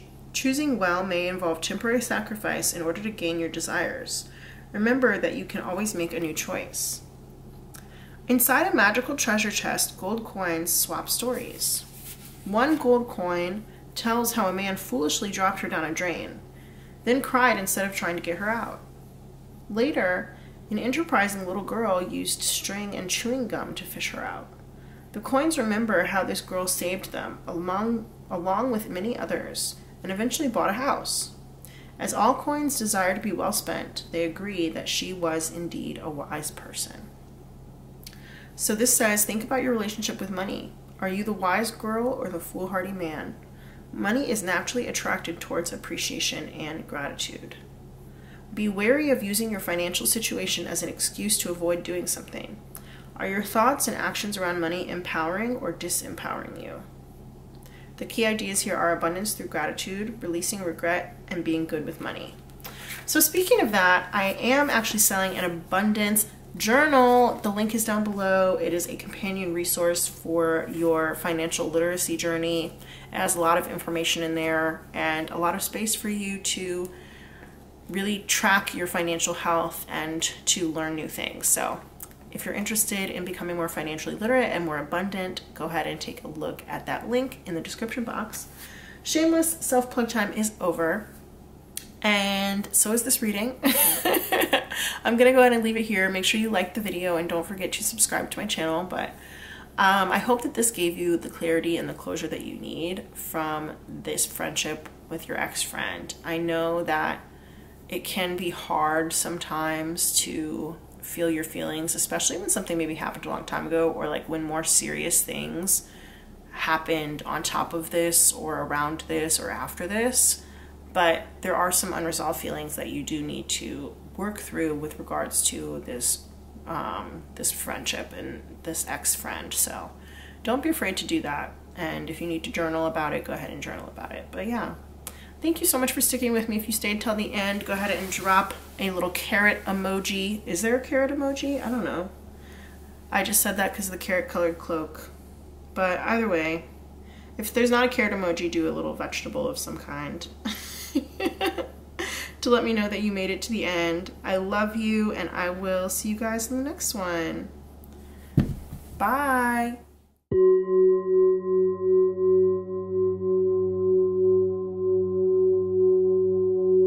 Hey there, Pile 5. Welcome, welcome. If you chose the Light Seers Tarot, this little mini version, then this is going to be for you. We're going to get into our identifiers first, and then we will do the reading next. So if you want to skip over the identifiers, if you feel very confident already through your intuitive pick that this is your pile, that is totally fine. If you would like to skip over this part, there's another timestamp down below and it will say pile 5 reading. And you can click that and it will take you straight to the part with the cards.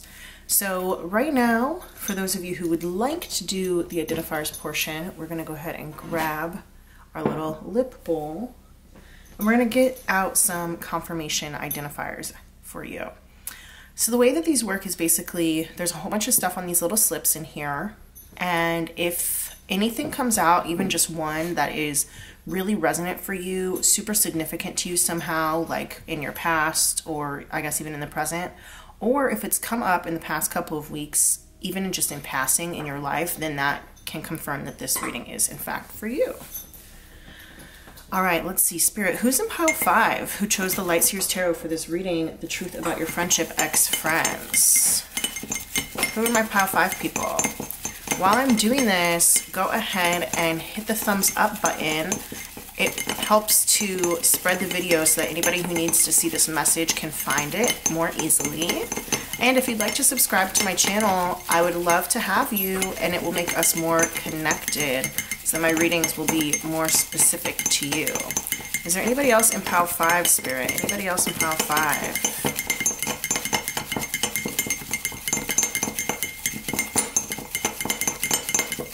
All right, I think that's it. Okay, let's see, who do we have here? Brushing teeth. So maybe you just brush your teeth. You also may be having trouble brushing your teeth in terms of like, if you maybe have been dealing with depression or anxiety or something like that. I know that oftentimes people who suffer from those kinds of conditions have difficulty with things like brushing teeth. Fire signs, Aries, Leo, Sagittarius. That could be your sun, moon, rising, or Venus, or the friend that you're asking about. It could be their sun, moon, rising, or Venus.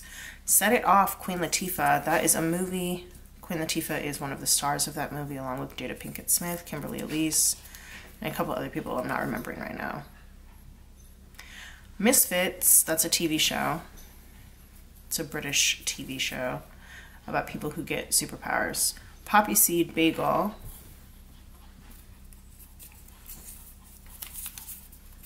The Game, that's a TV show about football players, their wives and girlfriends, and then one of the main characters, his name is Jason, so I wrote Jason on there. So you could just, you know, have somebody significant in your life called Jason, that could be your name, or you could identify with The Game TV show. Give Me Something Real by Ashford and Simpson, that's a song. Privacy, maybe you've been taking steps to increase your privacy lately, like changing your passwords or just trying to, you know, make profiles private or just be more private online, getting security cameras, or you could have just been talking about privacy with somebody at some point recently. $20. I almost wanted to say 20%, which makes me think of like tipping, but it's $20. Mike's Mike, that's another YouTube channel. He does a lot of like TV recaps and stuff. We Used to Be Friends by the Dandy Warhols. That is a song. It's also the theme song for Veronica Mars, the TV show, which stars Kristen Bell. Financial literacy. Ooh, okay. So you could be learning more about financial literacy. That might be like your field of work or something like that. If you are interested in learning more about financial literacy, I actually have a journal that you could be interested in. It's called the Abundance Journal, and the link for it is down below in the description box. And it is a resource companion for you to use while you are learning more about finances and wealth building. There's a lot of good information in there. Road trip. Maybe you really like road trips. Maybe there was like a road trip that changed your life or something, or maybe you are recently got back from one, or you're planning one soon or something like that. Build a Bear. That is a store where people go to make stuffed animals or stuffed figurines.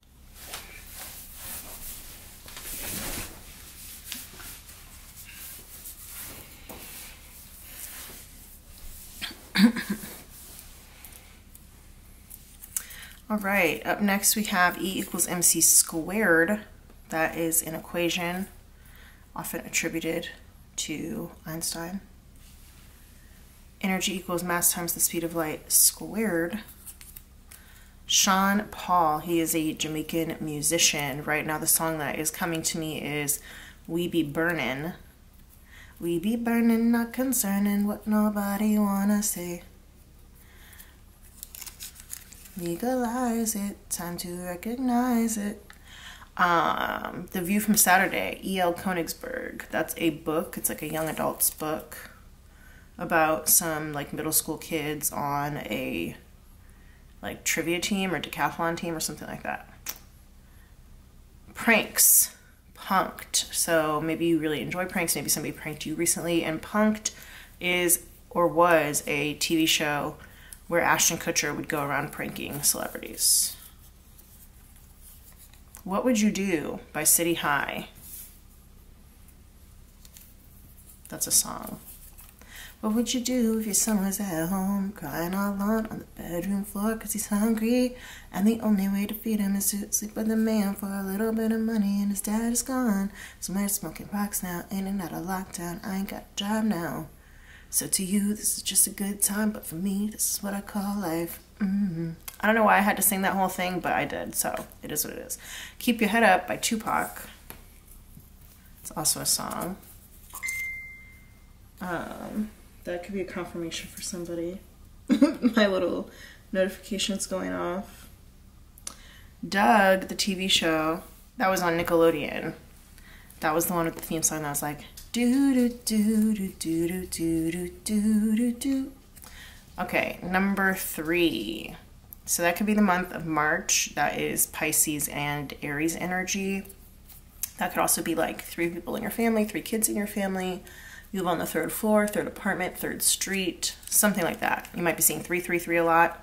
And then we have number 1, so that's January, which is Capricorn and Aquarius. Same things that I said for the number 3, except that you might be seeing like 111, 11111, things like that. Also, yeah, just thinking about this song here, We Used to Be Friends. This is like very on the nose since this reading is about the truth about your friendship with your ex-friend, so I think that's just very interesting that that came out. Also, privacy here is making me think that you may have recently blocked somebody. It doesn't have to be the person that you are asking about or looking to get clarification on. It just could be like maybe you blocked somebody else, or you might have gone like on a blocking spree or something like that. Yeah, guys, okay, that's it. Those are all the identifiers. I'm going to go write these down in my tarot journal. Speaking of my tarot journal, I created one for you guys. So if you like to watch readings or if you do your own tarot readings, this journal could be a really good resource for you to write down all of your insights, any advice, any things that resonated with you, things that you would like to take with you into the future as you get into your tarot practice, or if you are just watching as you watch them. So yeah, that is linked down in the description box below as well. I'm just a journal girly over here. I love a good journal. Anyway, I'm gonna go write these down in my tarot journal, and I'll see you guys in a second. Hey there, Pile 5. Welcome, welcome to your reading. If you chose the Light Seers Tarot, then this is going to be the reading for you, all about the truth about your friendship with your ex-friend. We're gonna get right into it. I'm doing all live shuffles today.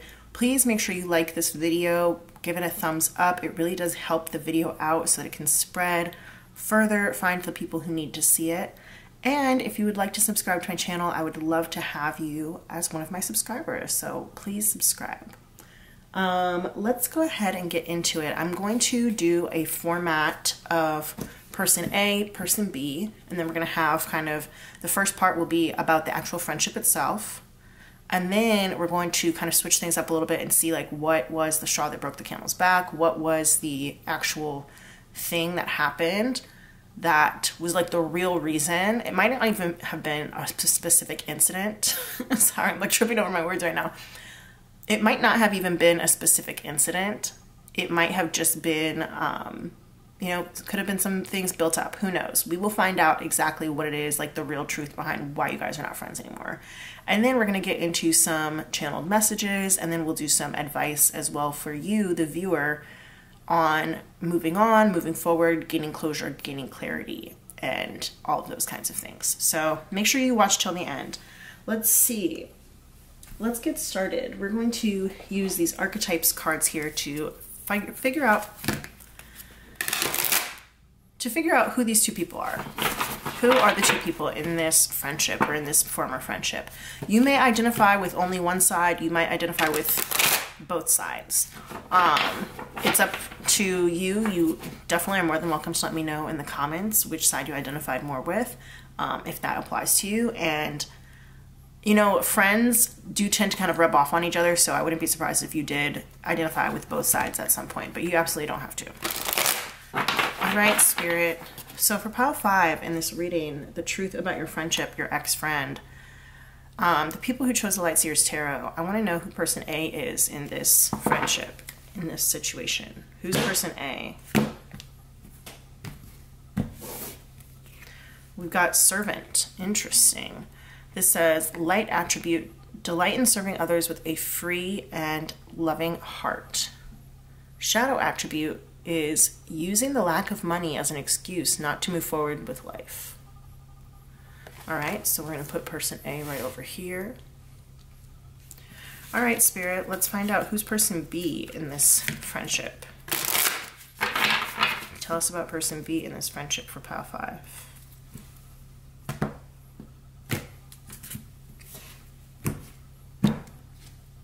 Poet, but that did come out in the reverse. I am going to have it upright, but I will read both the upright and reverse meanings. So this says, light attribute expresses soul insights in symbolic language, and shadow attribute is turns a lyric gift to negative or destructive effect. All right, so we've got the servant person and the poet person, and we're going to get some animal cards as well to give us some additional clarity and insight into the personalities of these two people. So one person may have been more artistic, more of an artist. The other person may have been more, I'm hearing like grunt work. Yeah, okay, let's see how that goes. All right, Spirit, tell us more about person A. Easy. Whale in reverse. That's water sign energy, Cancer, Scorpio, and Pisces. That does not have to apply. Doesn't have to be any of their signs, but just, I'm going to call them out. And then let's see, tell us more about the poet person. Here we go. The beaver in the upright. So the beaver is the sign of a very hard worker. Some of you may be surprised that it came out here with the poet person, but just because somebody's artistic does not mean that they don't work hard. And also the beaver makes me think about like community for some reason, building community. I am getting kind of like bell hooks types of vibes coming through here. She did not come out in the identifiers. There is a slip for her in the bowl, but that's coming out a little bit right now.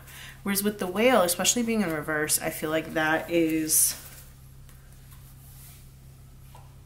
possibly somebody who's a little too concerned with money and finances, but also someone who would like just kind of take what they can get, even if it's not good for them, who almost like in the idea of like eats everything, and that does not have to be literal.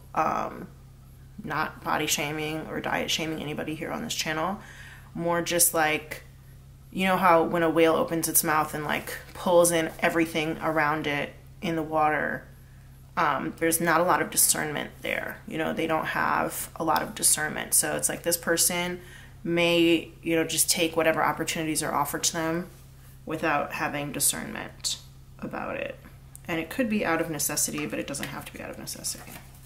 So I'll read both the beaver and the whale here. Let's go with the whale first. The whale says, desire to delve deeper, profound peace, ancient wisdom. The whale represents profound emotional health and stability. Whale personalities are not afraid of emotional expression or traversing difficult terrain, as they have overcome many challenges in their lives. These experiences have enriched them, given them stability, strength, and depth that is rare. Whale energy is usually linked to the feminine forces of compassion and communication. We can depend on whale personalities when all else seems lost and trust them to be a beacon in our darkest hour. When out of balance, heavy, and slips into the old story. So that would be this person being out of balance with it being in the reverse. When in balance, it's calm, steady, deeply compassionate. To bring into balance, regular self-care. So yeah, with the idea of like lacking discernment and lacking, and the whole idea of, you know, just taking, you know, everything that comes at you. Sometimes when you're in more of a self-care mode, you have to know when to say no to certain things. And I get the feeling that this person has a hard time saying no, whether it's to opportunities, maybe to people, but to certain things that, like, let's say that I'm thinking right now about like Princess Tiana in the beginning of The Princess and the Frog, and how she has multiple jobs, rarely has time to sleep, you know, is doing all this, and it's because she has a dream, right? She wants to own her own restaurant or whatever. And she literally barely ever gets time to sleep. She doesn't get time to hang out with any friends. She doesn't even have really any friends except for this one girl who she kind of is like a servant to. You know, she's like the seamstress for this one girl whose name is Charlotte. And they just, are they real friends? I think so, because they kind of grew up together, but it doesn't change the fact that, you know, she still like works for her, right? So this is about knowing when to take a step back, and that not all money is good money is number one. And number two, self-care is an important part of being able to turn this around and coming into balance, knowing when to say no. The beaver, on the other hand, says hard worker, loyal, tireless, family first. The beaver personality is a welcomed sight. These good-natured and dependable creatures have infinite love and enthusiasm for family, and express it by way of the earth element, providing a home and financial stability. Although a beaver doesn't usually initiate a project, once started, they'll work steadily for weeks, months, or years to see it through. The beaver card appears when the task at hand requires your long-term steady effort. It can also signify that it's time for some karma yoga, selfless service. When in balance, happy with meaningful work. When out of balance, feels useless and worn out. To bring into balance, physical labor and selfless service. So this poet beaver person, they are a hard worker. They care a lot about their family. They may have been working on one project for kind of a long time, especially if it's an artistic project and it has to do with like their artistic integrity. Whether that project has come to be profitable or not, they may have just been working on it for a long time. I'm getting projector energy. If anybody here is into human design, I'm getting projector energy here, whereas with this one I'm getting more of generator energy with the servant wheel. All right, let's see. I'm going to get some messages from the mermaids cards here to talk about some feelings about the friendship. All right, Spirit. We would love to know, how does the servant wheel person, how did they feel during the friendship? Okay, we'll shuffle like this then. There we go. Feelings. Feelings. So deep in my feelings. Boot Up by LMA. Is there any others for the servant? Because that's a little bit vague.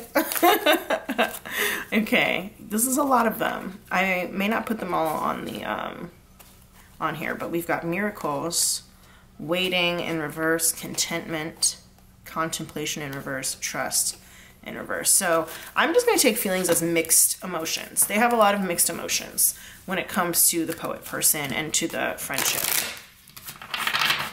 Some of those emotions are positive and some of them are, you know, a little bit lacking, notably maybe lacking some trust. Okay. How does the poet beaver person feel about, how did they feel during the friendship? Girl. It just says friendship. Wow. It's so funny because one of the identifiers that came out during the identifiers portion was "We Used to Be Friends" by the Dandy Warhols. And I was like, this is just very on the nose. Because this is a reading about ex-friends. And so I just like was like, that's so silly. And now I'm in here in the actual reading itself, and like both of these cards are so on the nose. Like literally I was like, how did they feel And then feelings came out, and then I was like, how do they feel during this friendship? And then friendship came out. Come on, spirit. So yeah, I kind of feel like these two people were probably pretty straightforward with each other. There might not have been very many secrets between them. We can find out if that's, you know, comes up later on in the actual reading itself, but definitely I feel like there was a lot of straightforward aspects here. I think the poet person may have been a little bit more attached to the servant person. The poet person may have even been a little bit more needy than the servant person.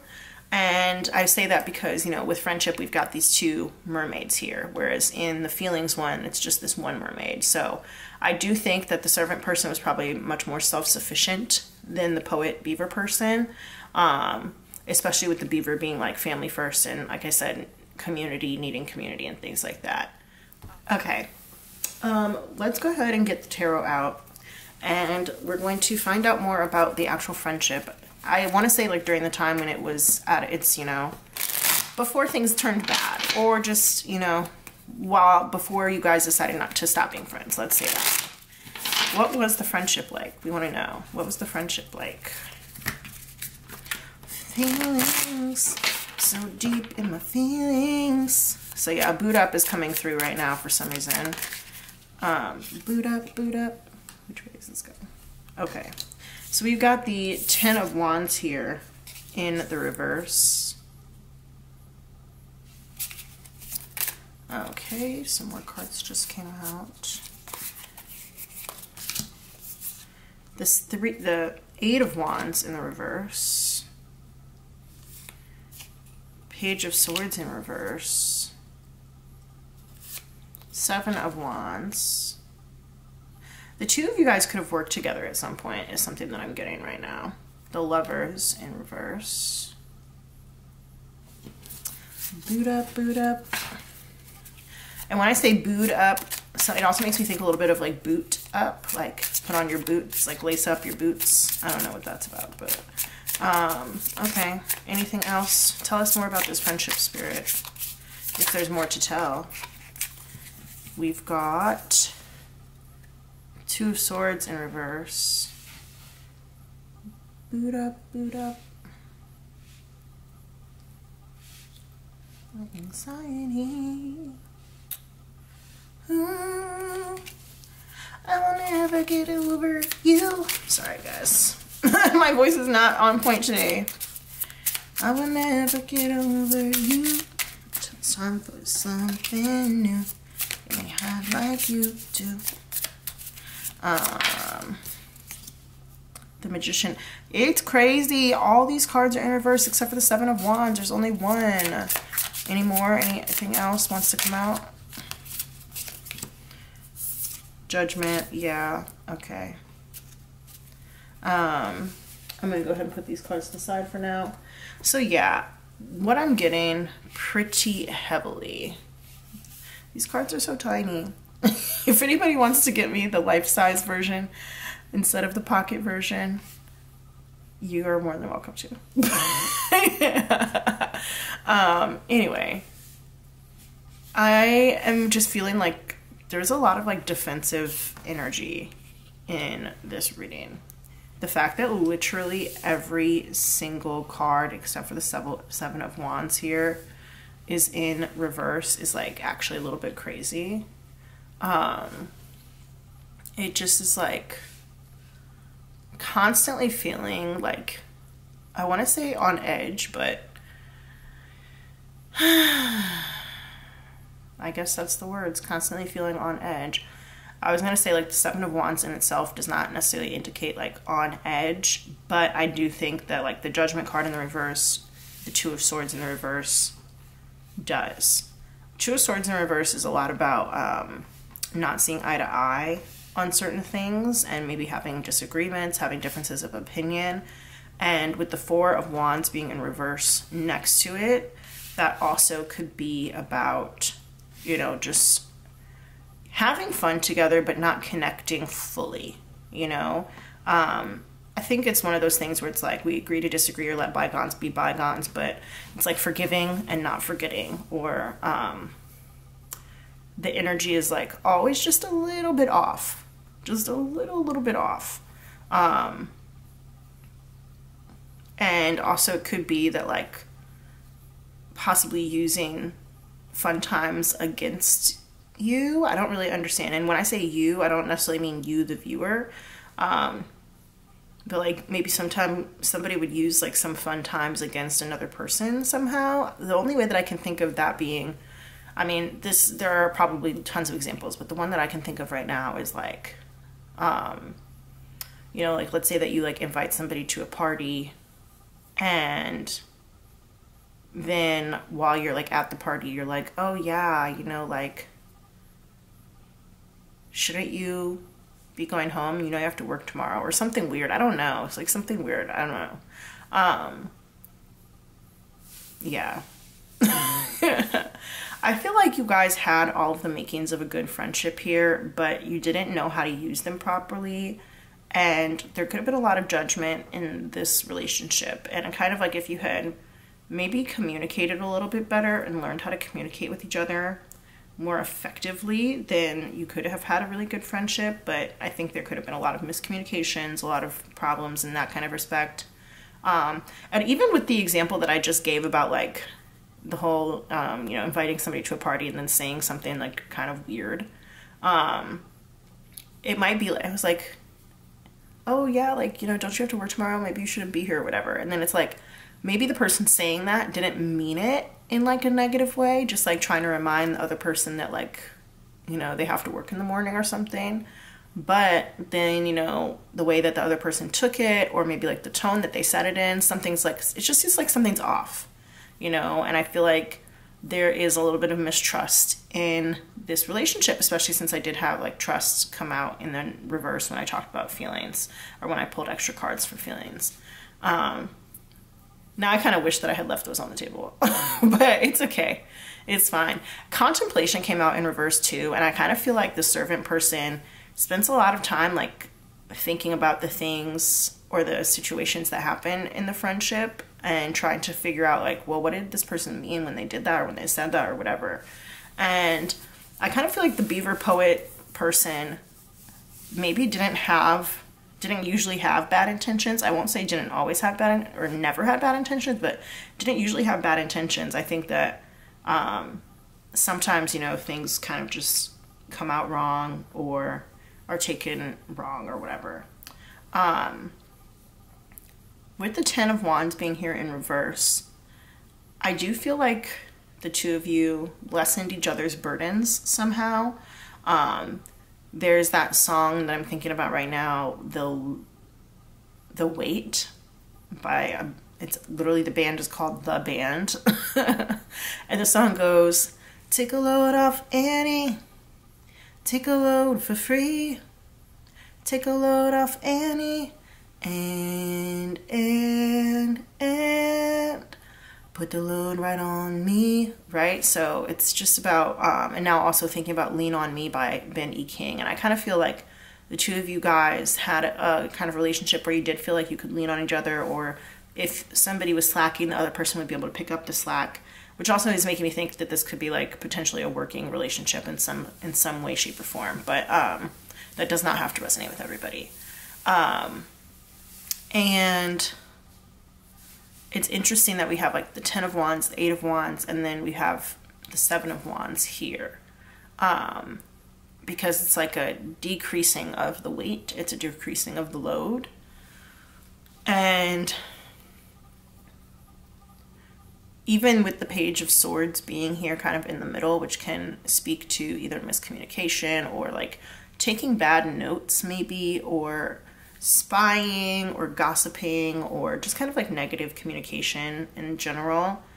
The wands still kind of manage to end up upright. Well, they don't actually end up upright. They end up in the reverse here with the Four of Wands. So it could be like over time, you know, things as maybe like the load got less, things were probably really good for a while, and they did have some clarity with the Seven of Wands here. But I think after additional communication and additional disagreements, that's when things kind of maybe like those little things kept kind of popping up that made you guys not feel super connected. And you also guys, like the two of you guys could have been like thrown into a situation kind of pretty quickly where you had to adapt and to acclimate, and maybe you didn't have a lot of time at first to get to know each other very well. But maybe because you were in, I want to say like a unique situation, you could have really bonded. And I'm thinking right now about like a trauma bond. That does not have to resonate for everybody. I'm also thinking right now about being like childhood friends or really old friends with somebody, and you know, as you grow up, you know, your paths just become very different and you're two very, very different people, but you still spend a lot of time together. Kind of thinking about like the Sisterhood of the Traveling Pants right now, where all four of the girls in that story are very, very different. And like by the end, you know, they all like, I think they were all born within like a few weeks of each other. And so all their birthdays are pretty close, and their moms like met at like a Lamaze class or something. So they all were friends basically like since birth, but they're very, very, very different. And the only thing that keeps them together as they grow older is the fact that they all can somehow magically wear the same pair of jeans, even though, you know, they're different sizes, different shapes or whatever. And so they will mail each other the jeans and like write letters and stuff as they go with the jeans to keep them updated on their lives. And I kind of feel like this is the type of relationship that's like bound together a little bit by tradition and not necessarily by like innovation or something new or something that like feels like, you know, your heart really will like go on to want this. And now it's like My Heart Will Go On by Celine Dion is coming through. But with the Lovers in reverse, that's like doing something because you feel expected to do it, doing something because it's traditional to do it that way, and not necessarily doing it because your heart wants it to be like that. It's like making a traditional choice instead of making like a more radical choice that would help you to follow your heart's path and your heart's desire. And so I kind of feel like even if the two of you don't necessarily have a lot in common, there's either a lot of history or a lot of tradition here that keeps you guys together, or kept you guys together rather. But yeah, I feel like words were exchanged that either were misinterpreted or were, you know, willfully not the kindest, or willfully had a lot of unkind subtext or something like that. Yeah. So with the beaver being here, it's interesting because the beaver just like looks so friendly. Looks can be deceiving though, right? And I'm thinking now about like, you know, the whole, I know a beaver and a woodchuck are not the same, but I'm thinking about that like tongue twister where they're like, how much wood would a woodchuck chuck if a woodchuck could chuck wood, right? And beavers actually, and that's the thing, it's interesting, like woodchucks don't chuck wood, they can't chuck wood, but beavers do, right? And so we don't associate beavers with that kind of rhyme, even though we know that they chuck wood, right? But like, look at all this wood in the forest behind the beaver. This beaver has the power to like totally destroy this forest if it wanted to. You know, it may look cute or whatever, but don't be fooled. It can be very destructive. So yeah, I do kind of feel like the poet, especially if they are very good with their words, has a lot more power than maybe other people or anybody remembers or recognizes. And you know, it's like that saying, like the pen is mightier than the sword. And then the fact that, you know, we can't see the beaver's feet.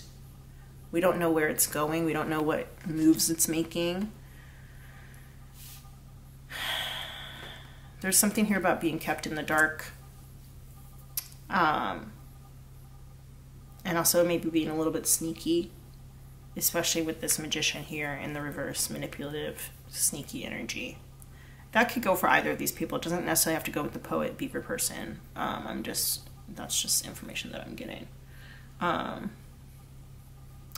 You know, the servant person on theirs, you know, you can very clearly see their feet as they're climbing up these stairs. Now that poem is coming to me, Yeah, so the poem Mother to Son by Langston Hughes is coming through. You may want to go and read it. And it is this idea that generationally we each have to kind of carry on the work. And almost like the work never stops. And it's interesting because I was having a conversation with my mom the other day, and she asked me, you know, I guess quite a few young people that she knows have said something to her along the lines of like, being an adult is really hard, or it's like a lot harder than I thought it was, or whatever. And, you know, we kind of landed on the idea that, you know, there are a lot more moving parts to adulthood and adulting, as people like to call it, than children or teens recognize. And my mom basically said, like, yeah, there are, and, you know, you have to do something every single day to keep your adult life moving forward. You know, it's not like there really are no days off. Every single day you have to do something to keep your adult life moving forward, even if it's just, you know, checking on things that you can't see. That doesn't mean that you have to work every single day, but there's something, whether it's, you know, keeping to your diet or keeping your financial health abreast, or, you know, if you have kids, making sure that they're doing well, and something to do with the house. I mean, there's just always something as an adult that needs to be done. And so it's like, you know, you have to deal with that every single day. And the poem Mother to Son is reminding me of that. And she says, so it's written by Langston Hughes, but of course, you know, it's from the mother's perspective. And the mother in there says, life for me ain't been no crystal stair. And she tells him that there are going to be all these kinds of like hard spots in life. And, you know, he's not going to have somebody there for him to do all the things all the time that, for example, she's done, right? So like when you're a child and you live with your parents, you know, your parents are usually the ones who like do the grocery shopping and who cook the food and who, you know, pay the bills and keep the lights on and all that stuff. And like when you're an adult, you have to now do all of those things. And there's things that you didn't even think about, like making sure that your tires on your car are good and that there's always toilet paper in the house and that kind of stuff. And so I'm just getting this idea here that it is heavier and tougher, I think, than the servant person. The servant person, I think, wants to be in a different place than they are. And even though the whale is like this majestic creature, in this card here, especially in the reverse with the heaviness, it's like it's having a hard time keeping its head above water. Meanwhile, the beaver as an animal is also, these are both aquatic mammals, the whale and the beaver. And the beaver is more like semi-aquatic, you know, it lives in the water and on land. And so when we think about the idea of like social mobility here, the servant person like works so hard to like climb those stairs, climb that ladder, whatever it is that they're trying to climb. And yet there's just this like big thing that's like keeping them down, keeping them held down. It's like this weight is held on them. And instead of being able to rise to the surface and rise to where they want to be socially or monetarily or whatever, you know, they're not able to do it for whatever reason. And I think that they're upset about that. And that's where a lot of these mixed feelings come from. That could be because of generational ideas about money or anything like that, or education or anything like that. You know, there could be lots of reasons for this, but that's what's coming through here for the servant person. And I think that it has colored their attitude towards the poet person, who maybe is a hard worker, but in different ways, works hard at different things. The poet person could either be more educated or just better with their words, better with being able to get what they want through their words, whereas the servant person, I think, relies more on hard work. It's like, let the work speak for itself, whereas this poet person is like, well, I'm gonna let my words speak for themselves and get me where I want to go, you know? And the beaver, being both water and land, like it's like it can go wherever it wants to go. It can do whatever it wants to do, you know, with the whole woodchucking thing. It's like they can build something out of nothing, you know? And so thinking about the idea of like the social mobility aspect here, it's like this poet beaver person, I think, has been able to get a lot farther or do a lot more than the servant whale person has. And it's almost like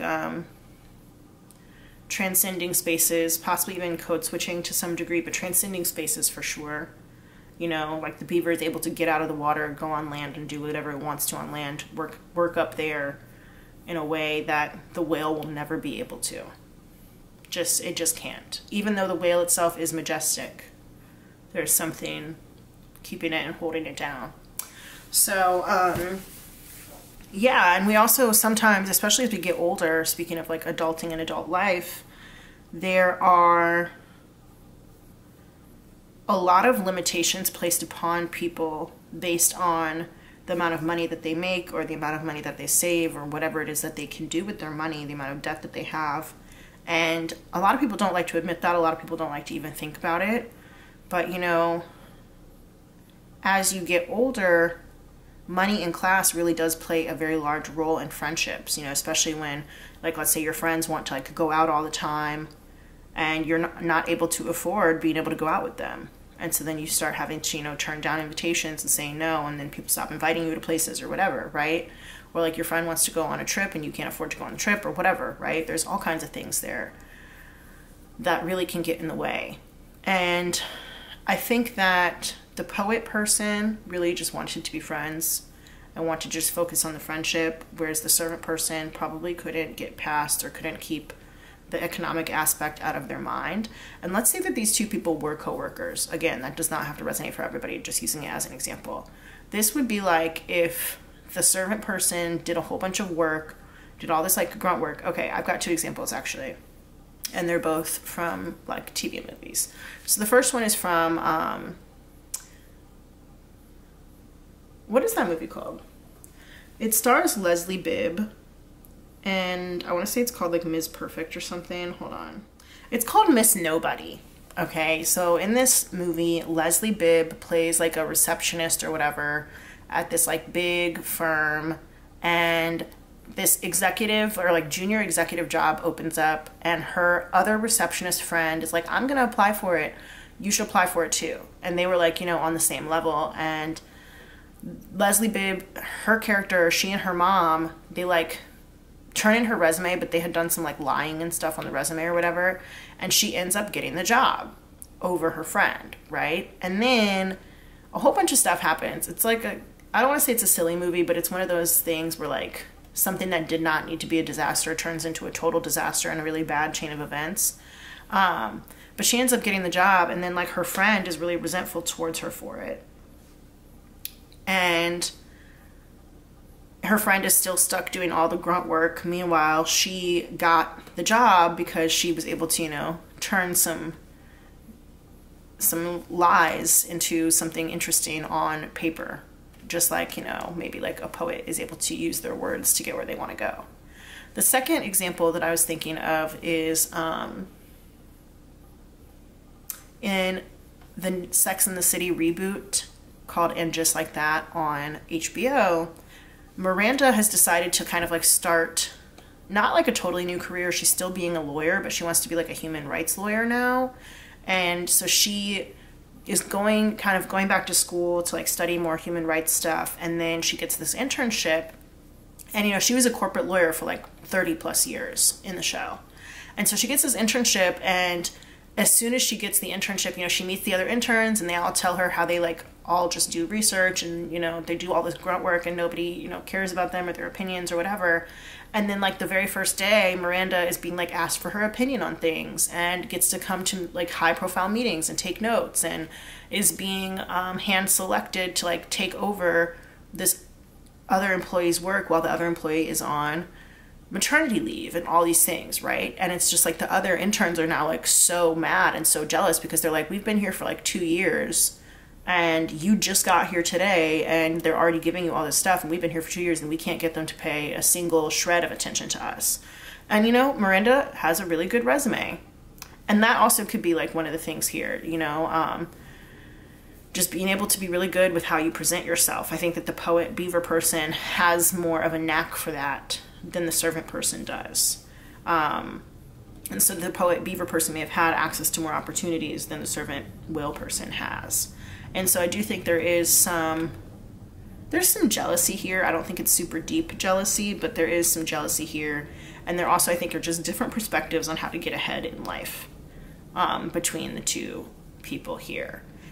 Again, I do think that these people were able to have a lot of fun together, but I think that maybe the servant whale person took certain things that the poet beaver said as like digs, or as like maybe even like microaggressions, but not like racial ones, more like monetary or class ones, when the poet person probably didn't mean it that way.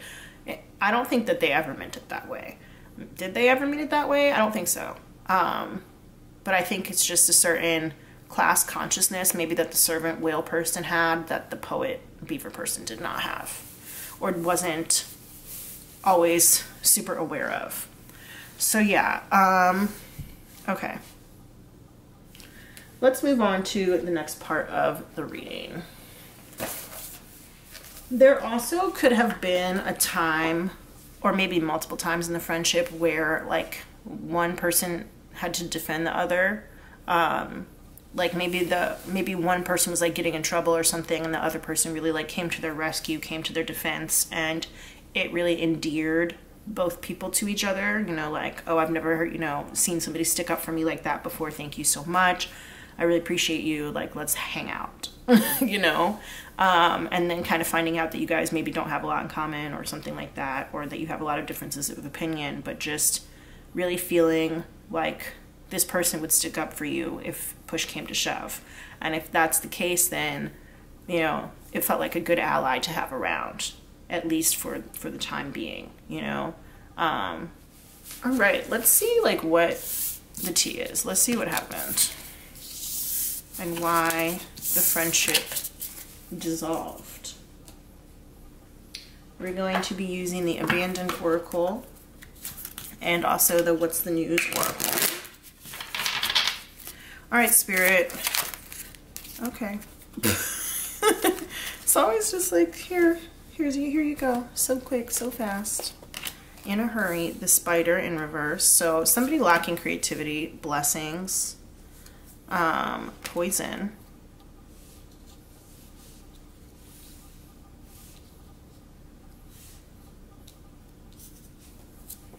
The Beggar. That card came out in pile 1. Was it pile 1? I don't know. I'm gonna have to find out. Actually, I'm pretty positive it was not pile 1. The Sculpture, that also came out like literally in the exact same positions. It was the Sculpture to the left, to the right, excuse me, of the Beggar. And then Refusal. So let me go find out what pile that came out in, because you may have messages there too. Pile 2. Yeah, that happened in pile 2. And then Refusal came out, I want to say, in pile 1. Yeah, Refusal came out in pile 1. Okay, so, anything else from this deck? Anything else from this deck about why the friendship ended? Why the friendship is over now? Okay. Let me go ahead and get from What's the News Oracle. But I do kind of feel like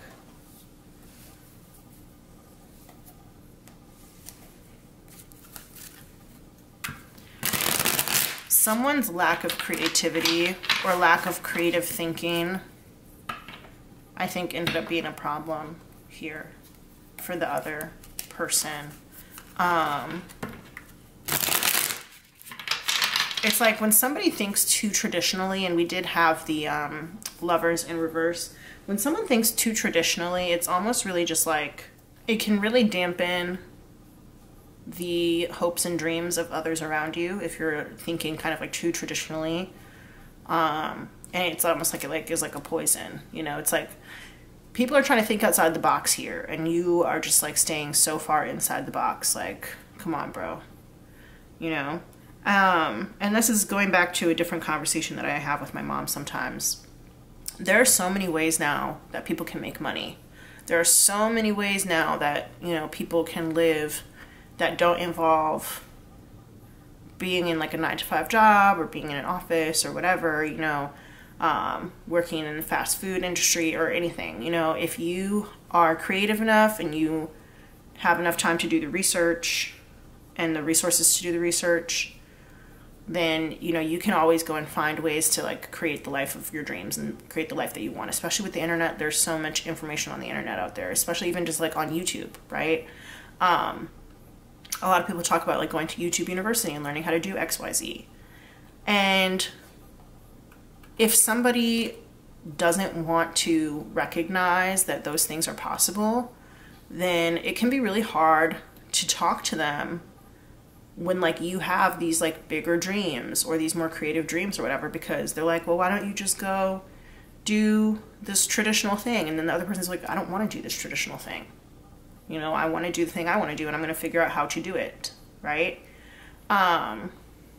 So yeah, I kind of feel like the mindsets between these two people are ultimately what led to them kind of like breaking up. Yeah. Now I'm thinking about this song called, it's by T.I. What is it called? It's called Check, Run It. Okay. And he says, no broke shit in my life because I'm scared shit could rub off on me. I'm superstitious, no lie. So, yeah. Also, when Blessings came out, I immediately thought about Blessings by Big Sean. But I do kind of feel like the mentalities between these two people are part of what kind of ruined their friendship, because one person just didn't have access to the bigger picture. I didn't want to say they didn't see the bigger picture. I feel like they did see the bigger picture. They just didn't have access to it for some reason. And if they did have access to it, it was like their mind kept them from actually accessing it. The sculpture just makes me think about something being super set in stone, maybe being set in their ways. And also that song where they're like, she got a body like a Benz. I want to drive it once again. Who's that, Wale? I don't know. Yeah, I think it is Wale the Body, maybe. Yeah. Is coming through. So, I don't know. There's a lot of like just hip hop references coming through right now. Let's see what else comes out. Hospital visit. Simping. Sprung on that ass. This deck is so funny. This deck is like actually hilarious. And I like it because I kind of feel like it can tell us like the actual exact pinpoint. Whereas like these cards can give me like, you know, the background information, but these give me like exact examples of what happened. Shots fired straight to the heart. Makes me think about that song by Bon Jovi. Shot through the heart and you're to blame, darling. You give love a bad name. You played your game. You give love a bad name. Let me rearrange these before I go any further. All right, we got been sleeping on the couch. Ooh, interesting. Somebody might have some medical debt and may have either needed somewhere to stay or maybe lost their home, possibly due to some violence or something like that. And then we have here, confused man wasting your damn time in reverse. All right, so the two things I'm getting, one, like I said, somebody could have had some medical debt or could have had like a medical scare or something, and maybe they didn't have insurance, or maybe they just didn't have proper insurance needed in order to take care of themselves. And the other thing is that maybe one person said something to the other person that made it, it was like a sick burn is what I'm sorry, I don't mean to laugh. I just think that that phrase is so funny. That was like a huge burn about the other person's like financial situation or something like that. And basically it caused a rift where like the other person was like, yo, you got me fucked up. Like if you think you're about to be talking to me like that. I don't have time for this. You got me fucked up. Yeah. Strippers are coming through a little bit. I don't know why, but pile 5 always seems to have strip club vibes. At least just a little bit. Just a little tiny bit. There's always some sort of strip club vibe. This card here is simping with the Nikki. I just said the Nikki. If anybody watches 90 Day Fiancé, we're on season like 10 right now, and there's a couple of people on there. The girl's name is Nikki, and her fiance's name is like Igor, but she calls him Justin. And his English is like decent, but he calls her the Nikki a lot. And she does kind of have like that look of a little bit like sex worker. Yeah, there also could be some anger here between the people in this friendship or in this former friendship because of maybe somebody got plastic surgery or got a lot of plastic surgery. It might have even just been a little bit of plastic surgery, and the other person kind of made fun of it. Specifically, I'm getting like ass shots, that kind of thing. But it could have been any kind of plastic surgery.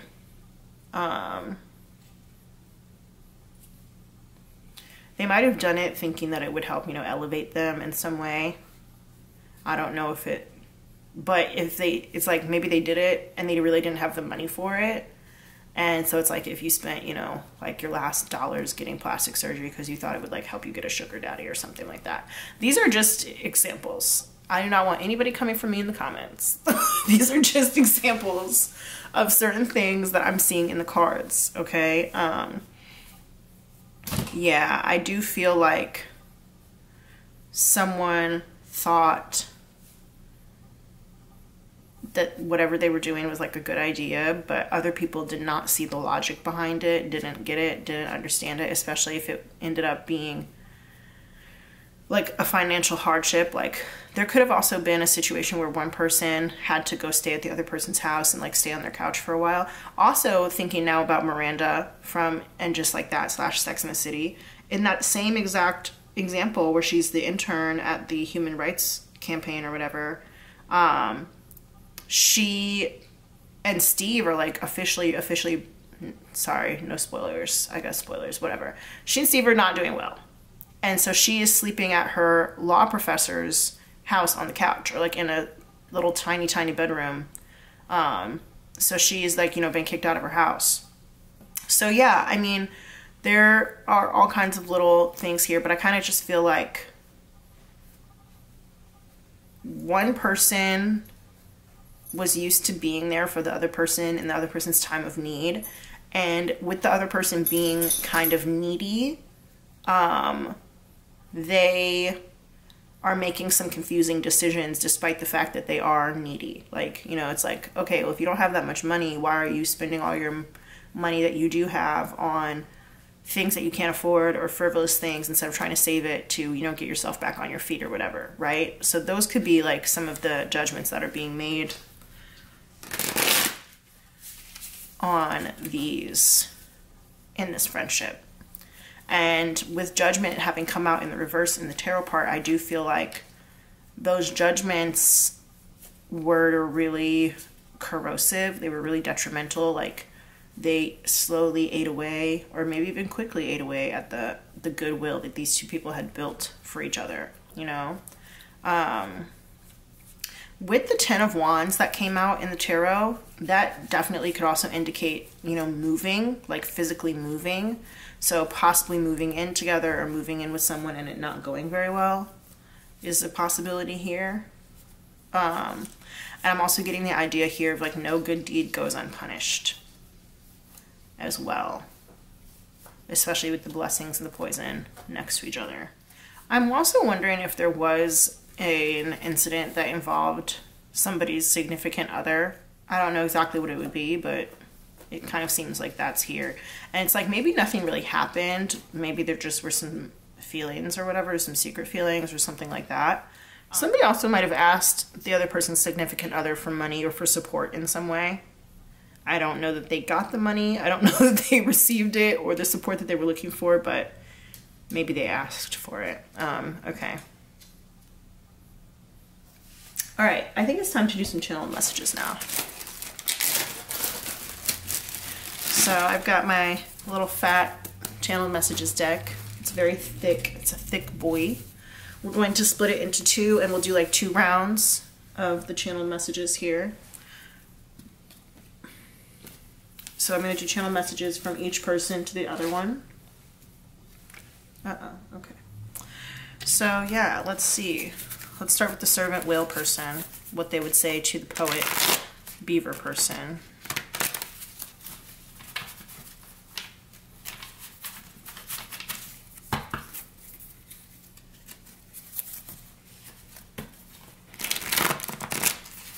Yeah, and I'm also getting here with the sculpture and the beggar, definitely that there's like a difference in stability between these two people. Like, this one person was very, very stable, put up on a pedestal by somebody, possibly by the other person in this friendship, but maybe just by a lot of people, because that body like a Benz is coming through as well too.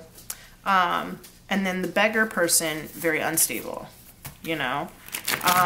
Body like a Benz is also hinting to me again at the idea of plastic surgery, so I don't know what that is about.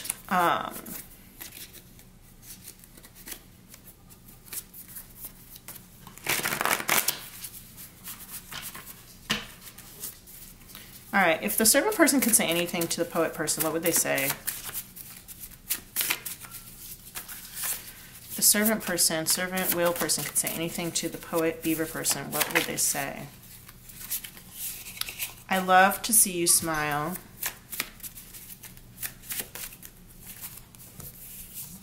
Thank you for all that you do for me. I don't deserve this. So yeah, they are really appreciative, but they don't feel like they're deserving, which could be that like mindset issue that we were talking about before. I'm not as good as you think I am. Yeah, they have some self-esteem issues for sure. I have issues with codependence. Thank you. Very grateful. I'm secretly romantically in love with you. That has come out in a lot of the piles. So sexuality really is on a spectrum, you guys. You never know who might have romantic feelings for you. And maybe they, you know, just like can't talk to you anymore because of it or whatever. I've been as honest with you as I can be. I want to be like you. I was getting a little bit, I talked in another pile about how there's like some kind of like single white female / the roommate energy. If you guys have never seen those movies, it's basically about somebody who gets kind of like obsessed with their roommate or same-sex friend and kind of tries to like be them and like take over their life. So in this situation, it could be that like this person really admired the other person's body and like wanted to, you know, get surgery to look like them or something. That's just an example. That does not have to resonate with everybody. But yeah. I'm scared of you. And also with this feelings card here and all the little cards that came out, like all the mixed feelings, I feel like this person, the beaver person, felt like it was just friendship, but the servant whale person kind of felt like it was a little bit more than that, or wanted it to be a little bit more than that. Let's start over. I'm unable to come forward right now. I'm disappointed in you. Let's see where this goes. What else would the servant whale person say to the beaver poet person if they could say anything? Anything else? All right. Yeah, let's see. There's something else that wants to come out. There it is. I'm out of your league. Okay. All right, let's see. What would the poet beaver person say to the servant whale person if they could say anything? What would they say?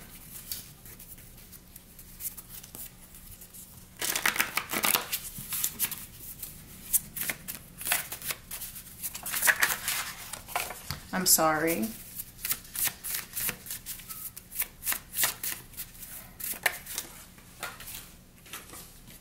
You're the worst thing that's ever happened to me. Oof. With poison, I mean, being poisoned definitely seems like it's the worst thing that ever happened to somebody. Okay, now I'm wondering if somebody actually literally got poisoned. With like poison here in hospital visit, simping, that kind of thing, shots fired, poison shots, lacking energy, sleeping on the couch. I'm also getting, again, I brought this up in another pile, I don't remember which pile it was, but Killers of the Flower Moon. Oof, if you guys haven't seen that movie, definitely go see it, but poisoning was like a big storyline in there. Yeah. This could have been like a situation where somebody was literally like so jealous of what the other person had that they literally tried to take it from them by any means necessary, which is like crazy. Okay. Time wasn't on my side. You need to move on. I'm up here and you're down there. That can mean a lot of different things. That could talk about distance. It could talk about the whole thing about like being out of each other's league, different social brackets, tax brackets, that kind of thing. I'll do anything to get what I want. What did I just say? I said by any means necessary. That's crazy. What else would the poet beaver person say to the whale servant person? We got, I need more support. The distance is getting to me. There we go. I just said distance. I've been dreaming of you. I'm scared. So both people are scared. This one said I'm scared of you. This one just said I'm scared. It hurts that you chose someone else over me. I'm too afraid to voice my feelings. I'll never forget you. I'm scared of what's about to happen. So there's a lot of fear here. I want to sit around and do nothing with you. You make me nervous. You are so beautiful. Our bond is so special to me. This is serious to me. I just did what everyone else was doing. I'm pushing you away. I don't like who/how I am. You need to step it up. All right, let's get the other half of this deck. Get some more channeled messages here.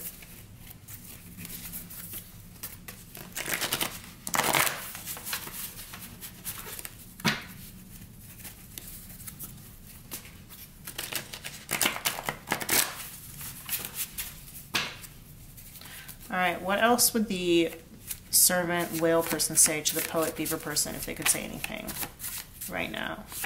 Stay in your lane. I'm not ready. I'm excited for our future together. You think you're cooler than me. I'm sorry I hurt you. So both people have apologized or would like to apologize.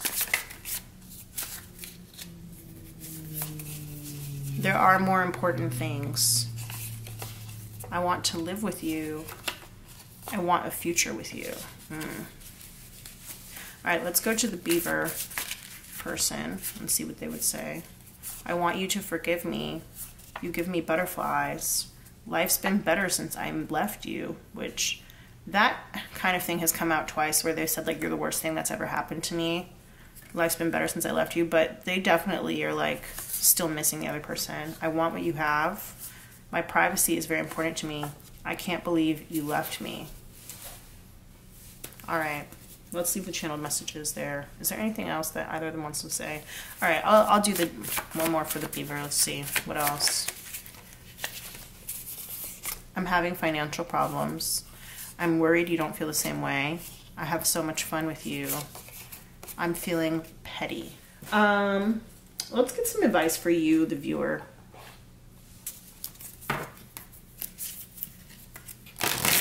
As to how to move forward from this connection, how to have your closure, where to go from here. What do we do now? By Charlie Houston coming to me right now. Whoa, whoa, whoa, whoa, whoa. Okay, we're gonna take them all, I guess. We've got health. Allow me, divine, to be tender and accepting of my body, no matter what ailments I may have. May I always know it's doing the best that it can. Help me be a loving ally and friend to this sacred form. So yeah, whoever was having health issues, they're saying be gentle with yourself. We've got courage. Divine courage is not the absence of fear, but a nudge that says keep going. Do it. Don't worry. All will be well.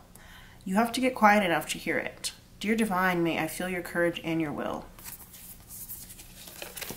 True love. Your wholeness and safety lie within, not from a partner. But this sovereignty actually leads to the deepest intimacy for you to stop using others. So this idea of using other people, especially for money with the beggar coming out here.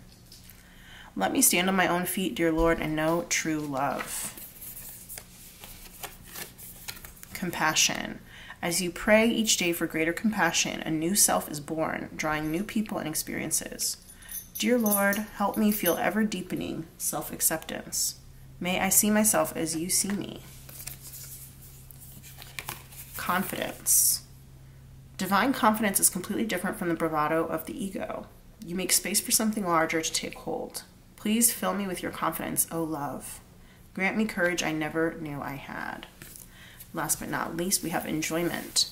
Striving and pushing makes life into endless hard work. Yeah, that's definitely, I mean, both these people, like I said, are hard workers, but I feel like this is leaning more towards the servant. The more you're inviting love to take over, the more enjoyment comes. Allow me to enjoy this life, dear Lord. And I do feel like that is the lesson that the servant was meant to learn from the beaver, is that it's okay to enjoy life. And kind of like I talked about at the beginning with the whole thing with Princess Tiana, and, you know, her not taking any time to enjoy life. All right, so last but not least, we're going to get one of the Chakra Wisdom Oracle cards here. It does come with like a little story, and I feel like the stories have been very enlightening for each of the piles. So I want to get some advice for the viewer who's watching pile 5. What advice do you have? Trickery, interesting. Let's see what this one has to say. And I did talk about, you know, people being manipulative, feeling judged, judgment. So let's see what this has to say. This is the heart chakra. Notice here that there may be manipulation because of fear of being rejected. There is no evil intent, only a deep desire to be loved. This card may also indicate that you should practice asking for your true heart's desire rather than fearing someone else's resentment. That's just some advice. Let's go actually read the story. The story is called Kelly the Green Dragon. Kelly the Green Dragon has one jumbo-sized acorn to get him through the winter. Squirrel spies the huge acorn and decides he just has to have it to win the forest's annual acorn contest. To tempt Kelly, he fills a basket with rocks and scatters the tiny acorns he has collected on top. Kelly feels the weight of the basket and steals it, allowing Squirrel to grab the single acorn. But they both lose. Kelly now has less food, and Squirrel is disqualified from the contest for cheating. During trying times, things may be easier if you ask for help. Don't be disappointed if assistance does not come from the place you expect. The personal inquiry behind this card is, am I afraid to tell the truth? How does that fear make me manipulate others? What do I really need to say? So the key ideas behind this card are dance of scarcity, coveting possessions, vulnerable heart, self-honesty, accusing others, and hidden motives. Keywords are vision, honesty, and greed. So yeah, I was picking up on that with the idea of, you know, somebody maybe really wanting what the other person had, and I think that that even came out. It's literally right here. I want what you have. So yeah, jealousy is a disease, as Nicki Minaj says. Die slow. But it really can ruin friendships, you know, especially if you feel like you can't ask for the things that you need, and you feel like you have to be deceptive in order to get them, or if somebody feels that way towards you, you know. So speak your truth, follow your true heart. We had the Lover's card come out in the reverse before, and that's about doing things in a way that is not, you know, super true to you. So your advice here is to speak your truth with confidence, and also to pay more attention to your health and to enjoy life. Enjoy life to the best that you can. Don't forget to like this video and to subscribe to my channel. Thank you so much. If you made it all the way to the end, leave me a little dragon emoji down in the comments, or if you want to tell the story about you and your friend, I am definitely down to read them. I love you. I appreciate you spending your time with me and you being here with me. And I hope that you have a wonderful day, night, or evening whenever you are watching this. Love you, and I'll see you in the next one. Bye.